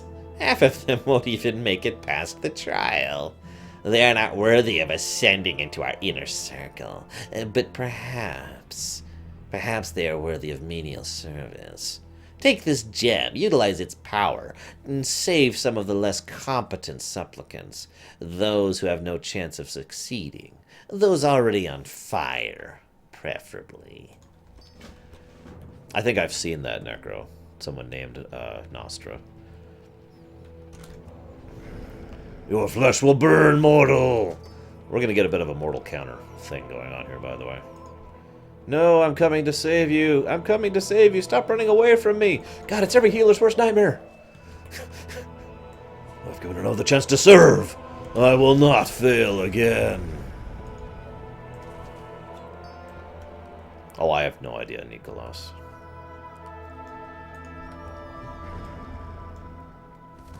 I like this song, by the way.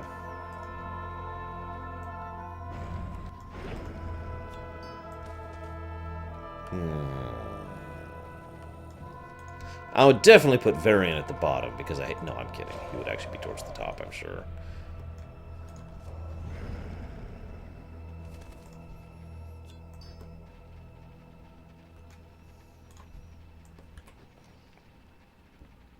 I like how I've got my cute little pet turtle, like, oh, I'm gonna help you.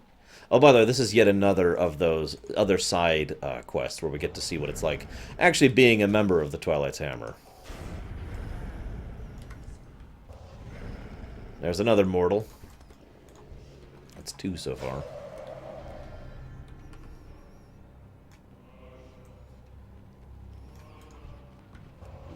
I wonder if I can kill this thing. Yeah, looks like a yes. Goodbye.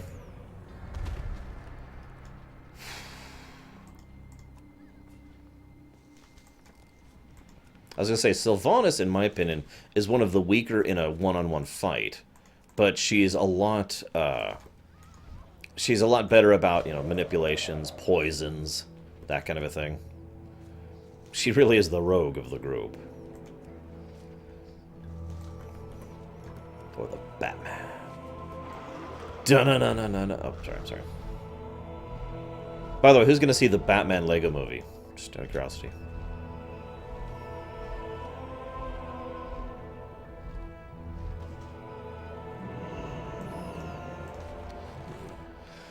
I suppose your abilities are suitable.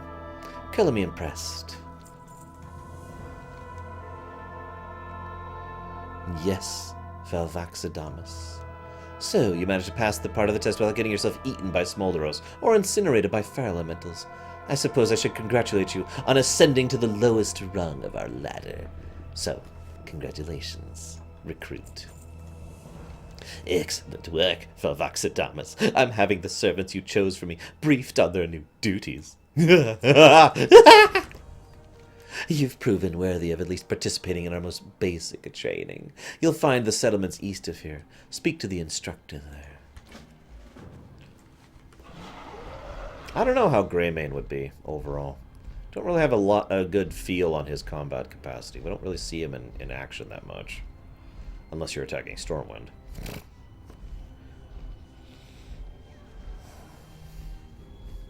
Thrall and Malfurion should be pretty high on that list. Although Thrall isn't a racial leader, so I suppose never mind. You think you're ready for the next step then, Velvoxadamas? Let's see what you're capable of. Training to join the ranks is not pleasant. Why should it be? The path to serve the old gods is long, painful, and soul-harrowing. Consider this your first step. Take this pick, break the lodestone deposits. No, we don't need any of the ore. I just want you to break down the lodestone. Okay.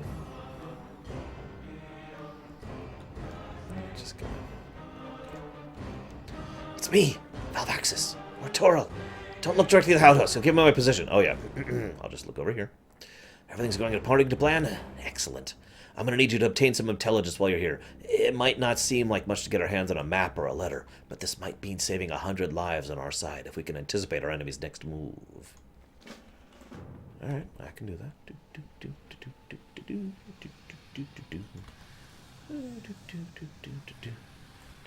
Are those skulls just bubbling up from sand? Oh no, that's rock. Okay, we're okay, we're okay. Whew. I thought that was creepy for a second.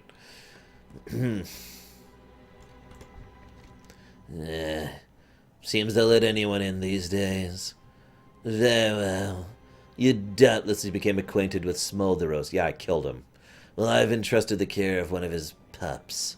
Quite the little terror. If he grows up like anything like his father, he'll serve our cause well. And collect the meat from the basilisks around the area and feed him. Okay, I can do that.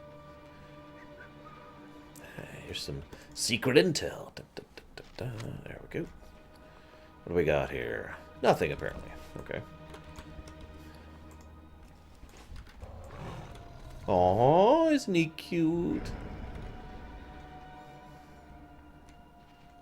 Look at him. Oh, he's so cute.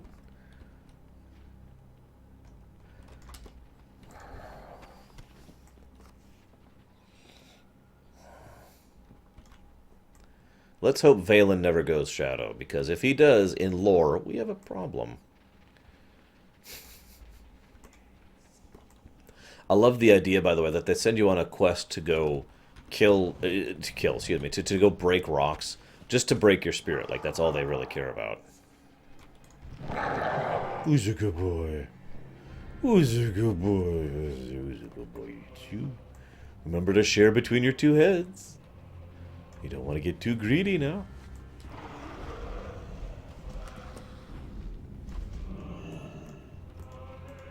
Just gonna grab this really quick. There we go. Let's see, Hyjal battle plans. Yep.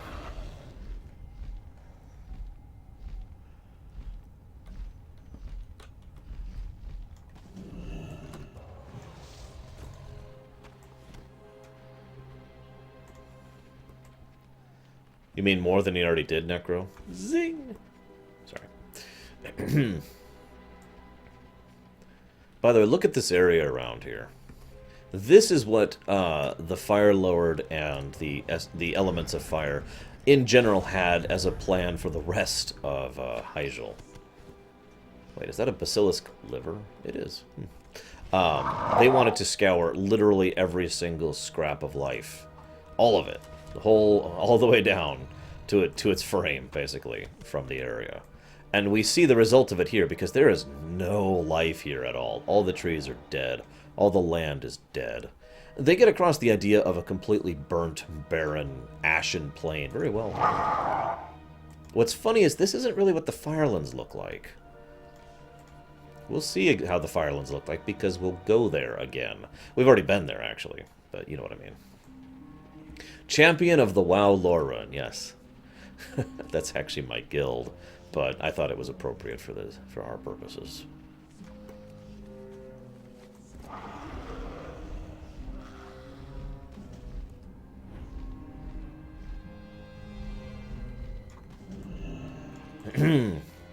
Got your documents. There you go. Take about time. According to the intelligence you acquired, there's major friction between the ogres and the non-ogres of the cult. High cultist Azenios and the ogre mage Karagron are attempting to meet at the Seat of Chosen to ease the conflict. There's an outhouse like this one at the Seat of the Chosen. Go there and put on this ogre disguise. Find a way to kill Azenios while he's in his mission of peace. Okay. That sounds like fun. Yes, even amongst the Twilight Hammer, there's classism, guys. Very well. You've proven you're at least competent to figure out which way the pointy end of the stick goes. Before we go any further, you're going to have to get into shape. A devotion to the old gods is not going to save you when some emerald dragon comes chasing after you. You need to be fleet of foot, if you catch my drift. Enough said. We'll summon your traitor. Your job is to run away from him without leaving this camp. Now go. Wait, what? You did? Run away. Oh, God. I love this. Some people make you run laps. They summon a fire elemental that will kill you if it catches you. That's training for the Twilight's Hammer. It's actually possible to outrun it, especially on certain classes.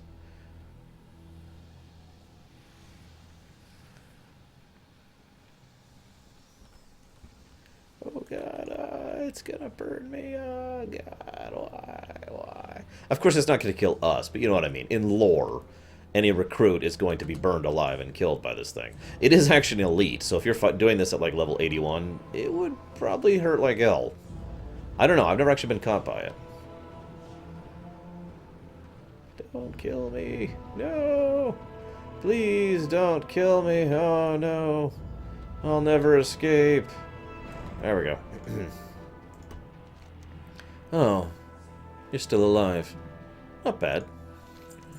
You might think you're ready to receive the knowledge we're to impart on you, but you're not. Think of your mind as a box inside a series of other boxes. Each step of our training will open one of those boxes until you're ready to receive direct communion with the elements. Take this core of ascension and answer all the questions it asks of you truthfully. Failure to do so could be fatal. Yeah, I know, right, Gnarlix? That's going to be true for the rest of Cataclysm, by the way. These are fairly large zones. Like, that's true just from now on. The only reason I'm pretty sure we'll actually finish Hyjal today is because it's a long stream day. Otherwise, I would have cut off already for the day. And we still have more to do. Excellent. The little pup will grow to be strong and merciless like his father. No, we won't. He'll be a cute little lovable thing. Yes, you will. Yes, you will.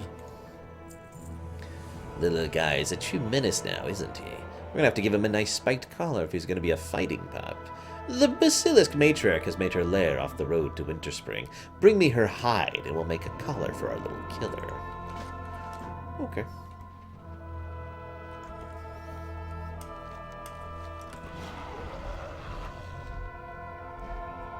Trust me, that's going to be the norm, guys. One zone a day from now on. Pandaria zones and Warlord zones are also quite large. I'll take that.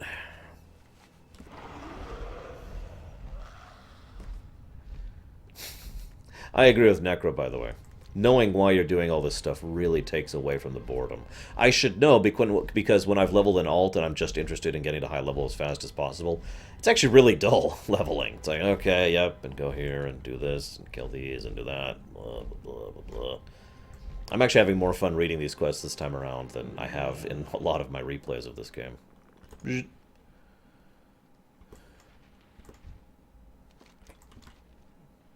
Oh, right. I'm stupid.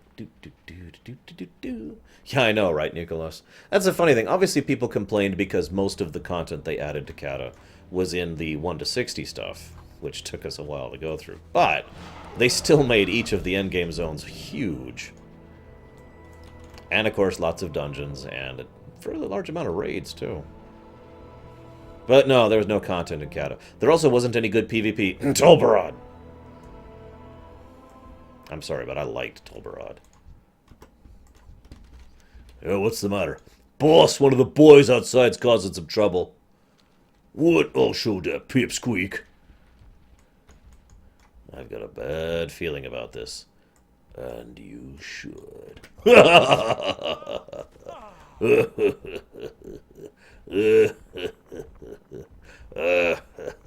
What? What you looking at?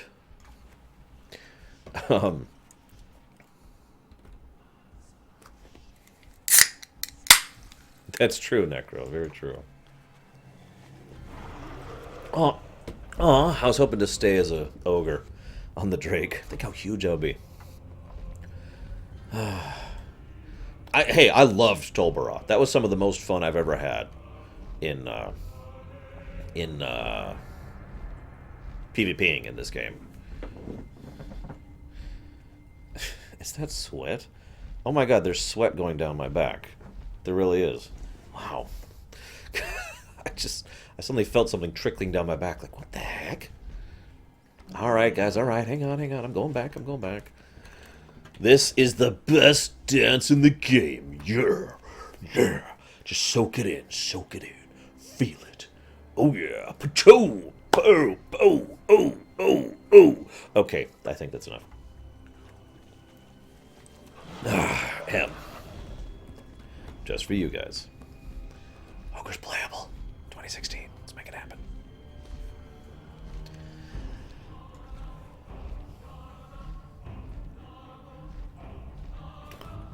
That's what I'm here for, Genghis.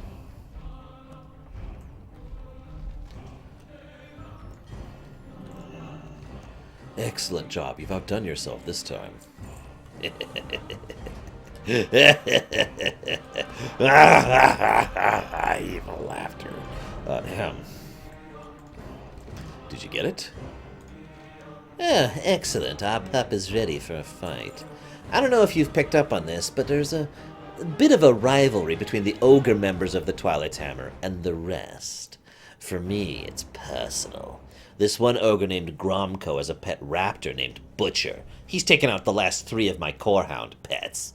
I think this last one will fare differently. He's got a real killer's instinct. Go to the seat of the Chosen. Challenge him to a match between the 2 beasts. Humiliate him for me. Okay. I have no idea what you're talking about, Rybo. So I suppose that answers your question. I'm leaning towards no. I'll probably look into it, but I don't think I'll do a live thing. I like the idea, by the way, that there's a rivalry between the ogres of the Twilight Hammer and everyone else of the Twilight Hammer. If you don't understand why, the Twilight Hammer was originally primarily an ogre clan under Cho'Gall. Obviously there were orcs in it, but it was primarily a force of ogres. So the fact that there's still, years and years later, I mean, we're talking like 30 years later, there's still some schisms between the ogres and the other forces of the Twilight Hammer actually makes a lot of sense to me. And I kind of like that little touch.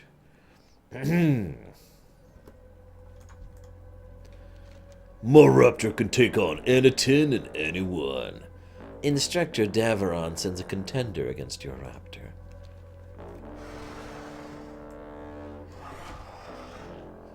You can do it, Smolderos. You can do it, Smolderos.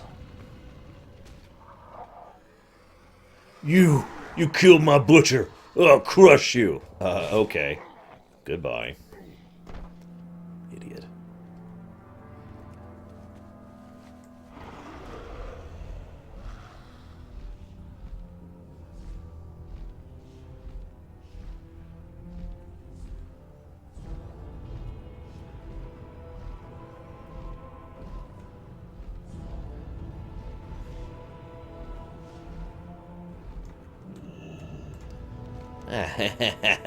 And that is how it's done.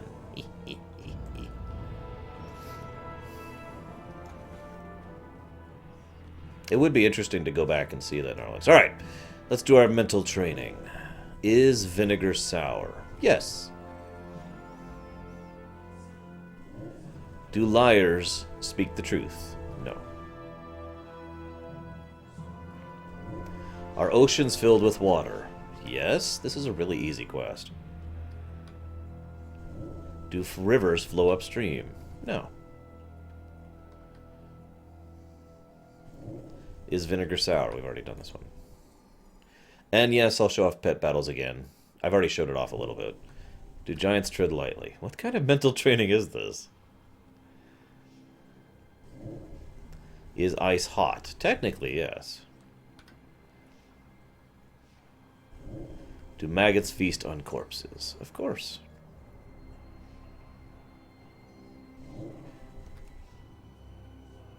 Yeah, this is some of the easiest training in the universe. Do liars speak the truth? No. We win. You've succeeded, Valvaxadamus. You're ready for the next step. You've made it this far. Others haven't. Go to the doomed vigil just north of here. We've rounded up all the, failures.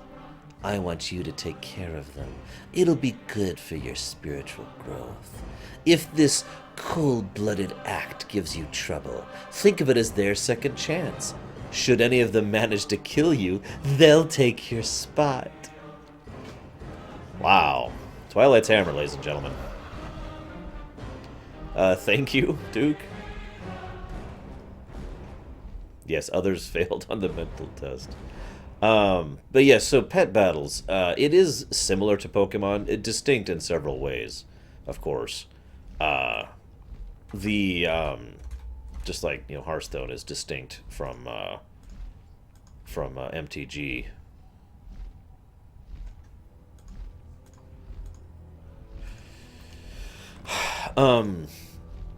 I enjoy the pet battling a lot, actually. The only reason I haven't gotten more into it is time commitment. It takes a lot of time, so, you know. So, let's see, who should we murder here? How about a dwarf? I should be the one learning the secret of the old gods. I'll show you. How about another dwarf? Heed me, Twilight Lords. Accept this blood elf as a humble offering. Yeah, sure. How about a third dwarf? We live or die in their service. Alright, that's enough killing dwarves. Let's see, we could kill gnomes or humans. Let's kill a gnome. It should be me in your place. I'll show you. And a human. I'll kill you and take your place, scum. No, but I have watched all of them Uldrith. My thoughts are too complicated to be answered while doing a video about something unrelated. All I will say is I didn't enjoy what they did with the story. And I mean, the plot twist was great, and I love that. But I really feel like it should have kept going rather than them just waiting for Dragon Age 4 to go on. I don't know, Agamemnon. I mean, holy crap. That's a lot. I know exactly why people join the Twilight's Hammer. The fact that people keep going this far on the Twilight's Hammer, that's a little bit, questionable.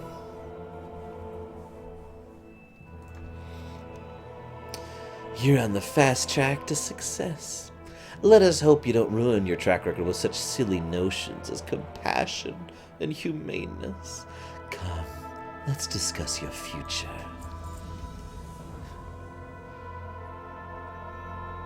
I am now revered with the Guardians of Hyjal. That's hilarious. We took Dark Whisper Gorge from the demons of the Burning Legion by force. We've held onto our territory pretty well so far, with one exception. We recently lost the gates of Sothan to a pit lord and his army. We cannot allow this to stand. Use this talisman, and you'll gain the powers of a flame ascendant temporarily. Make it count. The Burning Legion has no place here. This is Twilight Land now. Hey, Lily. By the way, I think this is the only time, ever, actually, that we see the forces of the Old Gods and the forces of the Legion actually in direct competition. I forgive me if I'm forgetting another instance, but this is the big one that I remember. We actually referenced this earlier. The demons of the Burning Legion think they can just walk up and take whatever territory they want. Sure, the territory was previously theirs, but that's beside the point. We'll teach them not to cross the Twilight's Hammer! Well then, let's do it. Death to the Legion, and to the living! Yeah, exactly, Spirit of Memory. That's pretty much my thought in a nutshell right there. It's just, okay, that's great, but why'd you chop it off there? I also think you know who is evil, in my opinion, and I adamantly think he is my enemy now. That's all I'm going to say about that, for fear of spoilers for other people. Alright, let's kill some Legion scum. Death to the Legion. Death to the Legion.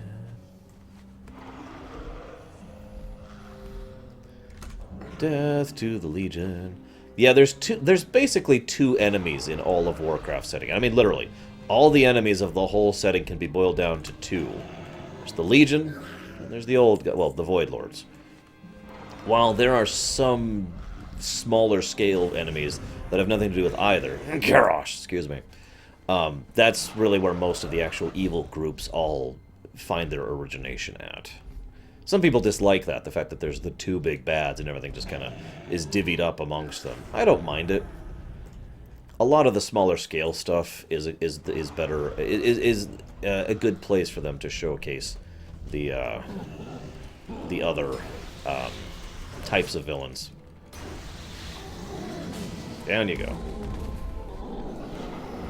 Yes, I just killed a pit lord. What? What? Tain't no thing. I can't do the accent. Sorry, guys. What I find most interesting is the Twilight's Hammer is... To emphasize how strong the Twilight's Hammer is in Hyjal, they actually took territory from the Legion. I don't know if I can overemphasize that. But I mentioned that earlier. Remember, in Vashir, it was just the Naga, and in the Twilight Highlands, it's more a few behind the scenes. You know, that's their capital, so they don't really have their armies there. And they're not really present in Oldham except in a few elite forces. The army of the Twilight Hammer is here in Hyjal, and the army of the Twilight Hammer was able to push out the forces of the demons here. Of course, this is not the whole of the Burning Legion, but it's still impressive that they managed to pull that off.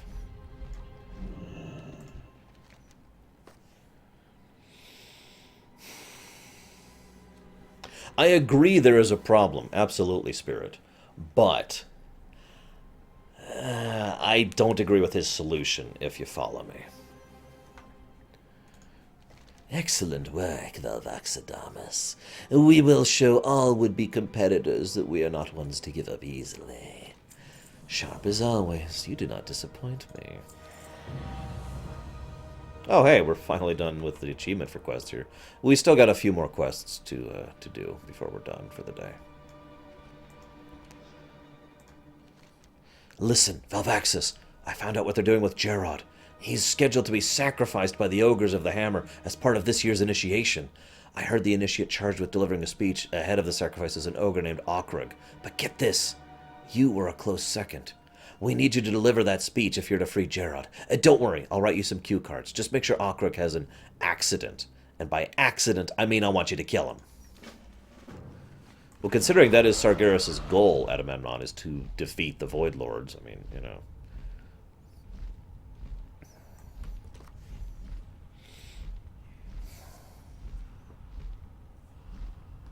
Excuse me. And you're dead.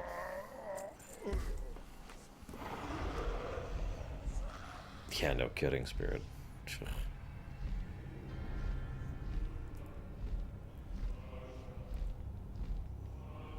I'm not sure I would agree with that, Zakaras. I think the majority of their offensive power, if you could follow my reasoning there, is here in Hyjal. But the majority of their defensive power is in the Twilight Highlands. They're very well fortified there, and they have much more elite soldiers there.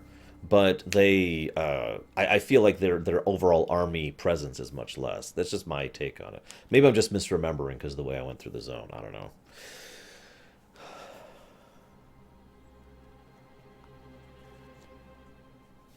Now, what Dark Lord said is something that's also been brought up earlier in the chat. So we only had the 4 old gods here. 3 of them are gone. Unzos the only one left. But that doesn't mean they can't shotgun more old gods out after us. They can't grow other ones, you know. There are other ways to do that. In fact, we also know for a fact you can resurrect old gods because Cho'Gall almost resurrected Cthulhu, and they were trying to resurrect one of the old gods on Outland. Remember that, too, so... Alright. That settles it, Valvax Adamus. You're head of your class. You will get a chance to address a crowd of the most fanatical, bloodthirsty, and certifiably insane people on the planet. Go report to your instructor for the details, but remember, your goal is to exploit the animosity between the ogres and the other less privileged races. If all goes well, we'll smuggle him out during the riot. This is a great quest. The Twilight Army is here to burn the Hyjal, of course, but their main goal is burning the Nordrassil. As I discussed when we first walked into the zone, I don't know why Nordrassil in particular is so important to them. I could speculate, but from my perspective, Nordrassil isn't really all that important anymore, so I don't know why they care. But whatever. There you are, Valvax Adamus. I've been meaning to talk to you about something. I heard about the unfortunate incident that befell our poor friend Okrog. She looks to her left, and then her right, and she nods and shoots a sly wink in your direction. You might be a better pupil than I thought. You're finally ready. God, these people remind me of Sith. Stupid Sith. You're finally ready. I'm so proud of you and all that you've accomplished. Today you will deliver a speech in front of your peers and inspire them to crush our enemies until Hyjal is nothing but a pile of ash. Remember, Valvax Adamus, it'll be important to read your audience's emotions and use words that best address those emotions. Okay, I can do that. I can do that. This is a fun quest, actually. Hopefully we'll get some good RNG on it.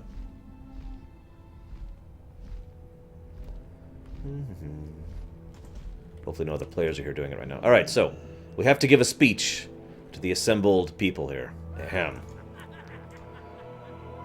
Alright. So. So I can be inspiring, inciting, or insaning. So they're all anger, so we'll be inciting. But always remember that our movement cannot stay pure if some traitors among you still draw breath. You know who I mean.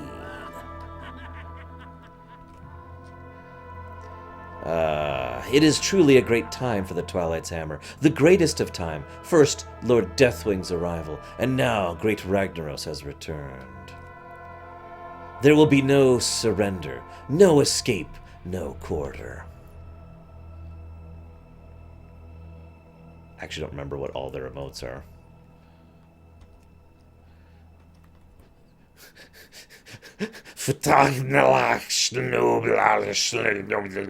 My friends. That was the wrong one. Okay, so that's I know that one. That's Insight.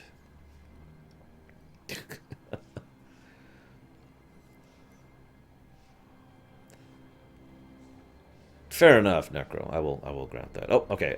So they're leaning. So this is, aha! It is truly a great time for the Twilight Hammer. And yes, that's Commander Jared's Shadow Song.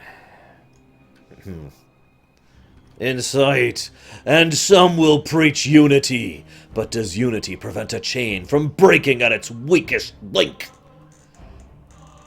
Basically, yes, Shmanov. Alright, what do you got next for me? Oh, they're still being insightful. Well, I don't feel like doing another insight. Come on, do something other than incite. They're still inciting. Okay, fine. And these incidents, these divisive acts of hate against the other members of our organization, they were cowardly and ugly, yes, but maybe they were necessary. I'm trying really hard not to make a political joke right now. And sometimes you have to ask yourself, is it worth it? And the answer is plain. Pain is not the cost, but the reward. Do you think it was luck that brought you here? Luck had nothing to do with it. Our master's will brought us here.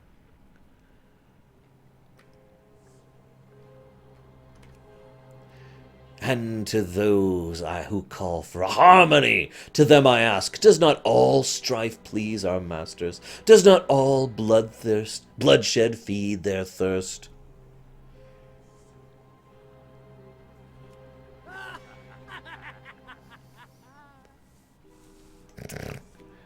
It's like the void just touched my mind. Whoops. Yeah, there we go. Yes, my fellow initiates, the friend of my enemy's enemy. Well, he is also the enemy of my friend. And yes, he will perish too! One by one, our enemies will perish. One by one, they will be destroyed. You are clearly not with them. An ally, then. I thank you for freeing me. Let us take advantage of this distraction and get out of here. Yeah, I agree with that. Let's just run, like, now. Yes, my brethren. We are claiming this prisoner for the true sons of the Twilight. These ogre scum are not fit to offer him as sacrifice. They are not worthy of the old god's grace. Come on now, Commander. Let's get you out of here. Meet us at the gates of Sothon. Ysera awaits. Yep, we're taking him away to be properly sacrificed by the true loyal members of the Twilight's Hammer.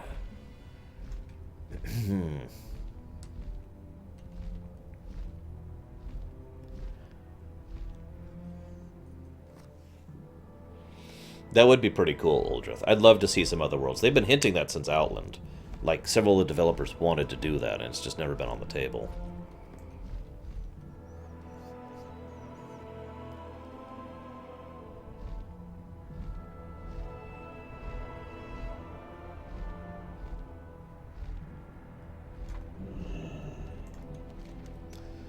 Ah, you have my thanks, Valvaxis. Victory is possible, Valvaxis. The portal is not just a means of bringing Cenarius back through the dream. Think about it, Valvaxis. Once a gateway through the dream is open, our forces can use them to move from the Moonglade, Nordrassil, Wormrest, to this strategic location. All Ysera needs is time. It'll be up to you to keep the Twilight's Hammer forces in the Gorge from pulling back and attacking us. Take one of the Emerald Drakes. Hit them hard. Hit it very hard. Okay, I suppose I can do that. Do do do do do do do do do do do do do do do do do. Going after the Twilight Army. Bop dop bop boom. Gonna kill all the guys. You know what? I feel like going for the throat. What about you guys? Who's with me?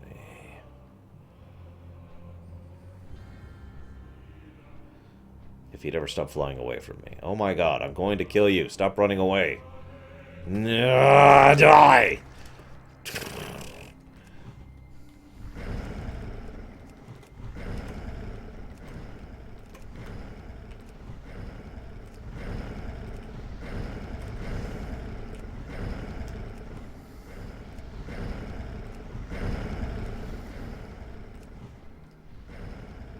That would be kind of cool.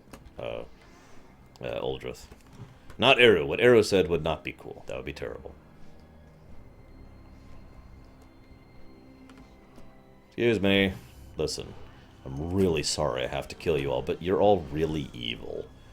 It's not really my choice, the fact that you're, you know, evil. It's just the fact that you're evil. So, you know. Sorry. Oh, yep. Go for the throat. I love that ability.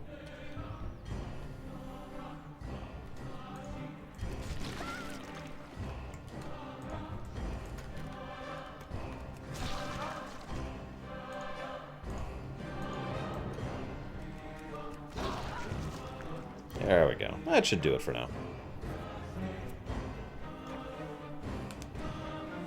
So, one thing that may or may not be in the back of your guys' mind is the fact that Ragnaros is here.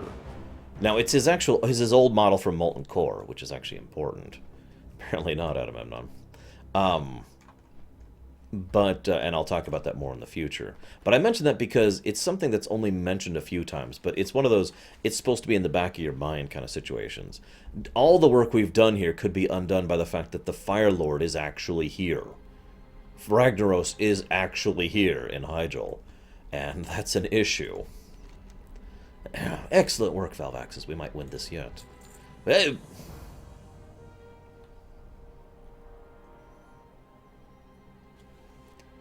Just a few more minutes. Cenarius is almost here. There's Aviana and Goldrinn. You might not have that long. Enemy reinforcements already underway. I like Tortola over in the corner there. Goldrinn!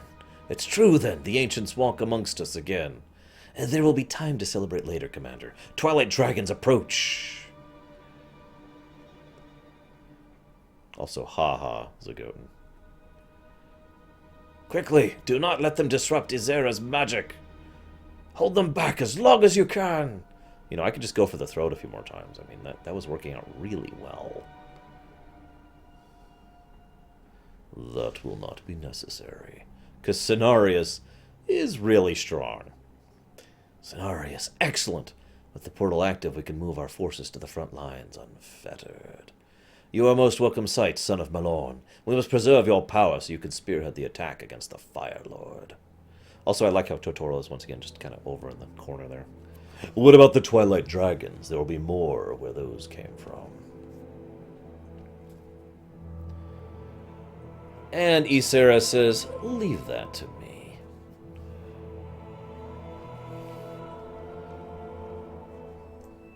Alright, so we've got a little bit of an army going here now.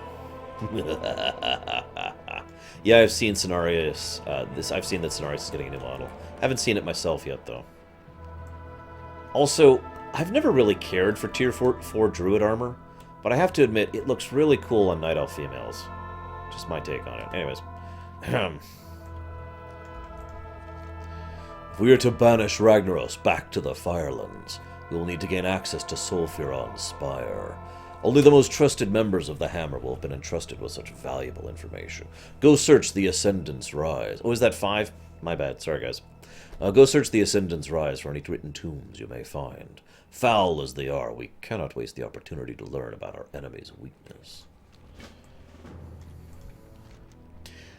Have been charged with leading our military operations against the enemy. A humbling task when you consider there are demigods walking amongst us. I'm going to have you carry out a series of hit-and-run attacks behind enemy lines. It'll be important you keep the enemy off guard and weaken their numbers for the main force of our attack.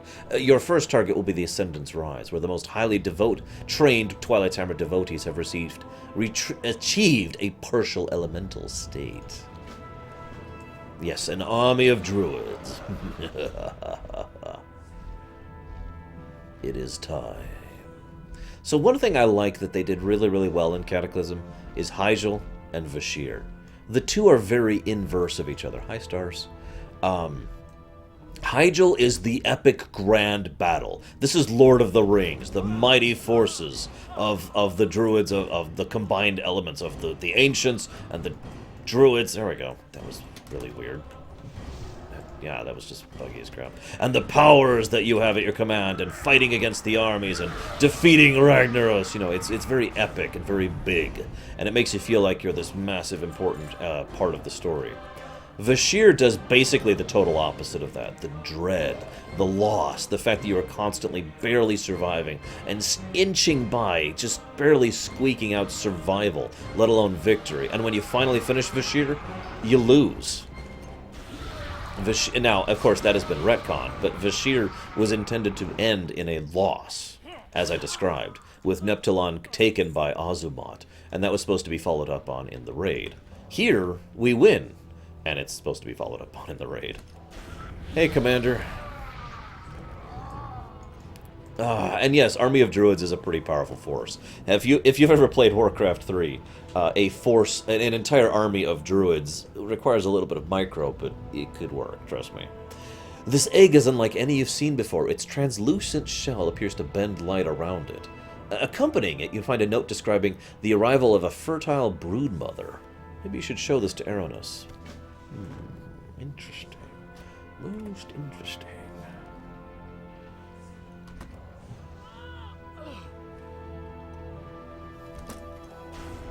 But yeah, an army of druids would be a force if they were militarily trained.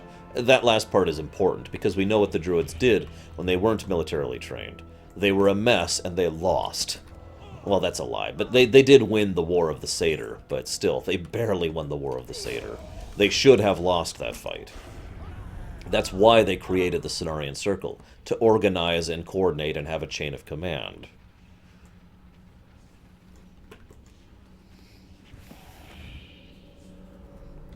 Yeah, no kidding, Necro. it is one of those unfortunate realities of real-life game development. That content every now and again just gets scrapped. Sometimes they don't think it's working, sometimes it's not good enough, sometimes they run out of time to make it, sometimes they run out of the right assets to do it. Sometimes they just change their mind and say, you know what, we don't want to do this anymore. It happens. It sucks, but there it is.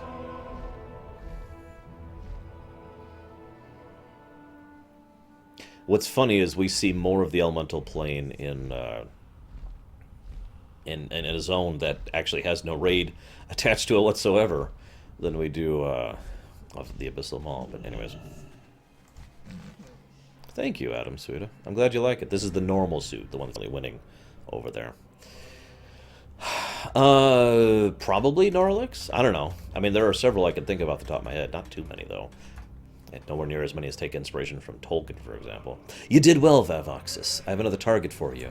The mad prophets of the Twilight's Hammer congregate in the area just north of the Ascendant's Rise. It is said their dark visions are granted them directly by the old god. I'm going to start using a singular, because whether or not that is true, they provide tremendous spiritual guidance to the cult. Attacking the sanctum of the prophets will deal a devastating blow to the enemy's morale. And if we're lucky, you might run into one of the Fire Lord's own emissaries while you're there.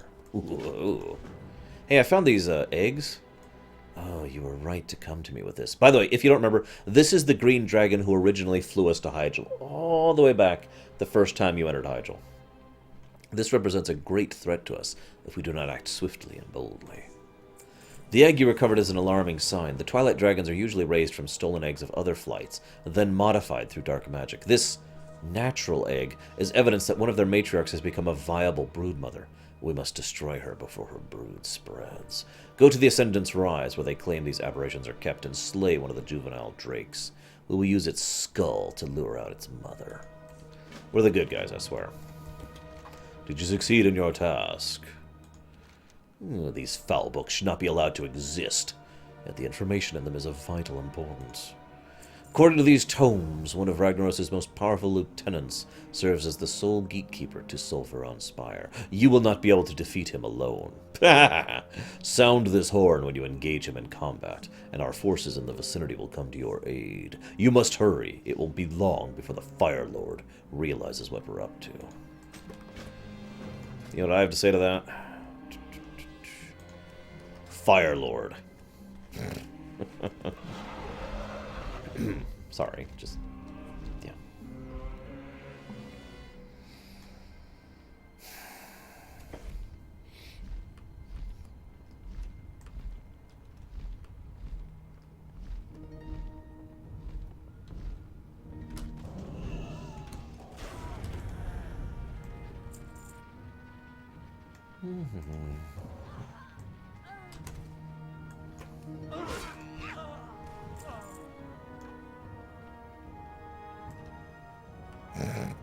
Cenarius is like, here, have some coin for saving the land. Yeah, I have to admit, Cenarius probably shouldn't be, you know, paying us.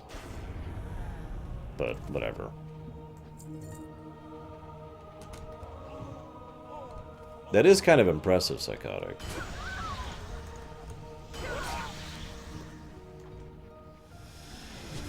Aid me! Oh god, he's so powerful. Aid me, army of druids. Defeat my enemy. You know nothing of fury, worm. Oh, hi, Goldrinn. You mind taking care of this idiot for me?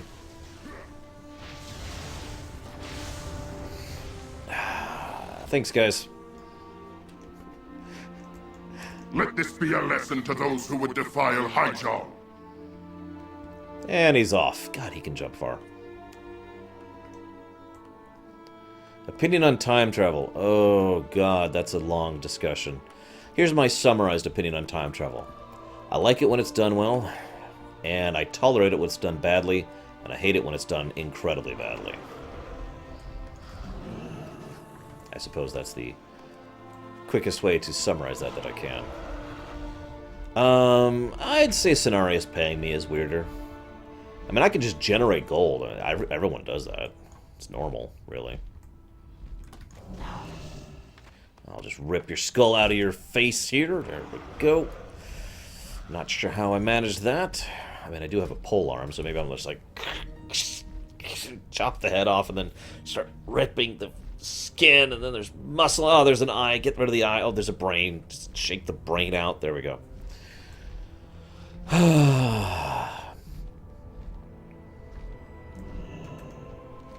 You've returned. Ah, you've done well. We'll use this skull. Why is there still some brain in here? Anyways, we've located the matriarch's feeding grounds. She'll be extremely angry to have lost one of her drakes. Place the skull there, near the carcasses she devours. It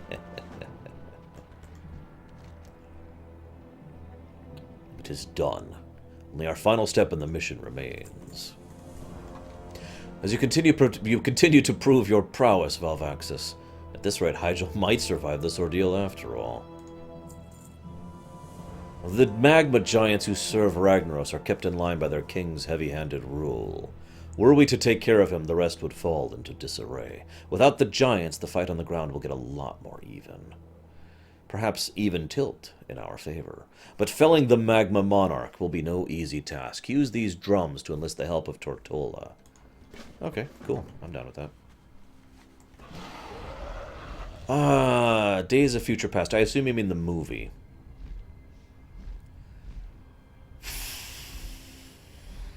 I put it at the middle ground. I enjoyed the movie, but see, there's a saying I'm fond of saying. There are very, very, very, very few good time travel stories in fiction. Most of the good things we get are good stories that happen to include time travel. I would put Days of Future Past in a good story, or a good movie anyways, that happened to include time travel. Show yourself, beast! We will destroy you and your corrupt spawn, no matter where you hide!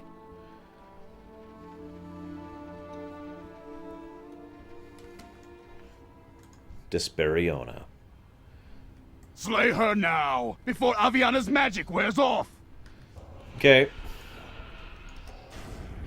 Down she goes. You will not defile the winds of Hyjal, monster! I actually like that idea, Shmidolf. Here, have 3 gold. Just go. Let's go do here. And I agree with Psychotic, by the way. For those of you not aware, a breeding Twilight Dragon or a Chromatic Dragon is incredibly rare, to the point where the very idea that they were willing to risk one is insane.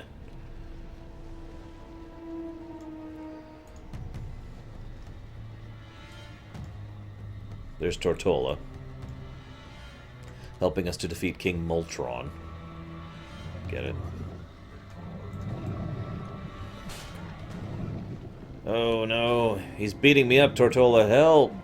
Help! Oh gosh. Ow, that actually hurt. Freaking percentage damage.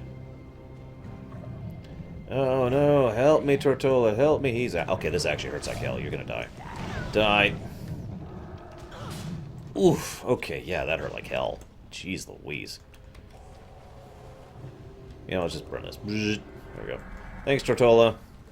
Peace, buddy. Have a good one.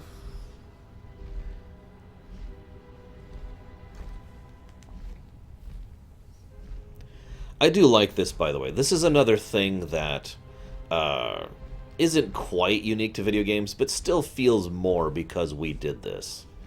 If you know what I mean. We ran around and saved Aviana. We restored Tortola. We brought Cenarius back. We recovered the dragons. And so they come and help us to fight the stronger elites and the elite lieutenants of Ragnaros' forces there, so that we can then work together and actually bring down the hammer blow. It's a nice way to show it, both in lore and in gameplay. Instead of us just abstractly being awesome and winning all the time, you know? Or instead of us being observers while they do the real work. It's a nice in-between thing. We're helping while they're helping, you know? Yeah, Tortola's just like, what's lava? That went better than expected. Yeah, no kidding. Excellent work. We will soon claim victory in Hyjal. It's been an honor to fight at your side. Alright, Cenarius, what do you got for me? With his gatekeeper gone, you have given the Guardians of Hyjal access to Sulfuron Spire. Ragnaros will have no choice but to defend the main entryway to the Firelands. Go to the Twilight Hammer portal at the Sanctum of the Prophets and meet us inside. Malfurion and Hamul will also join us while the others continue to fight outside.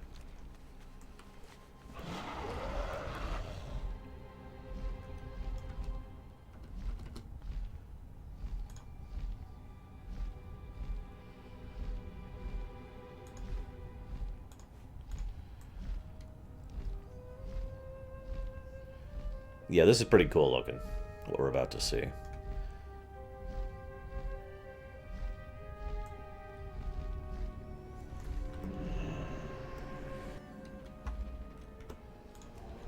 Behold! This is actually kind of a unique model thing. Like, they didn't reuse assets when they actually made the Firelands for most of this. Some of this they did, like the giant ruined fire script and whatnot, but otherwise, no. Alright, Cenarius, let's do this. Once Hamul and Malfurion arrive, we will begin.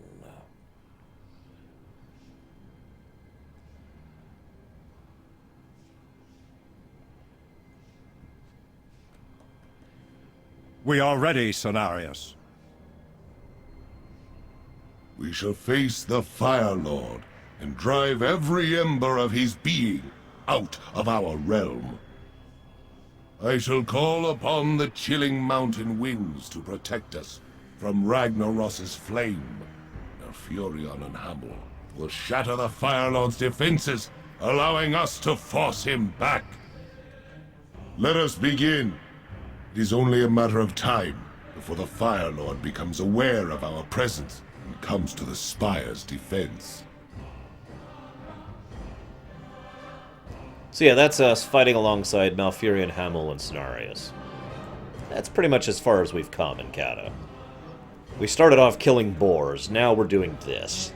Against the Fire Lord, by the way. Oh, by the way, this is...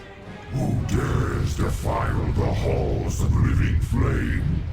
I shall sear your essence from your flesh. Quickly, everyone move into position! Force him back into the Firelands! Face me, insects. I shall crush you firsthand.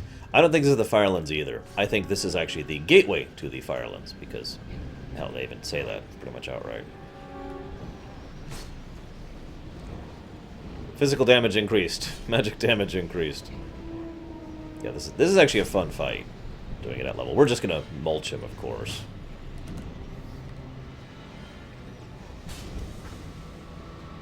Back you go. You have only delayed the inevitable, Cenarius. From the Firelands, my armies are reborn.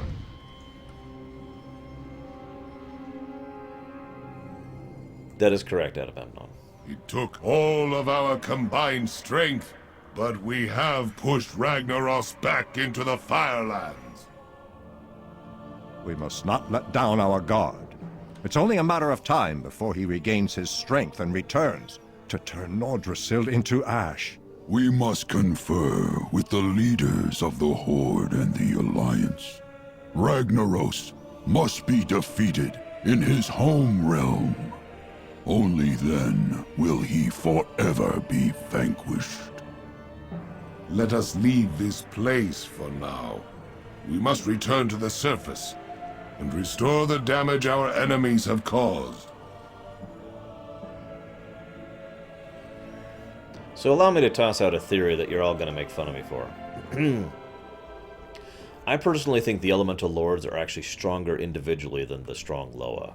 Like, for example, if Ragnaros and Cenarius went on one-on-one, I think Ragnaros would win that fight.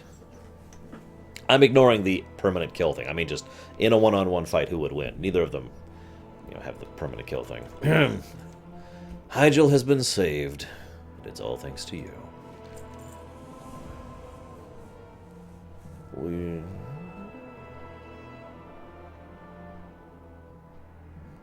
Right.